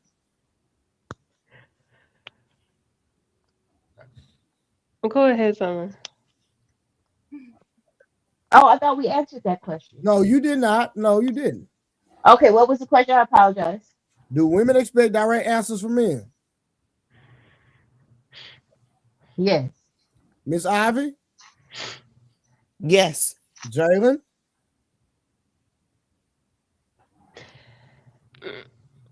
Sure, yeah. Don't fight it. You're trying to fight it. I already told you that you're selfish and you don't even know it. Don't do that, Jalen. Now listen. So why shouldn't men expect the same clarity? You should. Why y'all trying to be like women? Oh, that's where you going with that? What is oh going my God. on? I knew it was coming at some point, Trey. Because we've already established that there are double Let me let my standards hair that down, exist. man. This is women insane. Women and men are built different. This is Why are crazy. y'all, hold on, why are y'all expecting y'all from a woman? It don't work like that. This never is crazy. will. It never will. That's not what I'm doing. It will eventually evolve to that though, Rose. Just real talk. As you get to know your partner and you if he responds positively just to direct answers without getting all the other stuff, you'll learn to adjust that and just be like, stick to it if that's what your partner needs and desires. Mr. Trey, can I ask you a question? Yes, ma'am. You have 2 sons? Yes. Do you have a daughter? Don't want one. Oh, Jesus. Okay. Hey, did I say something wrong? On that note. Did I say something wrong? No. You don't. I pray to God that you never have a daughter. Somebody, no. I want something that can carry my lineage and my legacy. I get what you're saying. Girls can't do that. I don't want no girl. Well, I hope you don't get one. Well, listen, I don't shoot blanks, so You're gonna have to talk to Here your come the swimmers, have a pet talk. I have 2 boys. Every time I shot, I hit the guy. Bow. Well, I have both. I have a daughter and a son. And even as being a wife with the in-laws, usually when people start getting older, and if we're blessed to live a long life, usually the care of the elders in the family usually is going to land on your son's wives. So make sure they marry well. I agree 100%. Can I take 1 second? I just gotta acknowledge somebody in the chat. Shout out to Cynthia in the chat. That's my real life sis. Been friends with her since high school. My wife's best friend since the age of 3. That's my real life sister right there. That lady's no joke. Appreciate the support, Cynthia. If you need the link, let me know. I'll shoot it right to now. you. Tell Cynthia, go come up here. Yeah, she has a great points too. She's been on the show on my channel. Tell her get up here and talk to Rose. Hit the link, Cynthia. You won't come up here. She's a real one for sure. For sure. All right, real quick. Does emotional reactions replace responsibility? No. Never. Absolutely not. No. Scam likely, because we know you're gonna say something, throw it off. Well, since you asked, yes, only on panels. Since you asked. Yeah, the best advice I was given is like, Just remember, it's not real life.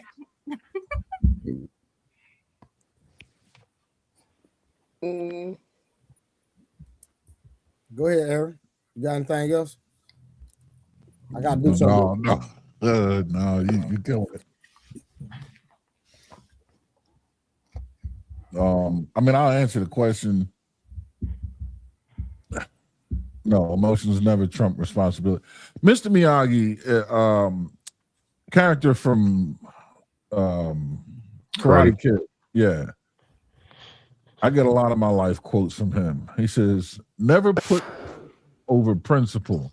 Even if you win, you lose. Yeah, emotions never get placed before responsibility. Ever. Never put what over principle? Yeah. Never put passion over principle. Even if you win, you lose. Never lose sight of your principles. Live by them. You are responsible for what you're responsible for and accountable for everything you do, regardless as to how you feel about it. Your feelings at that point are inconsequential. Listen, your feelings are something that only impact you and only you can control. If we want to be adult about it, your feelings only impact you. I can't feel what you feel. As empathetic as I could to say I am, only you are impacted by your feelings and only you can control them. I can influence them, but not unless you let me. But principles and standards are the only things that we can really hold ourselves accountable to, and those are ultimately the really only things that'll connect us.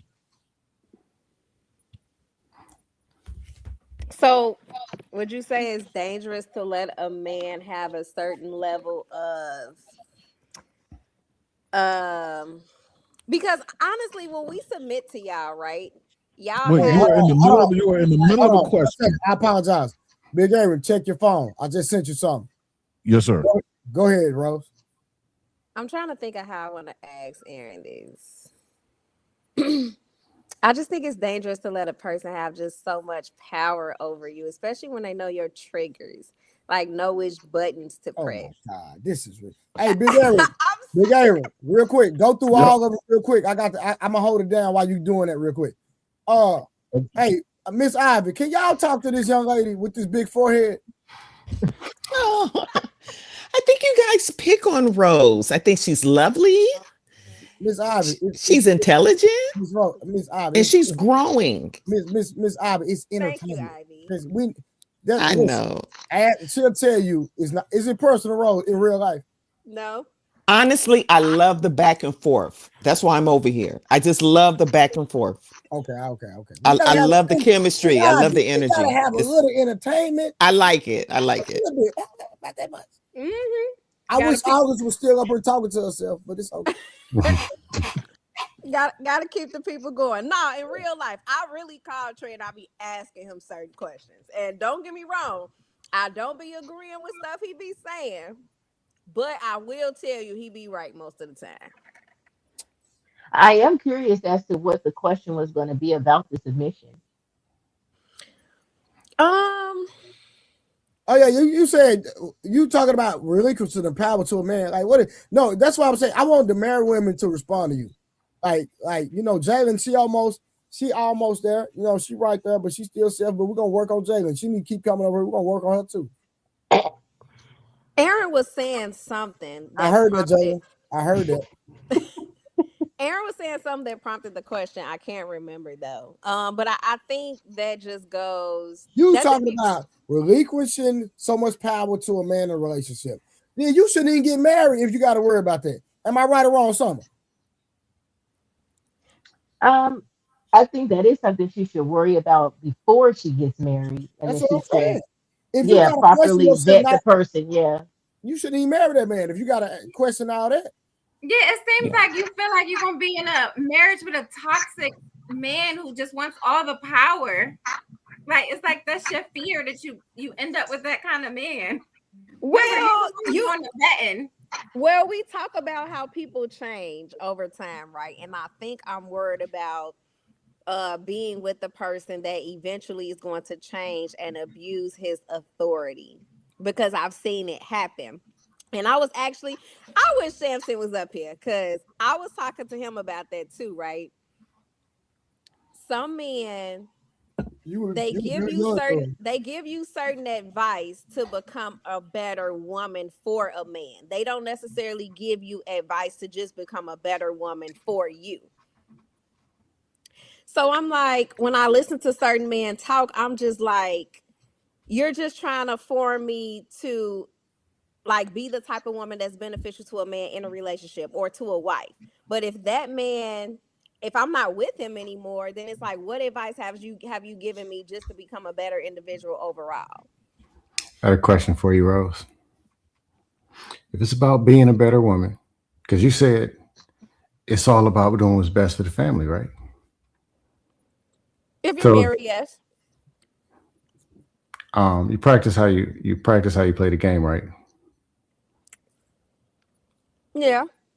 So if it's about being best for the family, you should be your best for you, and you should be best for the man, because he's 50% of the family, right? Mm, okay, yeah. And if this power struggle thing, if two people are fighting for power, how that relationship gonna work anyway? Oh, that's gonna end in a disaster. I So already no, if it's know. already gonna be a disaster, two people fighting over power in a relationship, why is it how? Why are there how tos and all the details of how to fight for power? Why does that even exist? Because, right? So I don't think the average Is- woman is just born and just around a lot of women where they're teaching her how to be submissive to a man, right? They're learning how to be independent, go to school, learn how to make your own money, learn how to society is teaching the average woman you don't need a man for nothing. So when you do get a man and you have to submit, like he's a real man and he's a leader, he's an alpha man and he wants a woman that's going to submit under him, it's hard to at a certain age um conform to that definition per se. And so you have a lot of different women that come from a lot of different backgrounds. Some they didn't see their mom treat their dad a certain way. They didn't see their dad treat their mom a certain way. They're probably a single mother, so they inherit a household, so they've been in this independent stage for so long. So when that comes about, it's like that. I think that's where the point of contention comes. It's like, how do you even how do you go from that submissive wife, right? By I would say that it takes. doing the opposite of all that other stuff. Yeah. Right. I was gonna say that it takes time. Like it's not something that's automatic because you're learning your partner, right? It's something that develops over time, and as you, even when you're dating, right, in the dating stage, you see how he moves, you see how he makes decisions, and that's what's gonna, if he's a godly man, if he follows God first, and you kind of like vet him out to see how he's operating when you're dating, then you get in a serious relationship, and then you make the ultimate decision to get married, right? I'm not saying that it's going to be 100% right when you get married. You're still going to have to be intentional about your submission. Submission is a choice. I know a lot of people say women are inherently born to be submit. That's not true. It's a choice that you have to make. You have to be intentional about submitting to your husband. And so it's something that develops and keeps developing and changes over time. And as your relationship changes, you're going to change, and and you're going to get there. So um, I don't think going in with the intention that I'm just going to be this 100% submissive person, it doesn't work that way. Like you said, if Huh? once you start living life and you take, No, the one even another if you one. get married at a older age, it's going to take time to readjust how you move, right? Yeah. So I would say give yourself grace.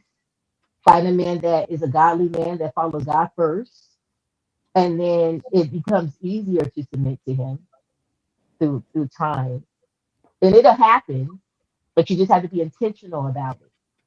Right. No, I understand that. I'm speaking in general. I'm saying because society, especially social media, right, is teaching our younger women just how to be independent and not need that man for anything. So how does the minority definition supersedes society's definition when they're so influential, especially with the younger women that are coming up in like high school and college ages, and they don't have those examples around. So I think you're on point, Summer. It's I don't know. It's a lot. It's definitely a lot because I fear how social media is gonna be like when this next generation just gets older. Well, they have to get mentors. They have to get women that are living the life that they are looking at, right? Like surround yourself with like-minded individuals, people that are married, people that have a successful marriage, people that are willing to be open and communicate and mentor you to say, hey, these are the positives about marriages. These are the negatives. These are the struggles that you may face. And it's as you're married, it says marriage, love is long suffering. I hate to say that, Long but suffering, you're keywords. long suffering. So you're going to have Look, your ups and Summer, downs, your valleys, your mountains. Yeah. Rose not willing to suffer. Y'all Oh, it's gonna be stop. long Hold up. suffering. Stop I'm making telling this you, is not about me. it's not in your spirit, man. I'm trying to help you out. I'm divorced. I can tell you. I'm trying to give you Right. some game. You It's ain't not Rose. You ain't third where you in it for the long haul yet. I'm telling you. You want that white picket fence, and you want that picket fence to stay white, baby. When you mow the yard, that means some of them that grass gonna get on the fence, and you gotta clean it off. You gotta wipe it off. That means there's some work to be done. Am I right or wrong, Miss Ivy, Miss Summer? Good Yes. work. Yes. And you have to always know that there's going to be peaks and valleys in your relationship. And are you willing to weather the peaks and the valleys? Are you willing to weather the good and the bad times? Listen, just listen. In them good and bad times, just make sure that thing still get wet. Oh my gosh. You know, Rose, you had mentioned about being concerned with change. And I want to say that, not all change is bad mm-hmm. because people evolve, right? And I think you have to at least open the door up for that, right? Because I know like people say, oh, well, you worried about the woman changing or the man changing. You should, if you be with somebody for a long period of time, you should be getting a better version of yourself each and every day. Like I'm not the same person that I was in year one that I am in year 17, and I shouldn't be. I should be a better version of myself, right? I think a lot of times too, when it comes to change, when people talk about how they outgrow each other, and I think in some cases, not all, but I think in some cases, people don't do check-ins. They wait till they get to the end of their rope and then you like all of a sudden this person changed, or all of a sudden now you want to tell the person how you feel. But no, if you do check-ins from time to time, you can kind of get the gist of saying like, okay, they not thinking the same or they don't feel the same way. And you also have to be mature enough to be like, you know what, if you do a check-in with somebody, sometimes they may give you an answer that you don't like. And I can be grown enough to say, at least once or twice, you think I'm thinking I'm doing everything the right way, and my wife like, nah, this ain't it, and I'm like, huh? And yeah, you take that, yeah, it can gut punch you a little bit, but at the same time, for me, I would rather be temporarily uncomfortable and fix it, or address it, than be long term uncomfortable. Now I ain't in the same house with my wife and kids, so Mm-hmm. it just depends on how you look at it. No, I agree with that. I definitely agree. I feel like, with change, you're right. Change is not always a bad thing, but when you go through that change and you're on foreign territory, it's like you're automatically going to be resistant to it because it's not something that you're used to. So you have to have a partner, and that's whether it's on the man side or the woman side. You have to have a partner that possesses a certain level of patience with you because now y'all are growing together.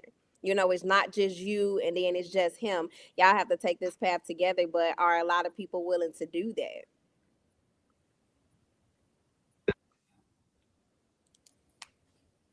Because I think, well, to Summer's point, um, I think a certain man that wants to get married, he's already looking for a woman to be at a certain level in her submissiveness. Am I right? Am I right, Summer? Yeah. So it's like, where is there room for growth? I guess Good that's my question. question because it's like you already are expecting certain things, and I'm probably already expecting certain things from a husband as well. So it's like at minimum, what do you need to have for a man to say, "Hey, like I'm willing to put a ring on your finger"? Like at what level do you need to be? submission part, it does have to be a certain level of growth. But I think also too, as far as your willingness to submit, I do have to say this, right? And maybe some dudes will agree with it, but maybe they won't. But my track record in making decisions have to speak for itself. I have to have a sufficient track record to say that, okay, for you to believe that whatever decision that I make is not going to lead you into a ditch.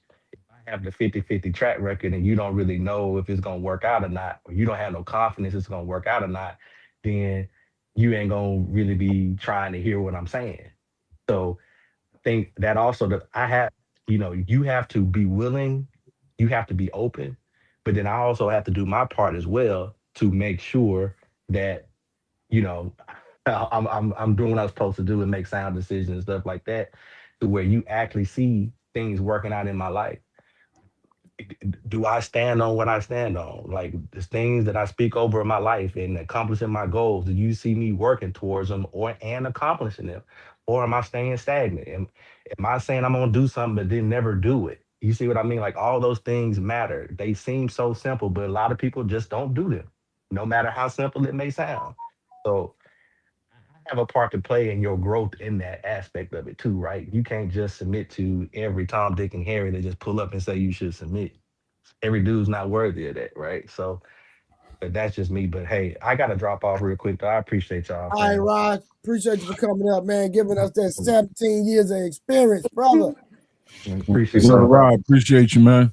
All right, shout out to Crew Fest for the $9.99. I need $30 more and I can give me a $40 special. Okay.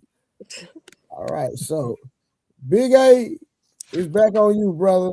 Yes, sir. So that was a great idea, Mr. Ivy. She says she seems to believe that a list of questions can be asked that are yes and no to make a show. So let's get into it. We're gonna go from starting with Miss Karen the Rose and then Miss Ivy. We're gonna go from the way we read, left to right. These are all yes or no questions. Uh-oh. Starting question number 1. Can love exist without respect?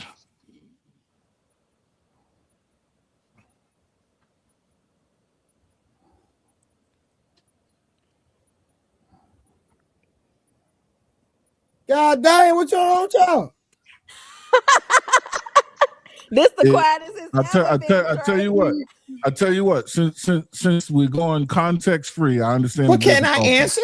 Yeah. Well, no. We will. Okay. If you need to pass, I'll move to the next person and then come back to you. I'm gonna say yes. Love can exist without respect. Okay. Yes, Ms. Rose.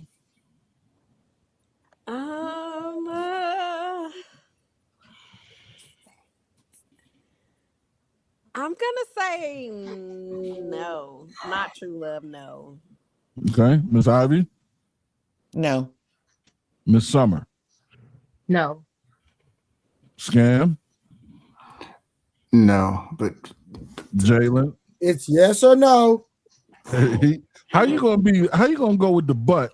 And that's something the women. We just all night we've been saying that's what the women do. And the first one to go butt is man. Scam, you scamming. Point proven. No. He ain't proving no point, fucker. Bomb Cherry, how you doing, man? Good day, everybody. And the answer is hi, everybody. It's yes or no, Bomb Cherry. No, that's what I'm about to say. No, love is respect. Respect is love. Okay. Yeah. Next question. That was not a yes or no, Bomb Cherry. I'm sorry. You're killing me, Aaron. You could do it, Scam. We believe Bomb in Cherry, you. she knows she my friend. Bomb Cherry, you try one more time? Oh, y'all can't hear me? We can hear you. Oh, I thought what was the question? I thought I answered it. Can love exist without respect? No. Okay, excellent. Should a man always lead the relationship, Miss Karen? What? Can you repeat that? Yes, I can. Yes, I can repeat that. Should a man see how this works? Should a man always lead the relationship? Oh, you said lead. Okay. Yes. All right, Ms. Rose. Yes. That was a struggle. Lying sucker. Did it hurt that bad, huh? Go Yeah, get it the hurt. That band. hurt. I almost couldn't breathe. I know. You get a band-aid and a shot of tequila. You'll be all right. Miss Jalen? Yes. All right. Miss Bomb Cherry? No. Okay. Miss Ivy? Yes. Miss Summer? No, but I have context. Watch it now. And Mr. Dust? Breathe, son. Breathe. You can do it. No. Okay. Next question. Yes. Should That hurt. finances? That hurt. Should I can see it hurt him. It was painful. Should finances be combined in marriage? Miss Karen. It's a live show. I'm gonna pass on this question. We'll come back to you, Miss Rose. Yes. Miss Jalen. Yes. Miss Bomb Cherry. If he good at, I'm gonna say. Can I say maybe? Or I gotta be yes or no? Yes or no? God.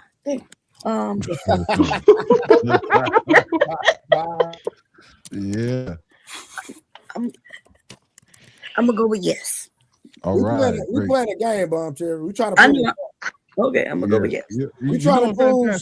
We try to prove somebody wrong. Right. Yeah. Look at that. Look at the stretch. Look, that man growing muscles from muscles. It came out of nowhere. He's stressed. Miss Ivy, should finances be combined in marriage? Yes. Miss Summer? Yes. Scam? Yes. All right. And Miss Karen, coming back to you. Should finances be combined in marriage? I'm gonna go with yes. All right. Great job. Next question.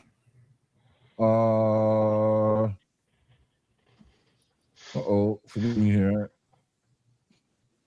Damn, what I'm doing here. Okay, yeah, here we go. Can emotional cheating be worse than physical cheating? Yes. Can emotional cheating be worse than physical cheating? Miss Mars says yes. Miss Rose says Yes. yes. Miss Jalen? Yeah. Miss Bomb Cherry? Yes. Miss Ivy? Yes. Excellent. Miss Summer? Yes. Scam? No. Right. Should past body count matter in long-term relationships? Should past body count matter in long-term relationships? Miss Karen. This is for both parties. Should body count matter? Should past body count matter in long-term relationships? Should past body count matter in long-term relationships? Gonna take a mulligan? No? No's your answer. All right, excellent. Ms. Rose? No. Ms. Jalen? Yes. Fantastic job. Ms. Boncherry? No. Nope. Miss Ivy? No. Miss Summer? No. Scam likely? No. All right. Yes. Yes. Yes. He didn't say male or female. Trey, you don't Nah, believe. can't get no context. You don't believe yet, Matt. Trey because- can't believe yes. I said yes. I didn't female. say nothing about no context. I said yes. I see. This is what turned. This game is what turned August into August. Sam, don't do that. This I game said created yes. August. No context. Body counts matter. Period. Here y'all talking about. At least he So what there. they just want to know you have a lot of experience. So what? No, I'm saying, like, is that how it's supposed to matter for you? Like, Let me tell you something. Any woman know me, know my body count high, so it is what it is. Either you gonna accept it, or you gonna leave it. Toxic. That brings me to my next question. Is jealousy ever healthy? No. No. Okay. That was quick. That was quick. Yes. Yeah, we already. Miss Jalen? No. Miss Bomb Cherry Juice? Yes. Okay. Miss Ivy? No. Very good. Miss Summer? Could you please repeat the question, sir? Yes, I can repeat the question. The question is jealousy ever healthy? No. All right, excellent. And Scam? No. No. That was easy Trey, for him. Trey, you in on it? No. No. All right. Can someone truly change after cheating? Yes. Of course he would say that. I'm kidding. Trey. You want a mulligan? Hey, ladies, y'all scared to answer the question? Oh, we was going in order. We're waiting for him. Yeah, Miss Karen. Oh, I'm sorry. What was the question? The question was, can someone truly change after cheating? Oh, I answered it already. I said yes. My apologies, I missed it. Miss After I Rose? said, of course he would say that. I was like, yes. My bad, I missed it. Yes. Okay. Jalen? Yes. Bomb Cherry Juice. Yes. Miss Ivy? Yes. Miss Summer? Yes. Scam context. Yes. Okay, excellent. Next question. Should relationships have gender roles? Yes. I'm supposed to be first. Yes. Yes. Yes. No. What? Yes.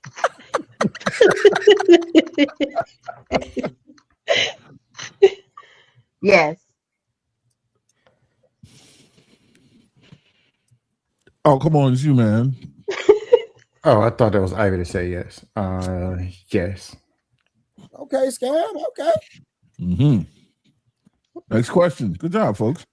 Is attraction. Bomb Cherry want to grab the pistol when somebody break in the house, but and pump the gas when somebody.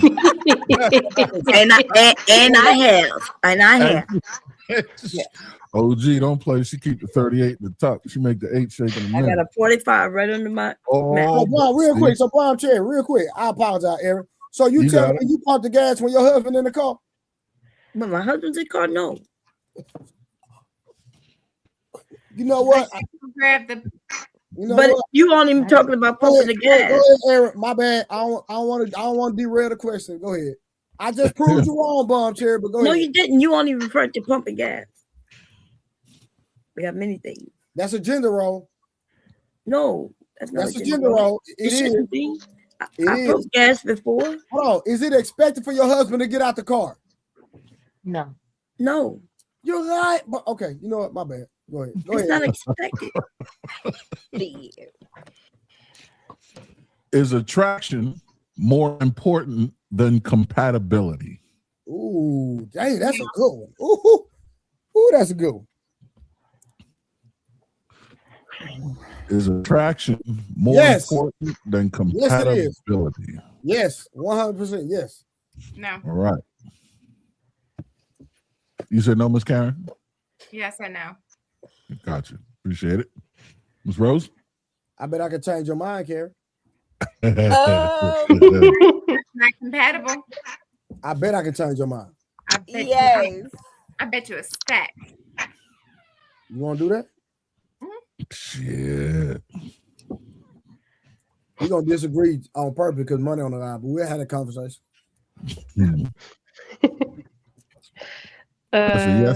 Yes from Miss Rose. Miss Jalen, what you got? Yes. Yes from Miss Jalen. Miss Bomb Cherry? Can you repeat the question? Yes, ma'am. Is attraction more important than compatibility? No. Okay. Look at you trying to be righteous. Miss Ivy? No. All right. Summer? No. And the Dusty Context Man? No. You know this Oh. question rigged. All right. No, it wasn't rigged. It was typed to ask. Okay, next question. This is a great game. You guys are doing a great job. I'm liking this. Should men always pursue first? Hell no. Miss Karen? No? All right. Miss Rose? Yes. Yes. Yeah, Miss Jalen. No. Miss Bomb Cherry.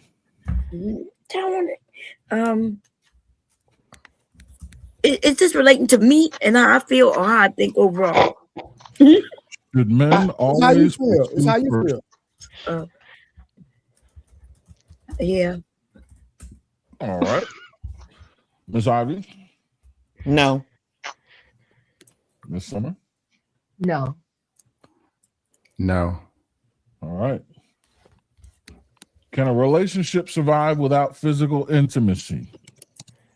Can a relationship survive without physical intimacy? Yes. Okay.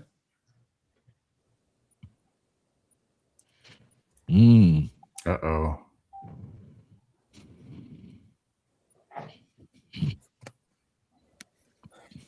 Yes, Uh-oh. it can. Can? Okay. You had to think about it, Karen. I mean, you must like sex. Sure did. That wasn't the question. Cap. I smell it coming. 2 gallons.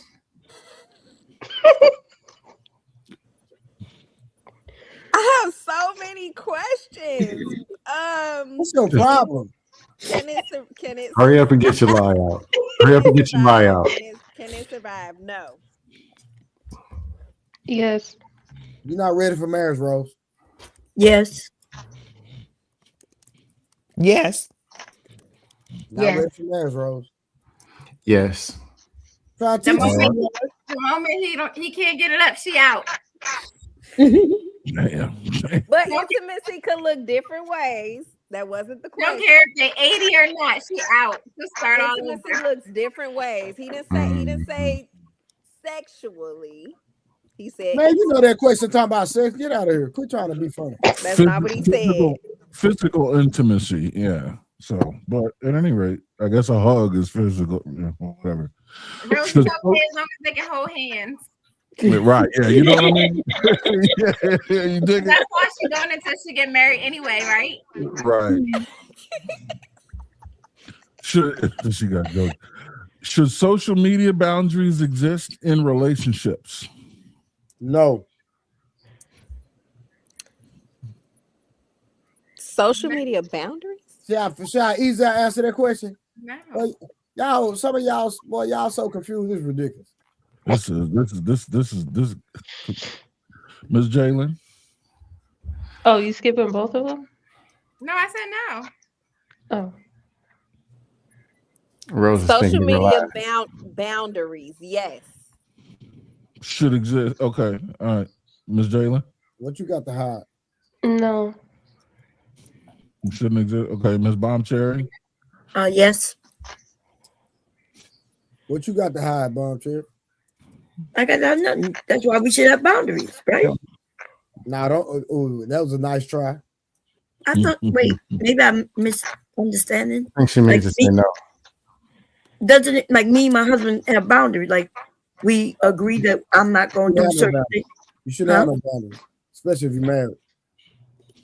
Wait, am I understanding incorrectly or something? So she actually Yeah, I don't understand it correctly either. Then, are you saying do whatever you want on social media or access like to be able to view people's Access. No, Okay, that's what I take as access. It's access. It's access. So me and my husband have boundaries. Like he can't do certain things, I can't do certain things. No. We talking about access to each other's social media. Like go through your phone and see what's going on. I misunderstood. Yeah, I misunderstood. Oh no, my husband No, I'm good with that. I guess social media access restrictions exist in relationships. Yeah. So you said no. It should be wide open. Yeah, Wide he's open. Okay. Got it. All right, Miss Ivy. No. Miss Summer. No. Scam. No.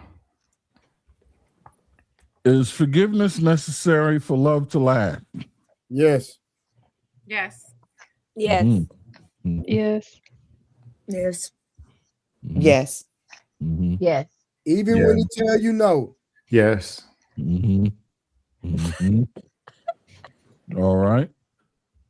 Can you love two people at the same time? Yes. Oh, yes. Yes. Mm-hmm. Yes. Yes. All y'all some No. thoughts. No. All y'all some thoughts. Everybody say No, yes. I can love my husband and my child at the same time. We didn't have no Right.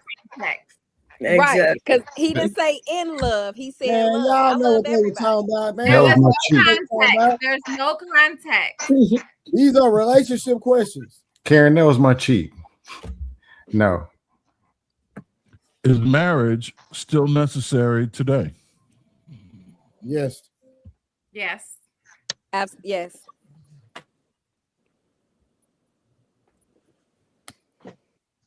Oh, my bad. Yes. No. Yes. Yes. No. Should a provider expect submission? Hell to yeah. Yes. Yes. Yes. He can expect it. That one. And you that, I mean, he not gonna get it. Oh my God. I'm with Rose on now. When he can expect what he wants, don't mean Look at you, Bomb Cherry. Yes. Bomb Cherry, I'm gonna kick you out because you're a bad influence. Wait. Rewind. You said, Rose, you said he can expect it. You didn't answer the question. Should a provider expect submission? I'm not Yes. asking what he can, I'm asking what he should. He should. Yes. Okay, great. Bomb Cherry, you still on the same? Yeah, he should. Okay, great. All right. Miss Ivy, we got you. And Yes. Miss Honey? Okay, great. Thank Yes. you. I'm going to say no. You want to say no? Okay, great. Can long distance relationships truly work long term? No. Yes. Okay. Yes. Yes. No. No. Yes. Who all said yes up here? Wait. Context. All right, Rose. No. I want the single person. Summer, you and your husband stay together. So I'm gonna take this single little woman up here. Hey, do what I want to do. Make sure. Matter of fact, you know what? Hold on. Y'all stop. He didn't answer. No, Karen, I got something. You know I like that. Them glasses. He been killing me. Rose, can I ask you a personal question? Yes. Did your last relationship, did it kind of, wasn't the distance an issue? It wasn't the distance. No. That ain't what you. It wasn't the distance. It He's was asking you a yes or no question. He said, was the distance an issue? Was it an issue? No. You told me that. No, I said because he was jealous. He didn't meet the 360s. It was issues, his insecurities. The distance wasn't the issue. I'm talking about the guy with the mama and all that. With your mama. Oh no, that wasn't him. No, that's two different relationships. He was here. Yeah, he was. You got too many men for me. Hold on. That was in the past. Oh shoot. Okay. I knew one dude that stayed out of town. He did. We dated and it didn't work. So it wasn't because of the distance. Yeah, it wasn't because of the distance. That was Roku. They right. Angel right. It was Roku. Oh, okay. My bad. I thought I had okay. That's on me. I thought I caught you in the contradiction. Mm-mm. All right, go ahead. My bad, Aaron. Yes, sir. All right. Context didn't answer. What's that, Miss Karen? He didn't answer the last question. Trey rudely interrupted. Oh, my apologies. All right. Mhm. You talking about scam? Mhm. Context? Mhm. What you got? No. No. Okay. Next question. Should exes remain friends?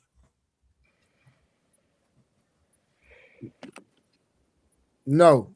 That's a no from Mr. Okay, and that's a no. Miss Rose? Hell no. No, not even if he's taking care of that cell phone bill. It's on the No. contract. They gotta come off. Contract terminated. No. Terminate contract. All right, I like it. Miss Jalen? No. Mom Cherry Juice? Yes. Yes. Miss Ivy? No. I'm sorry, say that one more time. No. No, thank you very much. Miss Summer? No. Scan. Yes. All right. Is unconditional love realistic? No. No. Yes. Unconditional. Her. No. Yes. Yeah. Yes. Yes. Yes. Yes. Soon as y'all man stop paying the bills, y'all out of there. Get out of here. Out of there. Well, I got children though. I got my love. No. We talking about relationships, Tom Bomb Cherry. Well, if it's for a man, hell no. All right. Yeah. It's about a relationship. No. These are relationship questions. Yeah. All in the context of relationship. Okay. All right. Now on to the more intellectual and philosophical questions. Oh Once shit. again, they're all yes or no. Turn it up a notch. Uh-oh. We'll turn it up. Now we're going to dig into that prefrontal. Okay, and this context is relationships, right? If that's ever in question, yeah. But these are more philosophical questions overall. But yeah, if it's in question. No, the first group was relationship. Now it's finna change a little bit. Now it's real deep, right? So these are more existential. So, but they're still yes or no only. Question number 1: is truth always objective? Ooh, God. Is truth always objective? No.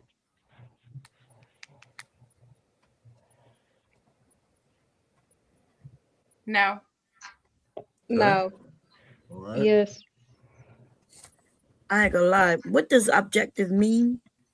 Objective meaning perceivable by everyone. Subjective meaning from your point of view. No. Miss Ivy? No. Summer? No. No. No. Jalen, do I have on glasses?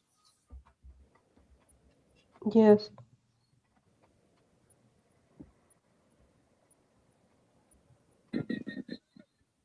No, you sure?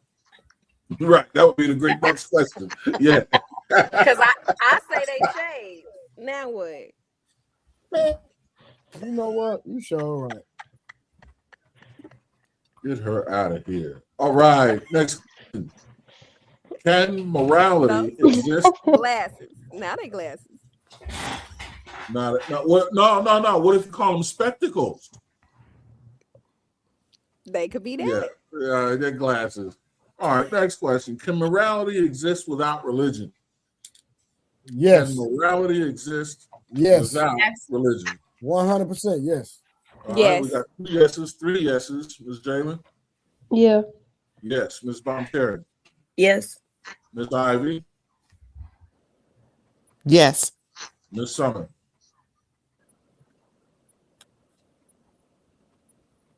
Uh-oh, he's in the house. Miss Summer? I can help you out, Summer. Can morality exist without religion? All right, watch this. The question is, Yes, can morality religion. exist Yes, without Give religion? her context, right? religion. Yes, I was gonna make it real easy for her. Go ahead. Yes. yes. The All question right. is Because easy. there was morality before God gave before the law, right? Summer. There was morality before God gave the 10 Commandments, right?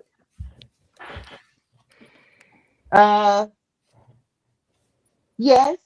Oh, okay. But I was playing around with the word religion. That's why I was. I got you. Yeah. All righty, moving right along. Are humans naturally selfish? Rose is. It's a yes or no question. Yeah, my she bad. got you. Oh, my bad. My bad. I think You she and trained. Cam acting up. I say yes. All right. I say yes. Okay. Say it again, Aaron. No.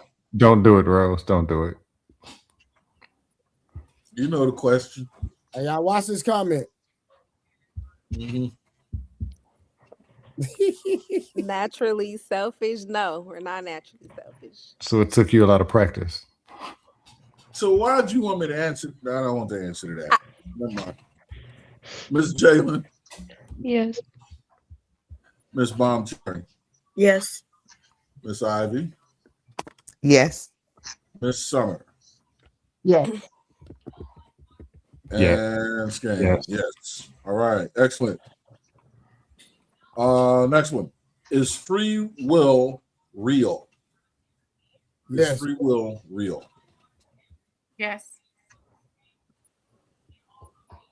Yes. Yeah. No. Yes. Yes. Yes.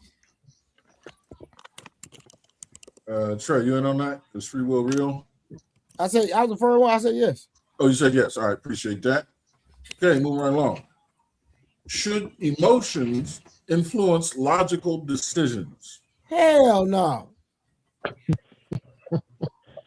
Should emotions influence logical decisions? No. Yes. Shit, me. No. No. Yes. No.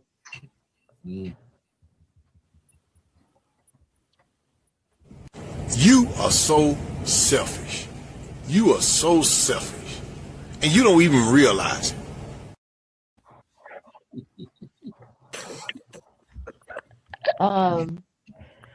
Would you like the question again?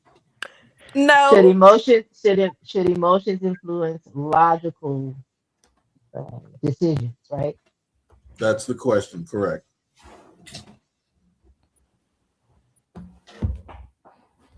Yes. Well Yes. done.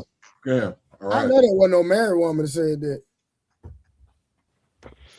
Yeah, we said You that. said this one wasn't just about relationships.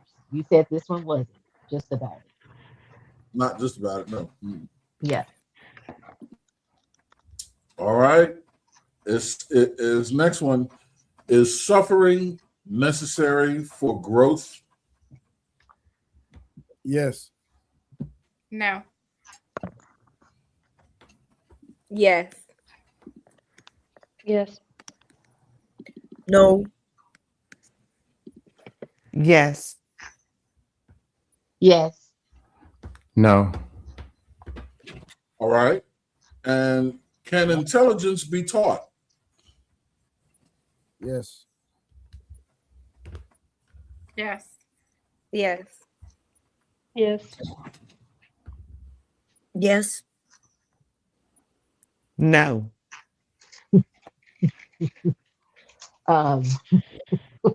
Yeah, she has power now. You say powering up. What? No, I said she had power. She had power in that answer. No, no, Right, no. right. Okay. Said Ivy with say you do so conviction. you don't. Yeah, it's a no. No. All right, Scam. Yeah. Yes. All right. Next question. Does power always corrupt?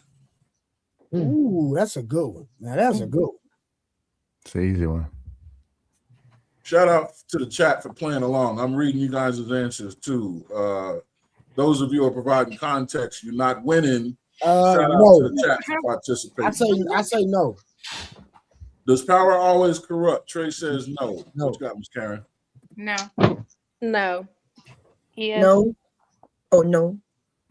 No. No. No. And just to confirm, Jalen, you said yes. Yep. You said yeah? Yep. Okay, got it. Appreciate that. Next question. This is so hard because I have so much I want to say. Like, I know it's an exercise. You'll be all the better for it. We getting there. We're almost there. But you guys are doing great though. Hey, hold on. Hey, I don't allow. I don't. If you want to come on the stream, I don't allow smoking on the stream, bro.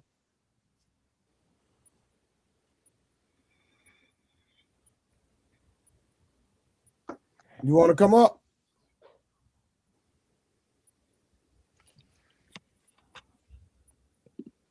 Go ahead.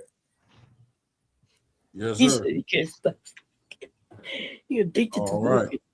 Next question. Is success mostly determined by discipline? Is success mostly determined by discipline?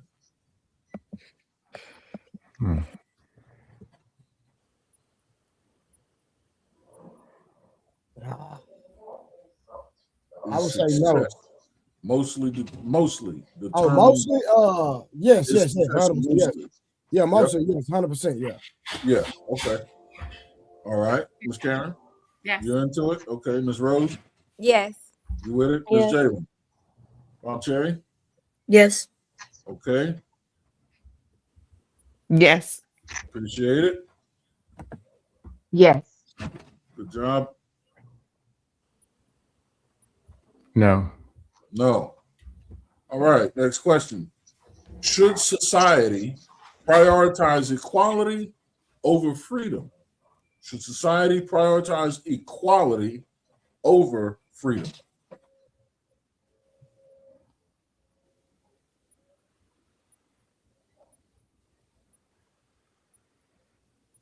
Struggling, Trey? Yeah, I'm struggling with this one. I'm gonna say no. Rose, we can come Yes. back, Trey. Yes. All right. Jalen, No. I'm Cherry Juice. I'm gonna go with yes. Go with yes. All right. Miss Ivy? No. No. Miss Summer? No. Scam? No. Back to you, Trey. Should society prioritize equality over freedom? What you got? I ain't gonna lie, I'm stuck on this one. Okay. You need context? No, I'll tell you Karen's what. so petty. Somebody give me a context. No, I'm really stuck on this one for real. We're I'm not not even giving gonna lie. context. That's not the game. I know it's not, but I want to hear y'all rationale with this. You always want an exception. Go ahead. Yes or no? Skip. I skip. Go to the next question. Before we get on that, let me say one thing because this is, my wife and I always, with the answering questions, I always say, I don't know is a perfectly acceptable answer as long as it's the honest answer. So now you tell us that. Right. Well, I gotta make you work. I gotta make you work for it. With new rules. You gotta earn it. Now Rose, Participation trophies. now Rose can take 5 of her lives back. Right. No, you heard Miss Karen. No participation trophies. You're gonna earn it. This one is kind of easy though, especially if it's about philosophy. About philosophy. Well, I'll tell you, but I can see the difficulty. But let's move on to the next one because you guys are doing great, and we almost Some there. of us are doing great because we answer all the questions. But go ahead. Trey. Yeah, no, you guys are doing great. Can someone be good? Can you do Huh? that according to YouTube's terms and conditions? Do what? What's that? Somebody gave me one of their fingers. I'm It sorry. wasn't the nice one either. What I'm missing? No, we just messing with Trey. Go ahead. I'm sorry. Okay. Oh, they're giving you guff, my man. Okay. All right. Next question. Can someone be good without doing good deeds? Nope. No. No. All right. No. Yes. No.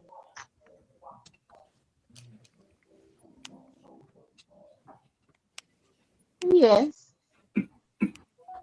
No. Okay. Is reality shaped by perception?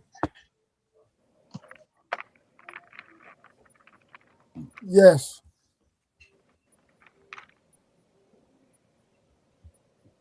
Is reality shaped by perception? Can you come back to me? Oh, no, you didn't, little slow girl. I'm going to answer. You didn't provide an answer at all. You sound like a little a worse than white girl. At least I can answer questions. You just didn't. You didn't answer. I said, come back to me. You completely bowed out. Figure it out then. I got you, Karen. We'll come back to you. Miss Rose, what you got? Yes. Is reality shaped by perception? She says yes. Ms. Jayla? No. Miss Bomb-Sharon? Yes. Miss Ivy? No. Okay, Miss Summer? No. Mr. Scam? Yes. Okay. And back to you, Miss Karen. You do it, or you gonna? I'm gonna go in no. You gonna go? No. All right. Good answer. Trey, I answered. Now what? No. Now next question. To answer your question, now next question. Are people more influenced by environment than choice? I'm supposed to say yes or no? No, I'm joking. Hey, just to FYI, Samson, since you late and you been out thotting all night, you can't play the game. Biden is crazy. No, we're almost there. We got a few left. We got about a dozen Now we left. got questions, Sam. Yeah, we got a new set for you, bro. So, are people more influenced by environment than choice? Mostly is the key word. I would say yes. They're more influenced by environment than choice. I would say yes. Okay.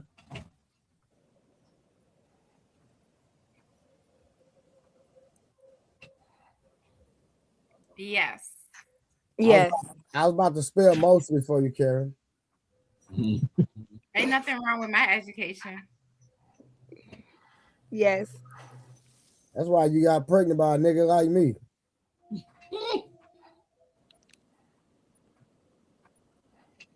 Samson, say something. Please say something. She's schooling out education, but the same her baby daddy from my neighborhood. Now what? Oh gosh.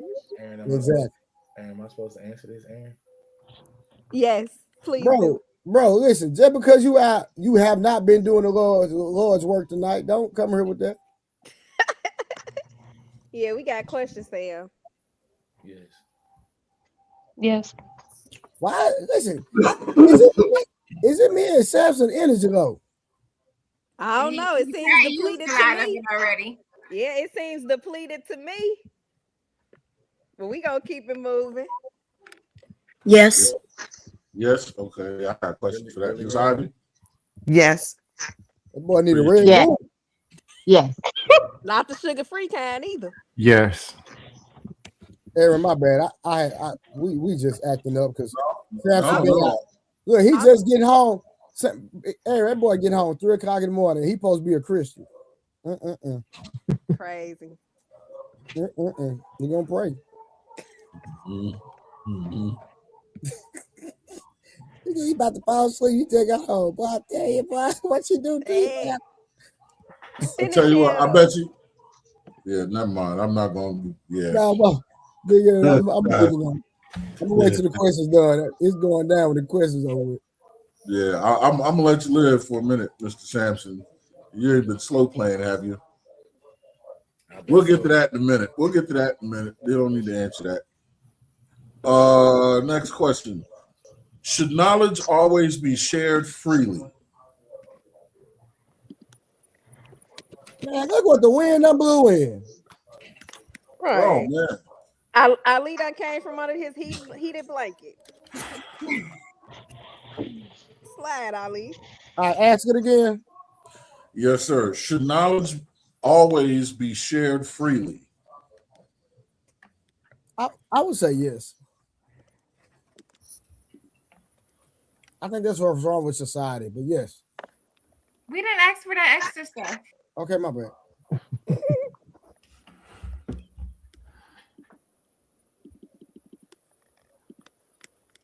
No. Yes. Yes.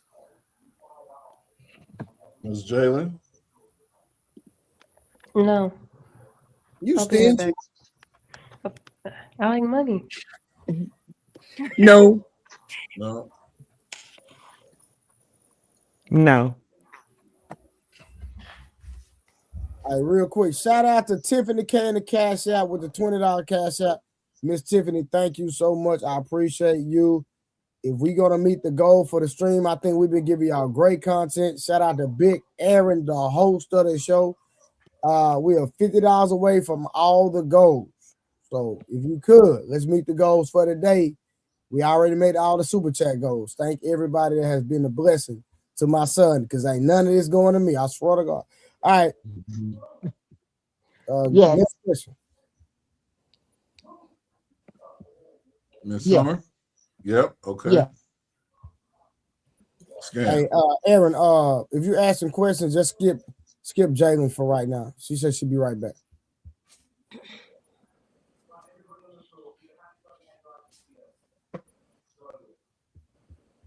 You hear me, Aaron? Yep, got you. Okay.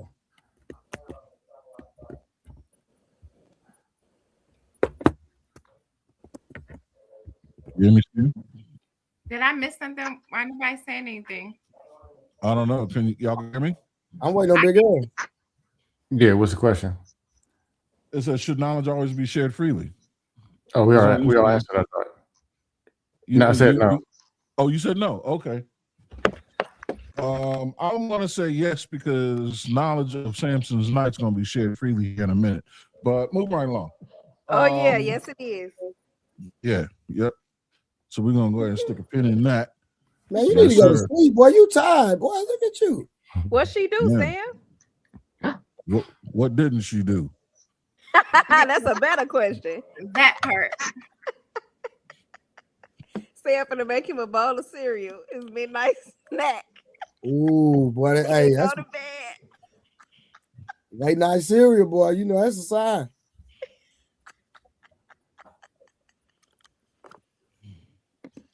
I thought I asked you was you out cotton. Then you tell me you was working. You on mute. You acting like August now. What I tell you? What I tell you when you ask me? You said you was working, but you didn't tell me you was putting in work. It's a difference. He was laying pipe.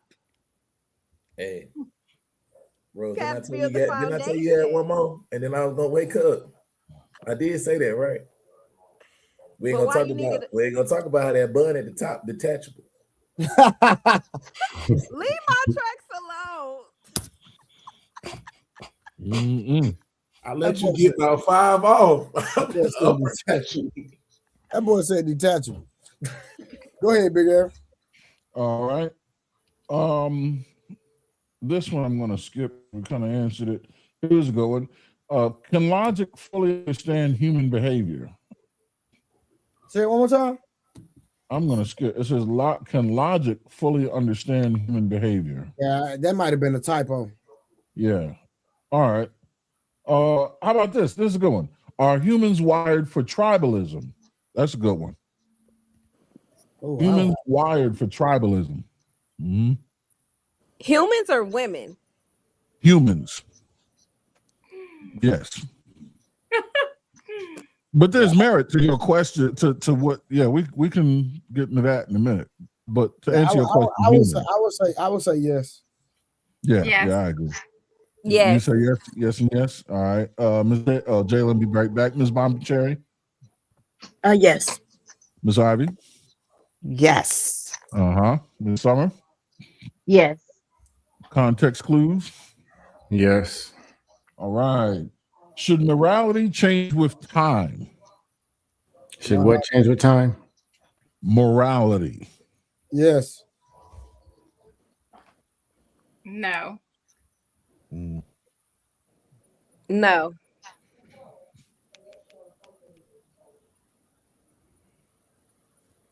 Bombercherry Juice is you next. Yes. Samson not playing no more? He's Well, too he tired. Wore out. No. No. Yes. Yes. All right. You're gonna evolve, but go ahead. Yep. So these are the last 6 questions. Oh, well, no, one more, and then we'll go for the last 6. Can people fully know themselves? Rose doesn't know nothing about herself. It's a yes or no question. Try it again. You know the rules don't apply to him. Go ahead. Can people fully know themselves? No. Is it me? I'm sorry. I thought it was Trey. Right, I thought it was too, Trey. I would say no. No. No. No. Yes. Okay. Yes. No. No. All right. These last 8 questions, they're going to be challenging. They are deep debate questions, yes or no still, and these are questions that are great for engagement. So you're really going to have to. What's that? I think we're proving scam likely wrong, but I'm not gonna say nothing about it. But go ahead. You got me. We're doing it. Yeah. I plead guilty. Yeah. He tried to sabotage and everything. Yeah, y'all got me. Okay. Well, we're gonna finish out. We're gonna finish out with these 8 questions. We're gonna throw salt in the wound and then move right along. Because this is fun, and you guys are doing an excellent job. Appreciate the effort. Deep debate questions. What's that? You feel like torture. I know it's hard. So this is really going to get you. If it was rough so far, you're really going to want to get into these. But it's only 8. People in the comments saying women I are know. whores and I'm watching the comments too. Yeah, I know it's rough. I know I'm in the comments too. But you hang in there. Y'all doing it. Y'all killing it. These 8, they're going to hurt, but it's only 8. Is provision enough to qualify someone as a good partner? Yes or no? That's it. No. Okay. No. All right. No. No. No. No. No. No. All right. Easy. That was No. She said no. Oh yeah. No. Wait a minute. That's right. She didn't say nothing. Hold up. What's your answer? I said no. Oh, okay. Oh, good. Oh wow. Right. Jesus is alive. I'm telling you. Well, that was an easy one. The first one, is always the easy one. Now, here we go. Watch this. We're gonna come back to this. Should love be conditional? So it's different from the other question. Should love be conditional? Should it? No. This is different from the other one. Look at Rose. Should love be conditional? Mm-hmm. Yes. Rose gonna burst into flames. Come on. I'm sweating. You can do it.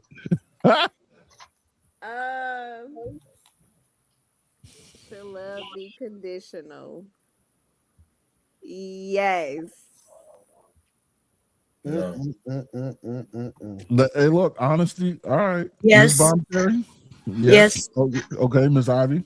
No. Summer? No. Scam. No.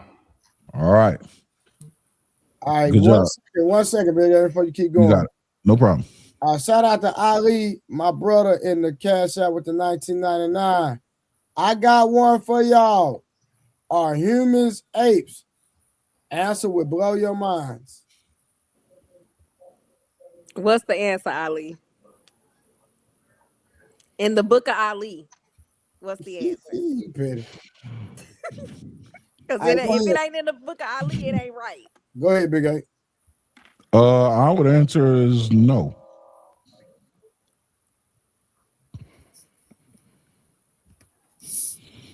My answer to the super chat is no. Everybody else want to answer? No? Okay. And emotional I'm gonna do a vulnerability. traded. Huh? What you say? I'm gonna do a traded. I don't have an answer.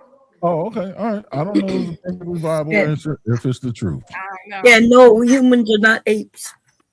No, You they're gonna not go no? apes. No? Yeah, no, they're not apes. I don't Miss know. Ivy? No. Miss Ivy, where you at with it?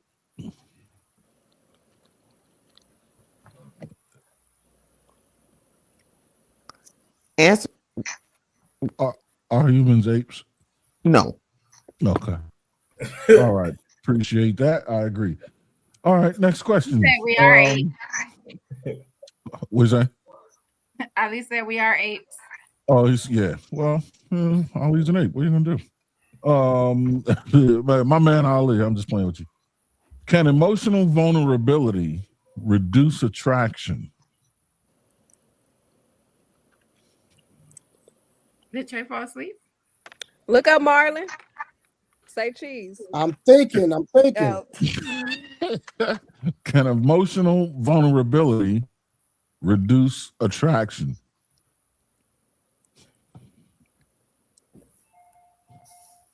Dang, that's a trick question. You gonna come back around? You got it.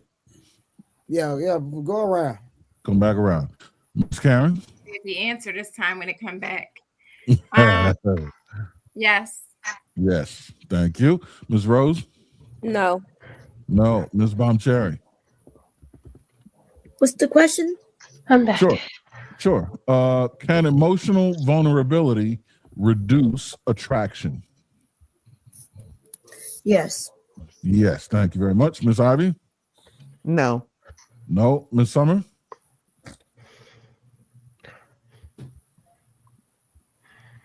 Can emotional vulnerability reduce attraction? Can it reduce?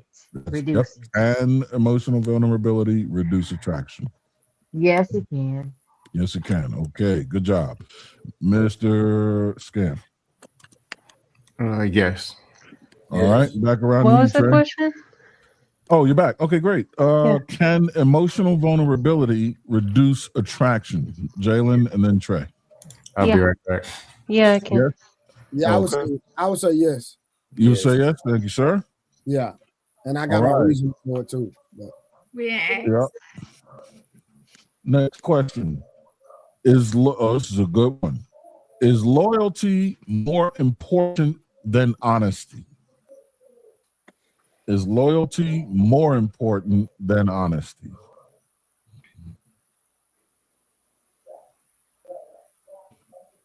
Is loyalty over honesty? Yes or no? Loyalty over honesty. Is loyalty more important than honesty? Yes. Yes, loyalty is more important than honesty. Appreciate that. Miss Karen? I know why he said that. No. No, you don't agree? Okay. Miss Rose? Yes. Miss Yes. Jalen?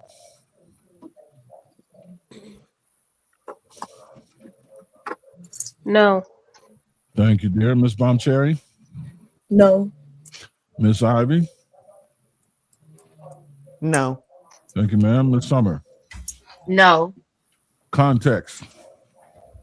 What was the question? I just got back. You got it. The question is loyalty more important than honesty? Yes or no? No. No.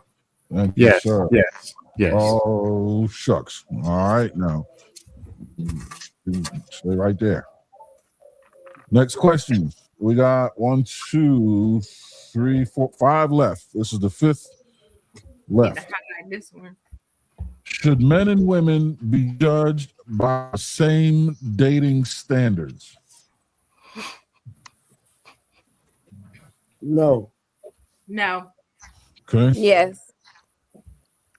Oh, you don't say? Okay. All right, Miss Jalen. Oh shit. You kidding me? She said yes. All right. No. Yes. Oh, okay. Yes. Oh. Yes. Yes. Yes. Surprising answers there, but thank you very much. I like it. Is modern dating harder than past generations? You skipping me, so I'm gonna say yes first. I think he went to sleep. You say what?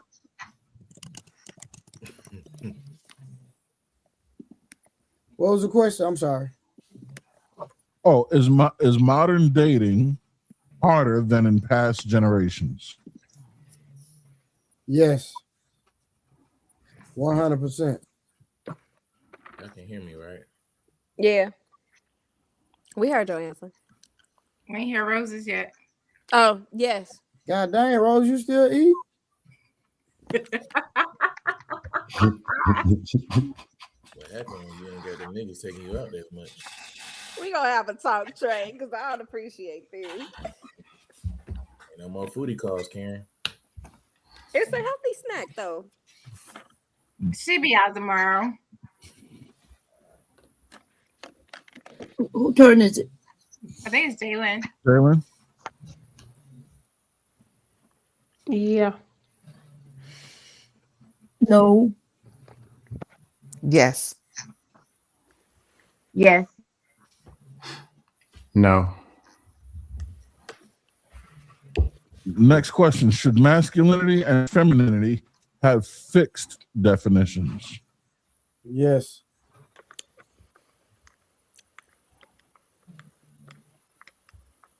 Yes. Yes. Yes. Yeah. Yeah. Yes. No. Yes. You know, it was almost unanimous if it wasn't for Summer. One of these kids is not like the other, but very well. Can independence weaken relationships? Yes. Yes. Yes. Why you Yeah. laughing, Sam? Yes. Yeah.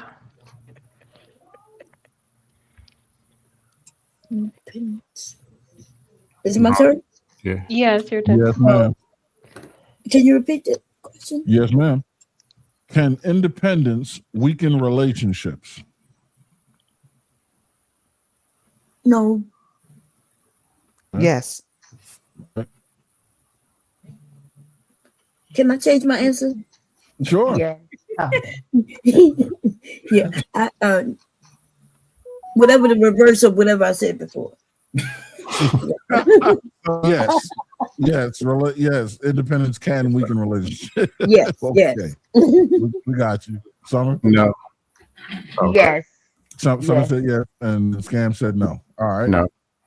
Last question, and because everybody did such a great job, there's one bonus question just to wrap it up. This is officially the last question. Should relationships require sacrifice? 100%. Yes or no? Yes or no? Yes. I'm sorry, my bad. Yes. Yes. Yes. Yeah. No. Yes. Yes. Yes. All right. Appreciate you guys for playing. Here's the bonus question. Is peace more important than passion? Yes. Yes. Peace is more important than passion. Okay. Ms. Rose? Yeah, that's a bonus, isn't it? Yeah, yeah. It's a hell of a bonus, Aaron. Uh-huh.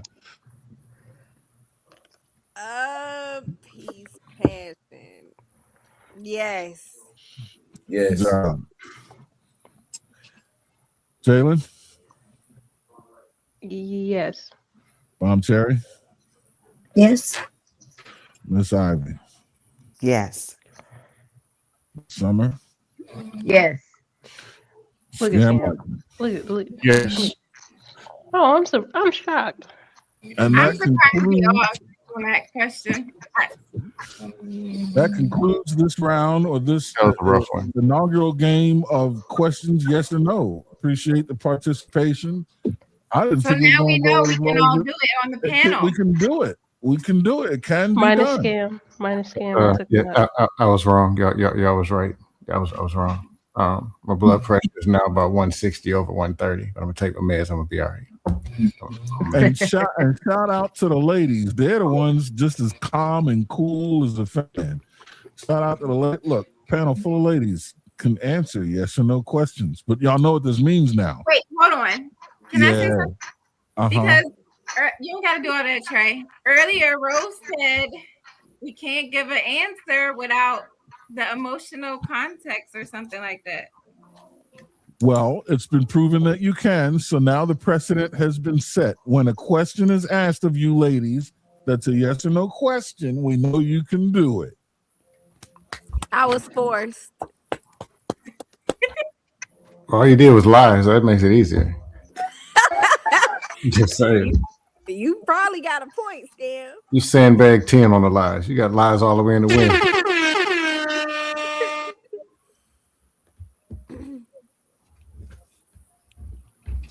Oh my God. Are here? humans, what does it say? Yes, scientifically. Humans are classified as apes. Go down, Trey. What's the key points?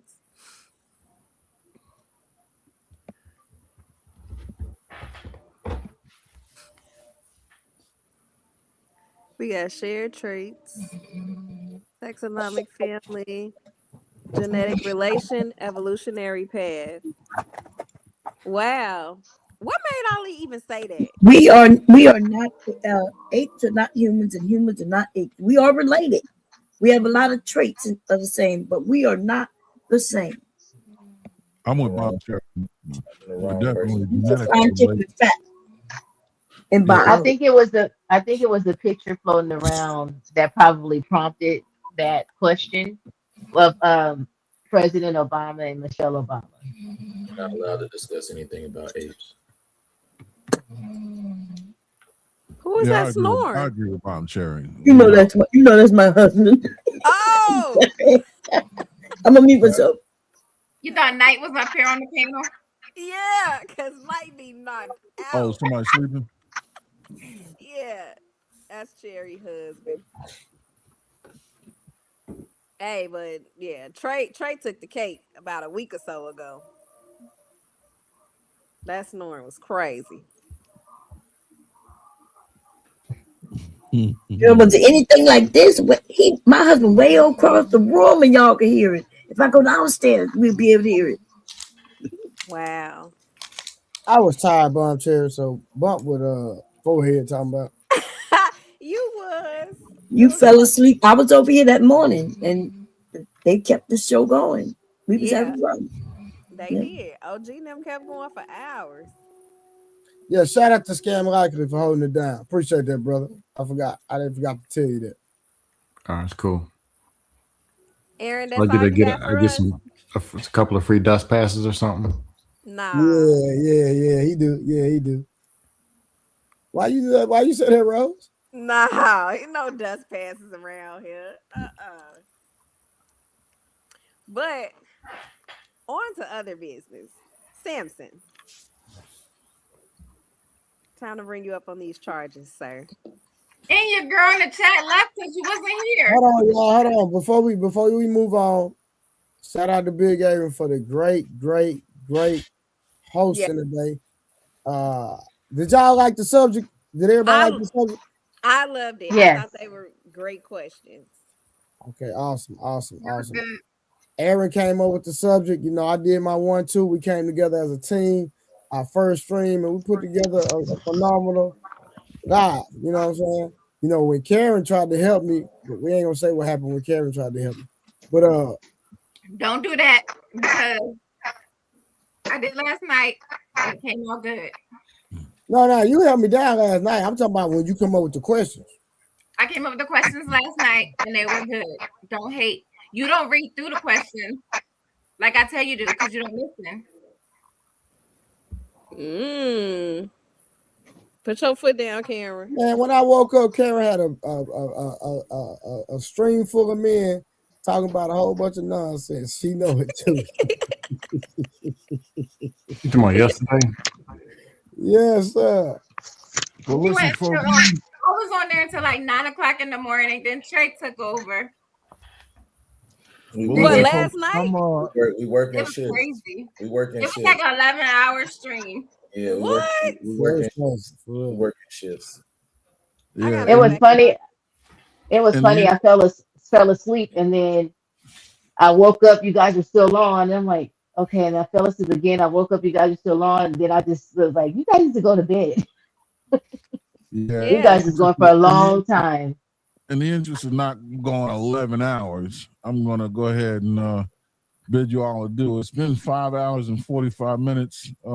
I appreciate, first and foremost, the panel for the appreciation and for the hospitality. I mean, I've been here before, but this was a lot of fun. I really appreciate it. You guys made it easy on me, man. You know, this was great. Shout out to the chat.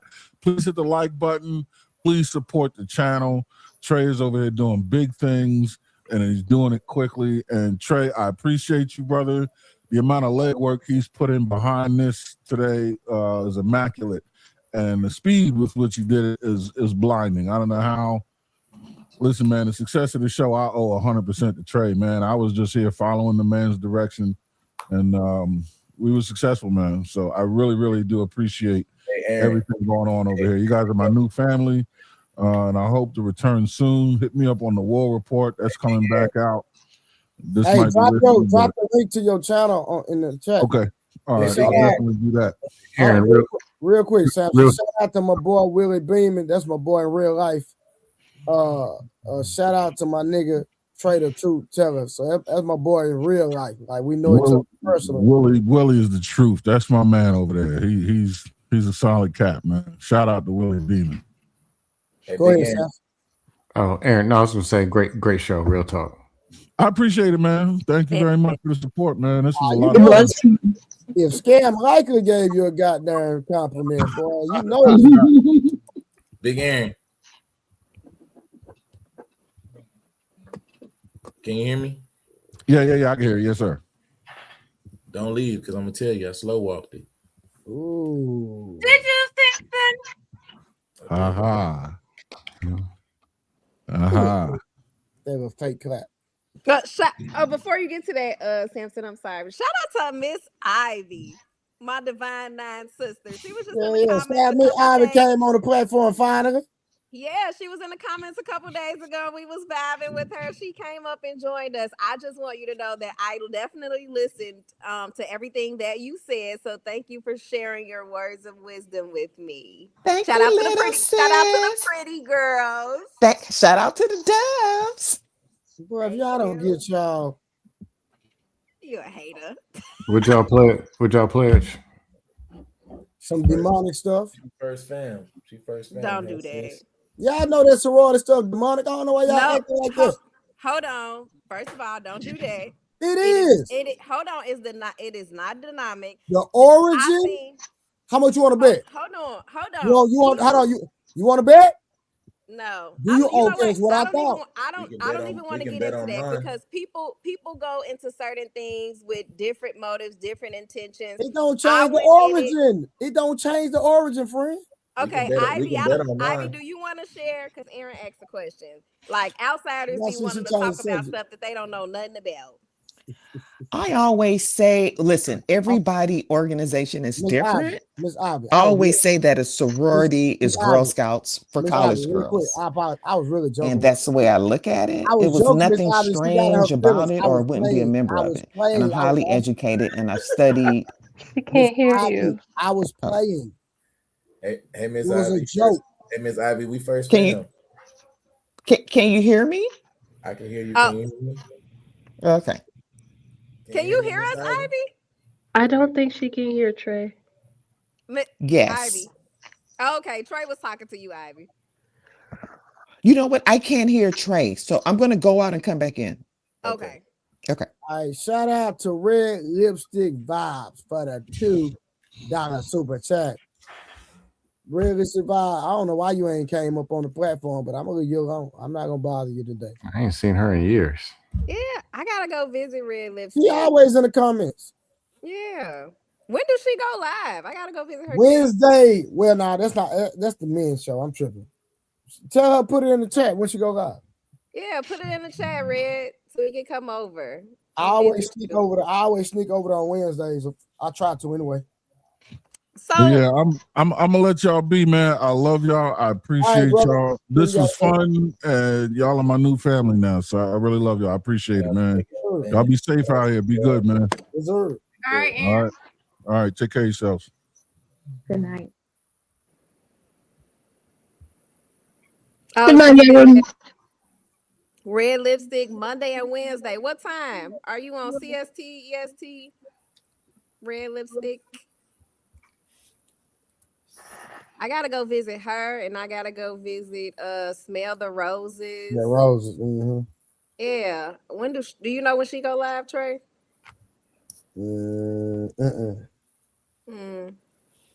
Yeah, I gotta go visit Urban Lounge. She was here last night. I subscribed to his channel, and there was somebody else that was here that was talking to Wolf. Urban was cool. Yeah, Urban. Yeah, Urban from my neighborhood. We went to school together. Oh, really? Mm-hmm.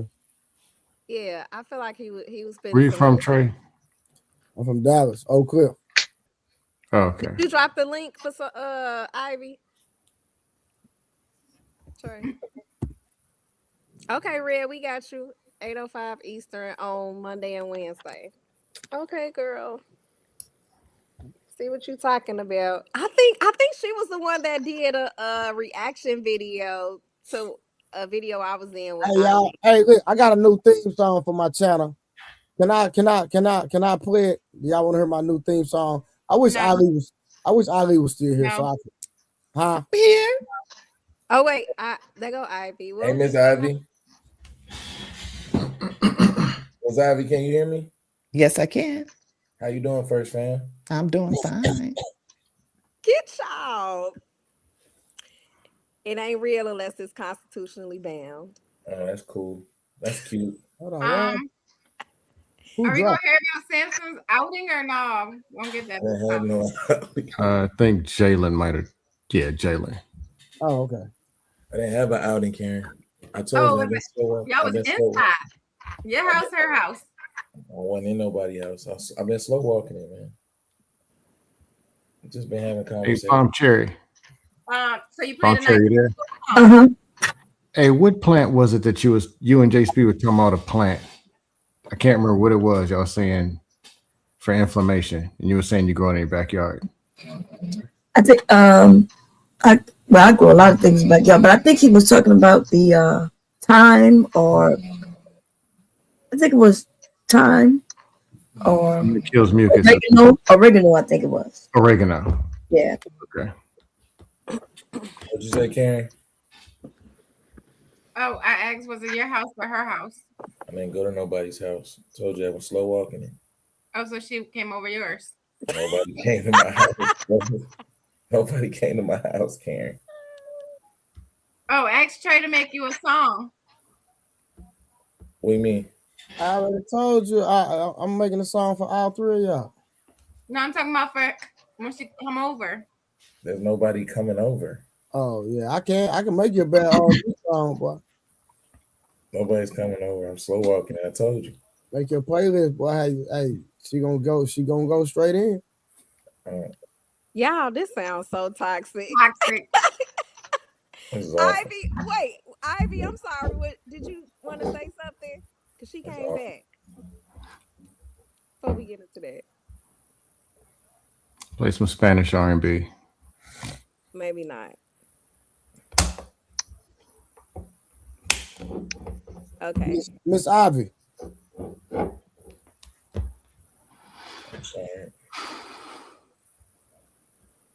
sometimes that happens to me when somebody else drop my audio start acting up. My grandson done. Okay, red lipstick vibes. All right, red lipstick. We Okay. coming to. I think I'm ready to go to sleep. I am. I got church in the morning. Boy, you ain't going to church. Hey, I go to church every Sunday. And you know what I did last Sunday? I put your name at the top of the prayer list, Trey. Matter of fact, I did the whole YouTube. I said my YouTube family. I appreciate that. I did. Yep. You want to hear one of my gospel songs? Nah, we ain't. No. One of yours? What you mean? You played on it? You sung on it? Everybody, No. I ain't gonna play it right now. Put it in the chat so we can hear it then. I ain't gonna play it right now. Do you take your dates to church, Rose? If we're in a relationship, like we're exclusively dating, absolutely. They go I to took church. my dates. I took my dates to church. I met some of them at church too. We know. Yeah. Like, but I feel like that's so intimate because I grew up in a family church. And so, like, even from, the people that go there to the pastor, everybody is family. So when you go there, you're automatically going to meet the people that's really, really close to me. So, everybody don't get that privilege. Question. Would you Can you hear us, Ivy? No. Say that again. Oh, can you hear us? Can you hear us? Now I can. Can you hear us Okay. now? You were saying Yes. something. You were Okay. saying something. Were you finished? When you were talking earlier, did you finish what you were saying, Miss Ivy? Well, was somebody asking something strange about organizations? No, he no, said. Yeah, he Trey was said. just So no, I went out and came back in. Did I miss something? No. Trey was just joking because people say you can't be in a fraternity or sorority and be a Christian and serve God, yada yada yada. So we see that all the time. I don't understand that, but I know plenty of people who denounce. If the gangbangers can be Christians, then everybody else can. So Well, they're an exception to certain rules. yeah. But I people don't from agree the with that. outside are always commenting on something. I'm not talking about Trey. I'm talking about because this goes on YouTube, on Facebook. People are always commenting on something from the outside. So No. I noticed that it primarily comes from the Black community, which is very strange to me. Mm-hmm. Because half of our presidents are in fraternal organizations. Politicians, Politicians. I mean, that's not a good example. Well, what I'm trying to say is that only the Black community Yeah, that's not complains. a good example at all. Because them folk involved in demonic stuff for real. But Yeah, but the thing is, I've never seen anything. I'm highly educated. I've studied religion, and I can only speak for my organization. I got It you. is not a religious organization. It's a social organization and a community service organization. So it confuses me because I've never seen anything religious or spooky going on. My organization started as a book club. It was a social org. Wasn't even right. had anything to do with religion. Yeah, so I don't understand this. Yeah. I think because people are selective or it's exclusive. I actually heard somebody denounce Jack in Jill. It's like we're going a little crazy here. Yeah. Look, then people get on YouTube and they put these videos up and people be believing what they be saying. And you Yeah. got people that got mad that No, they but I'm gonna keep it real. It is a lot of them fraternities that started with demonic. That's not a lie. That's a fact. I can only speak Well, about my which ones? organization. Which ones, Trey? none of them. I'll What say, he's talking about, they used to I'll say consider it magic back in the day, science. So that's I why people reference it that way. I will send you some info and you do your own research from there. Okay, yeah, I'm putting it in the chat. I want to know which ones you're speaking about. Red lipstick vibes, that's true. But is red lipstick vibes in a sorority? It doesn't matter. Yeah, yes. No, it It doesn't does matter. matter. No, it Y'all, doesn't matter. Okay. No, that's worse than discussing Christianity it with doesn't people matter. that don't believe and never It opened up a doesn't Bible and never matter. attended church. Y'all It judges. doesn't matter. It does. No, it does not. Okay. But we can also say that we can say some churches are demonic. 100%. I agree with you. Yeah. So I can only say that my I agree with organization, you. if you look at anything dealing with my organization or crest or anything, there's no gods, there's nothing that's involved in my organization. I didn't say your Yeah. organization. That's Yeah. not what I'm saying. I was joking with you, but what I'm saying Oh, is okay. some of them are. That's my whole. That's all I'm saying. Yeah, I think we talked about that too because you got some churches that operate under the name of Baptist Church or Church of God in Christ, but when you get in there, it's totally different. But then people automatically categorize every church and every Church of God in Christ, every Baptist church in that same category. And I just don't think that's not right. So one bad apple just spoil the whole bunch type of thing. But they do that with everything, Rose. You know that. Yeah, absolutely. Rose and Ivy question. Are y'all for or against Hazen in 2026? Hazing is definitely unacceptable. I'm against it. Definitely. What about Samson, for or against Hazen in 2026? I mean, I don't know anything about hazing organization. So. For or against Hazen in 2026? Come on, bro. I'm against. Go to HBCU. Come on. I'm against it. I'm against. I'm also against hazing in bands. I'm also against hazing in sports. I'm across the board against hazing. So am I. Because they also haze in football. They also haze in basketball. They also haze in bands. So I'm against hazing. Period. You went to a SWAC school. You said hazing in band. You went to somewhere in the SWAC. What I'm saying is that I have family members and friends. So what I'm saying, I'm against hazing. Period. Yeah, because it doesn't matter if it's an HBCU, PWIs do it. Oh yeah, they get nasty in PWIs swimming too. teams, volleyball teams. I done seen it, heard of it everywhere. So No, I can say I was in band and there was no hazing where I was. What HBCU did you? Norfolk State. Oh, okay. My brother went to Hampton. They didn't haze either. Just a couple silly things, but no like hazing. Yeah, no. Isn't hazing against the law? Yes. It is. Yeah. Now the fraternities at my school, that's a whole different story. They stay suspended. They just rotated in and out. That was a regular thing. Wow. Kids keep dying, you know? Yeah, it was some wild stuff going on.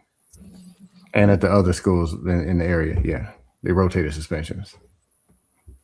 Where you from, Scam? Y'all said I was from Saturn, and somebody else said Jupiter. No, because I remember last night they didn't give I don't recall getting an answer. Yeah, somebody said I was from LA, then somebody said Massachusetts. I'm like, dang, what kind of accent y'all think I got? No, I'm from Virginia. Oh, okay. I was born in this horrible city up north. 215-267. It's a horrible place. Wow. 215. 215. You were born in Philly? Yeah. And then I was a baby when I left, though. Huh? Good. I've been there before. Huh? What part of Virginia? Chesapeake. Oh, okay. I lived in Virginia for a couple of months. What city? First, I lived in Petersburg. Then I lived in the Oh country. God, that's the I lived worst city in Virginia. Oh yeah, I was in 8th grade, and it was the worst time of my life. God, Petersburg. Oof. I was in 8th grade with like people who was like 18 years old. Yeah, they still in 8th grade. All on. Probably. I only went there a couple months though. Like, Yeah, I thought Richmond was bad. I didn't know because Petersburg's off 85. I didn't know how bad it was. Just passing through, going from Atlanta to DC. they had like Yeah, all Petersburg types is of hell. threats and weapons, and it was just when we pulled up to the school, I looked and I started crying, like, because it looked like worse than going to, like, I don't know, jail, like how the outside looked. I was like, that can't be the school. And then when the kids had mustaches and stuff, I was like, oh no. Then when you say it was from West Philly, is it any different? It wasn't that bad. Petersburg worse than West Philly? Yes. By far. I might could believe it. Like 95% of Petersburg is dust. Yeah, I could believe it.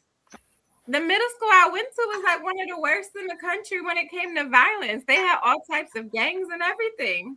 And I'm like, y'all like in 7th and 8th grade. It was bad. Somebody getting blown up. Oh, my bad. All right, y'all. It's been a night. Oh, she got that call. She gotta go. Hey man, they about to this late, Trey.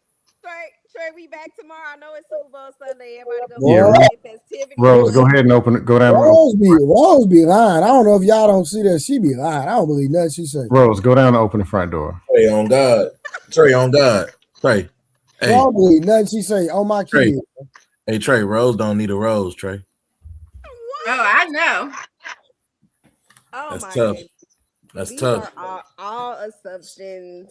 That's tough. Ain't nobody phone ringing this late. I'm sorry. It was a notification. How you know Anybody, what the notification let me tell you was? something. Oh, not like Let me tell you something. My phone Like that, it was ringing this back to late. back. Somebody I'm about to take him through there. She got He's so toxic. Trey, she got that I'm outside. I'm outside. No, it was a banking notification. My bank just Nobody paying no notification no goddamn this time of night. Is that what? I know she called him bank. You know what, Trey? Hey, Trey, you know what? It was a bank. Trey, it was a banking notification. Somebody about to make a deposit. Damn, you petty. You petty. But it's been real, y'all. I'm tired. Yeah, we not, man. You was lying. You got to get out. You know it. You think you're tired now? Scam, you see what she scam. You see what she got on? That ain't going to bed clothes, Scam.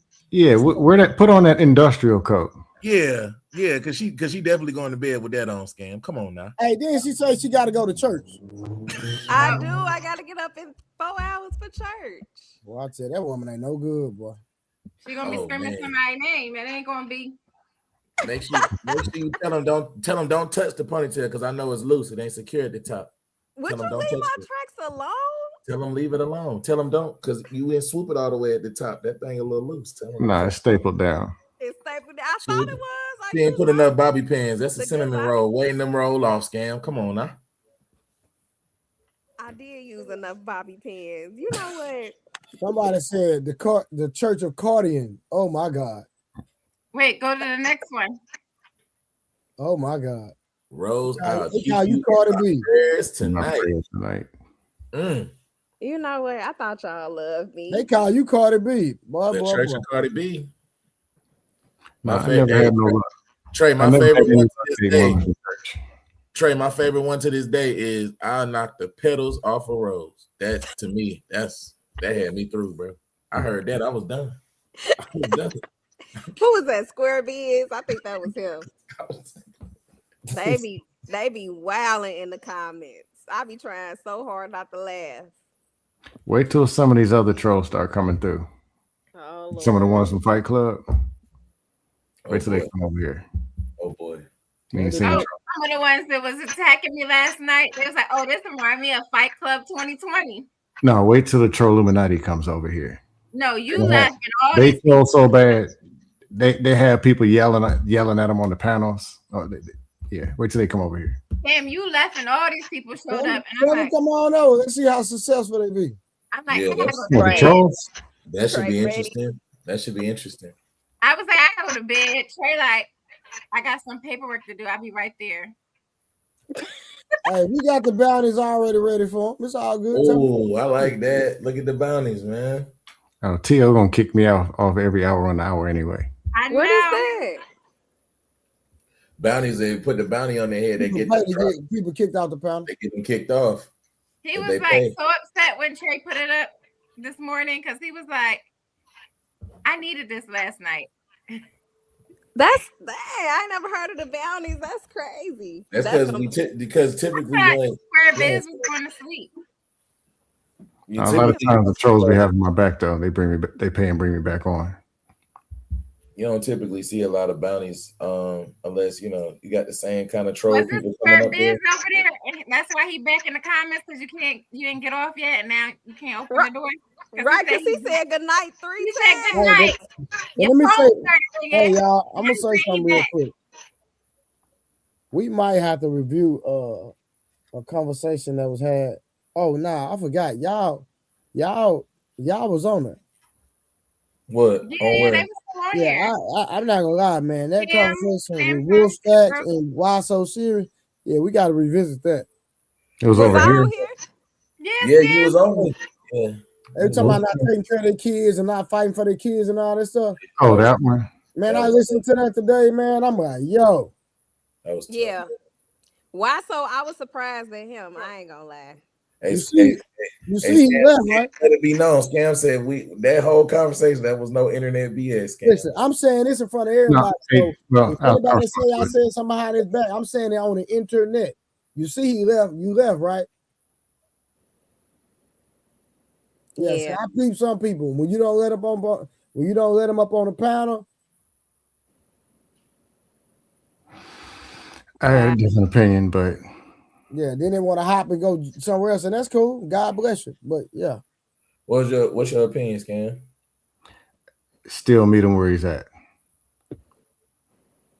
Now, from where he's at, it doesn't take advantage of resources.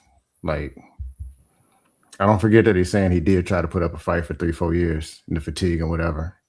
Who said that? That's what Wolfstack said. If he doesn't try to take advantage of some resources from today and to forward, that's different. Oh, we was talking about why so. Oh, I thought Why you so? were I thought you were talking about Wolfstack. I thought you were talking about Wolfstack too. Nah, I wasn't talking about Wolfstack. Wait, what happened with Wyso? I don't. If it's with Wyso, I don't know what that conversation is. Yeah, what happened with Wyso, Karen? You probably didn't peep it, but you was on there, but you probably didn't peep it. Was this before I left? No, because y'all know each other from before and some other combos. He said he'll worry about his daughter when she turned 18. Oh yeah, he did say that. Yeah, he did say that. He said I don't love her more than I dislike what her mom is. What her mom is, yeah. He said I'll wait till she become grown. Yeah, he did say that. Yeah. And Grace Stoke in the comments was agreeing with that mess. That's what a lot of these men say in this space. Y'all gonna see and hear some stuff. Oh yeah, that's normal. Scam said that's internet. You're gonna hear and see some, y'all gonna hear and see some. No, there's a part of like the narratives, a bunch of that just be the internet stuff. But then when you really get down to it, like I told you, I hear the internet stuff, hear all this wild whatever. Then the people are so perfect and they all make $862,000 a week, wife submissive.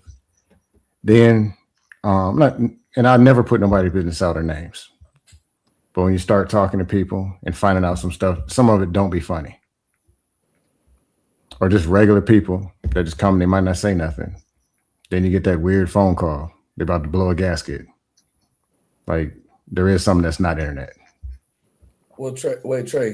Like, we all people at the end of the day. Maybe I missed it. So you saying left the panel and went somewhere else? Like got on another panel? No. I don't know, but I just I just be peeping. I got you. If people not the center of attention, then you know what I'm talking about. Okay, I see what you're saying. Yeah. I got you. I got you. Oh, I'll be watching. See how Scam Rocket been coming over here. He ain't trying to be civil. He chilling. Now we just got to get him to answer some questions. He did a great job today. He did good yesterday too. 2 days in a row. But now, but what I'm saying is he genuine in his approach. Is what I'm saying. You know what I'm saying? No, it depends on the environment. Yeah, If because like if they come with bullshit, Scam gonna keep with the bullshit. But no, I'm saying there's a time where where it's running. There's a time when we're just having conversation, chilling. There's a time when it's being properly moderated. Then there's times where 5 people yelling some absolute bullshit that ain't made sense ever, and asking bullshit questions. And yeah, Bomb Cherry will tell you she been around, and we've seen all this before, like 500 times. It'd be the same thing. You'll see. Yeah, he held me down last night, man, because we had to work in shifts yesterday.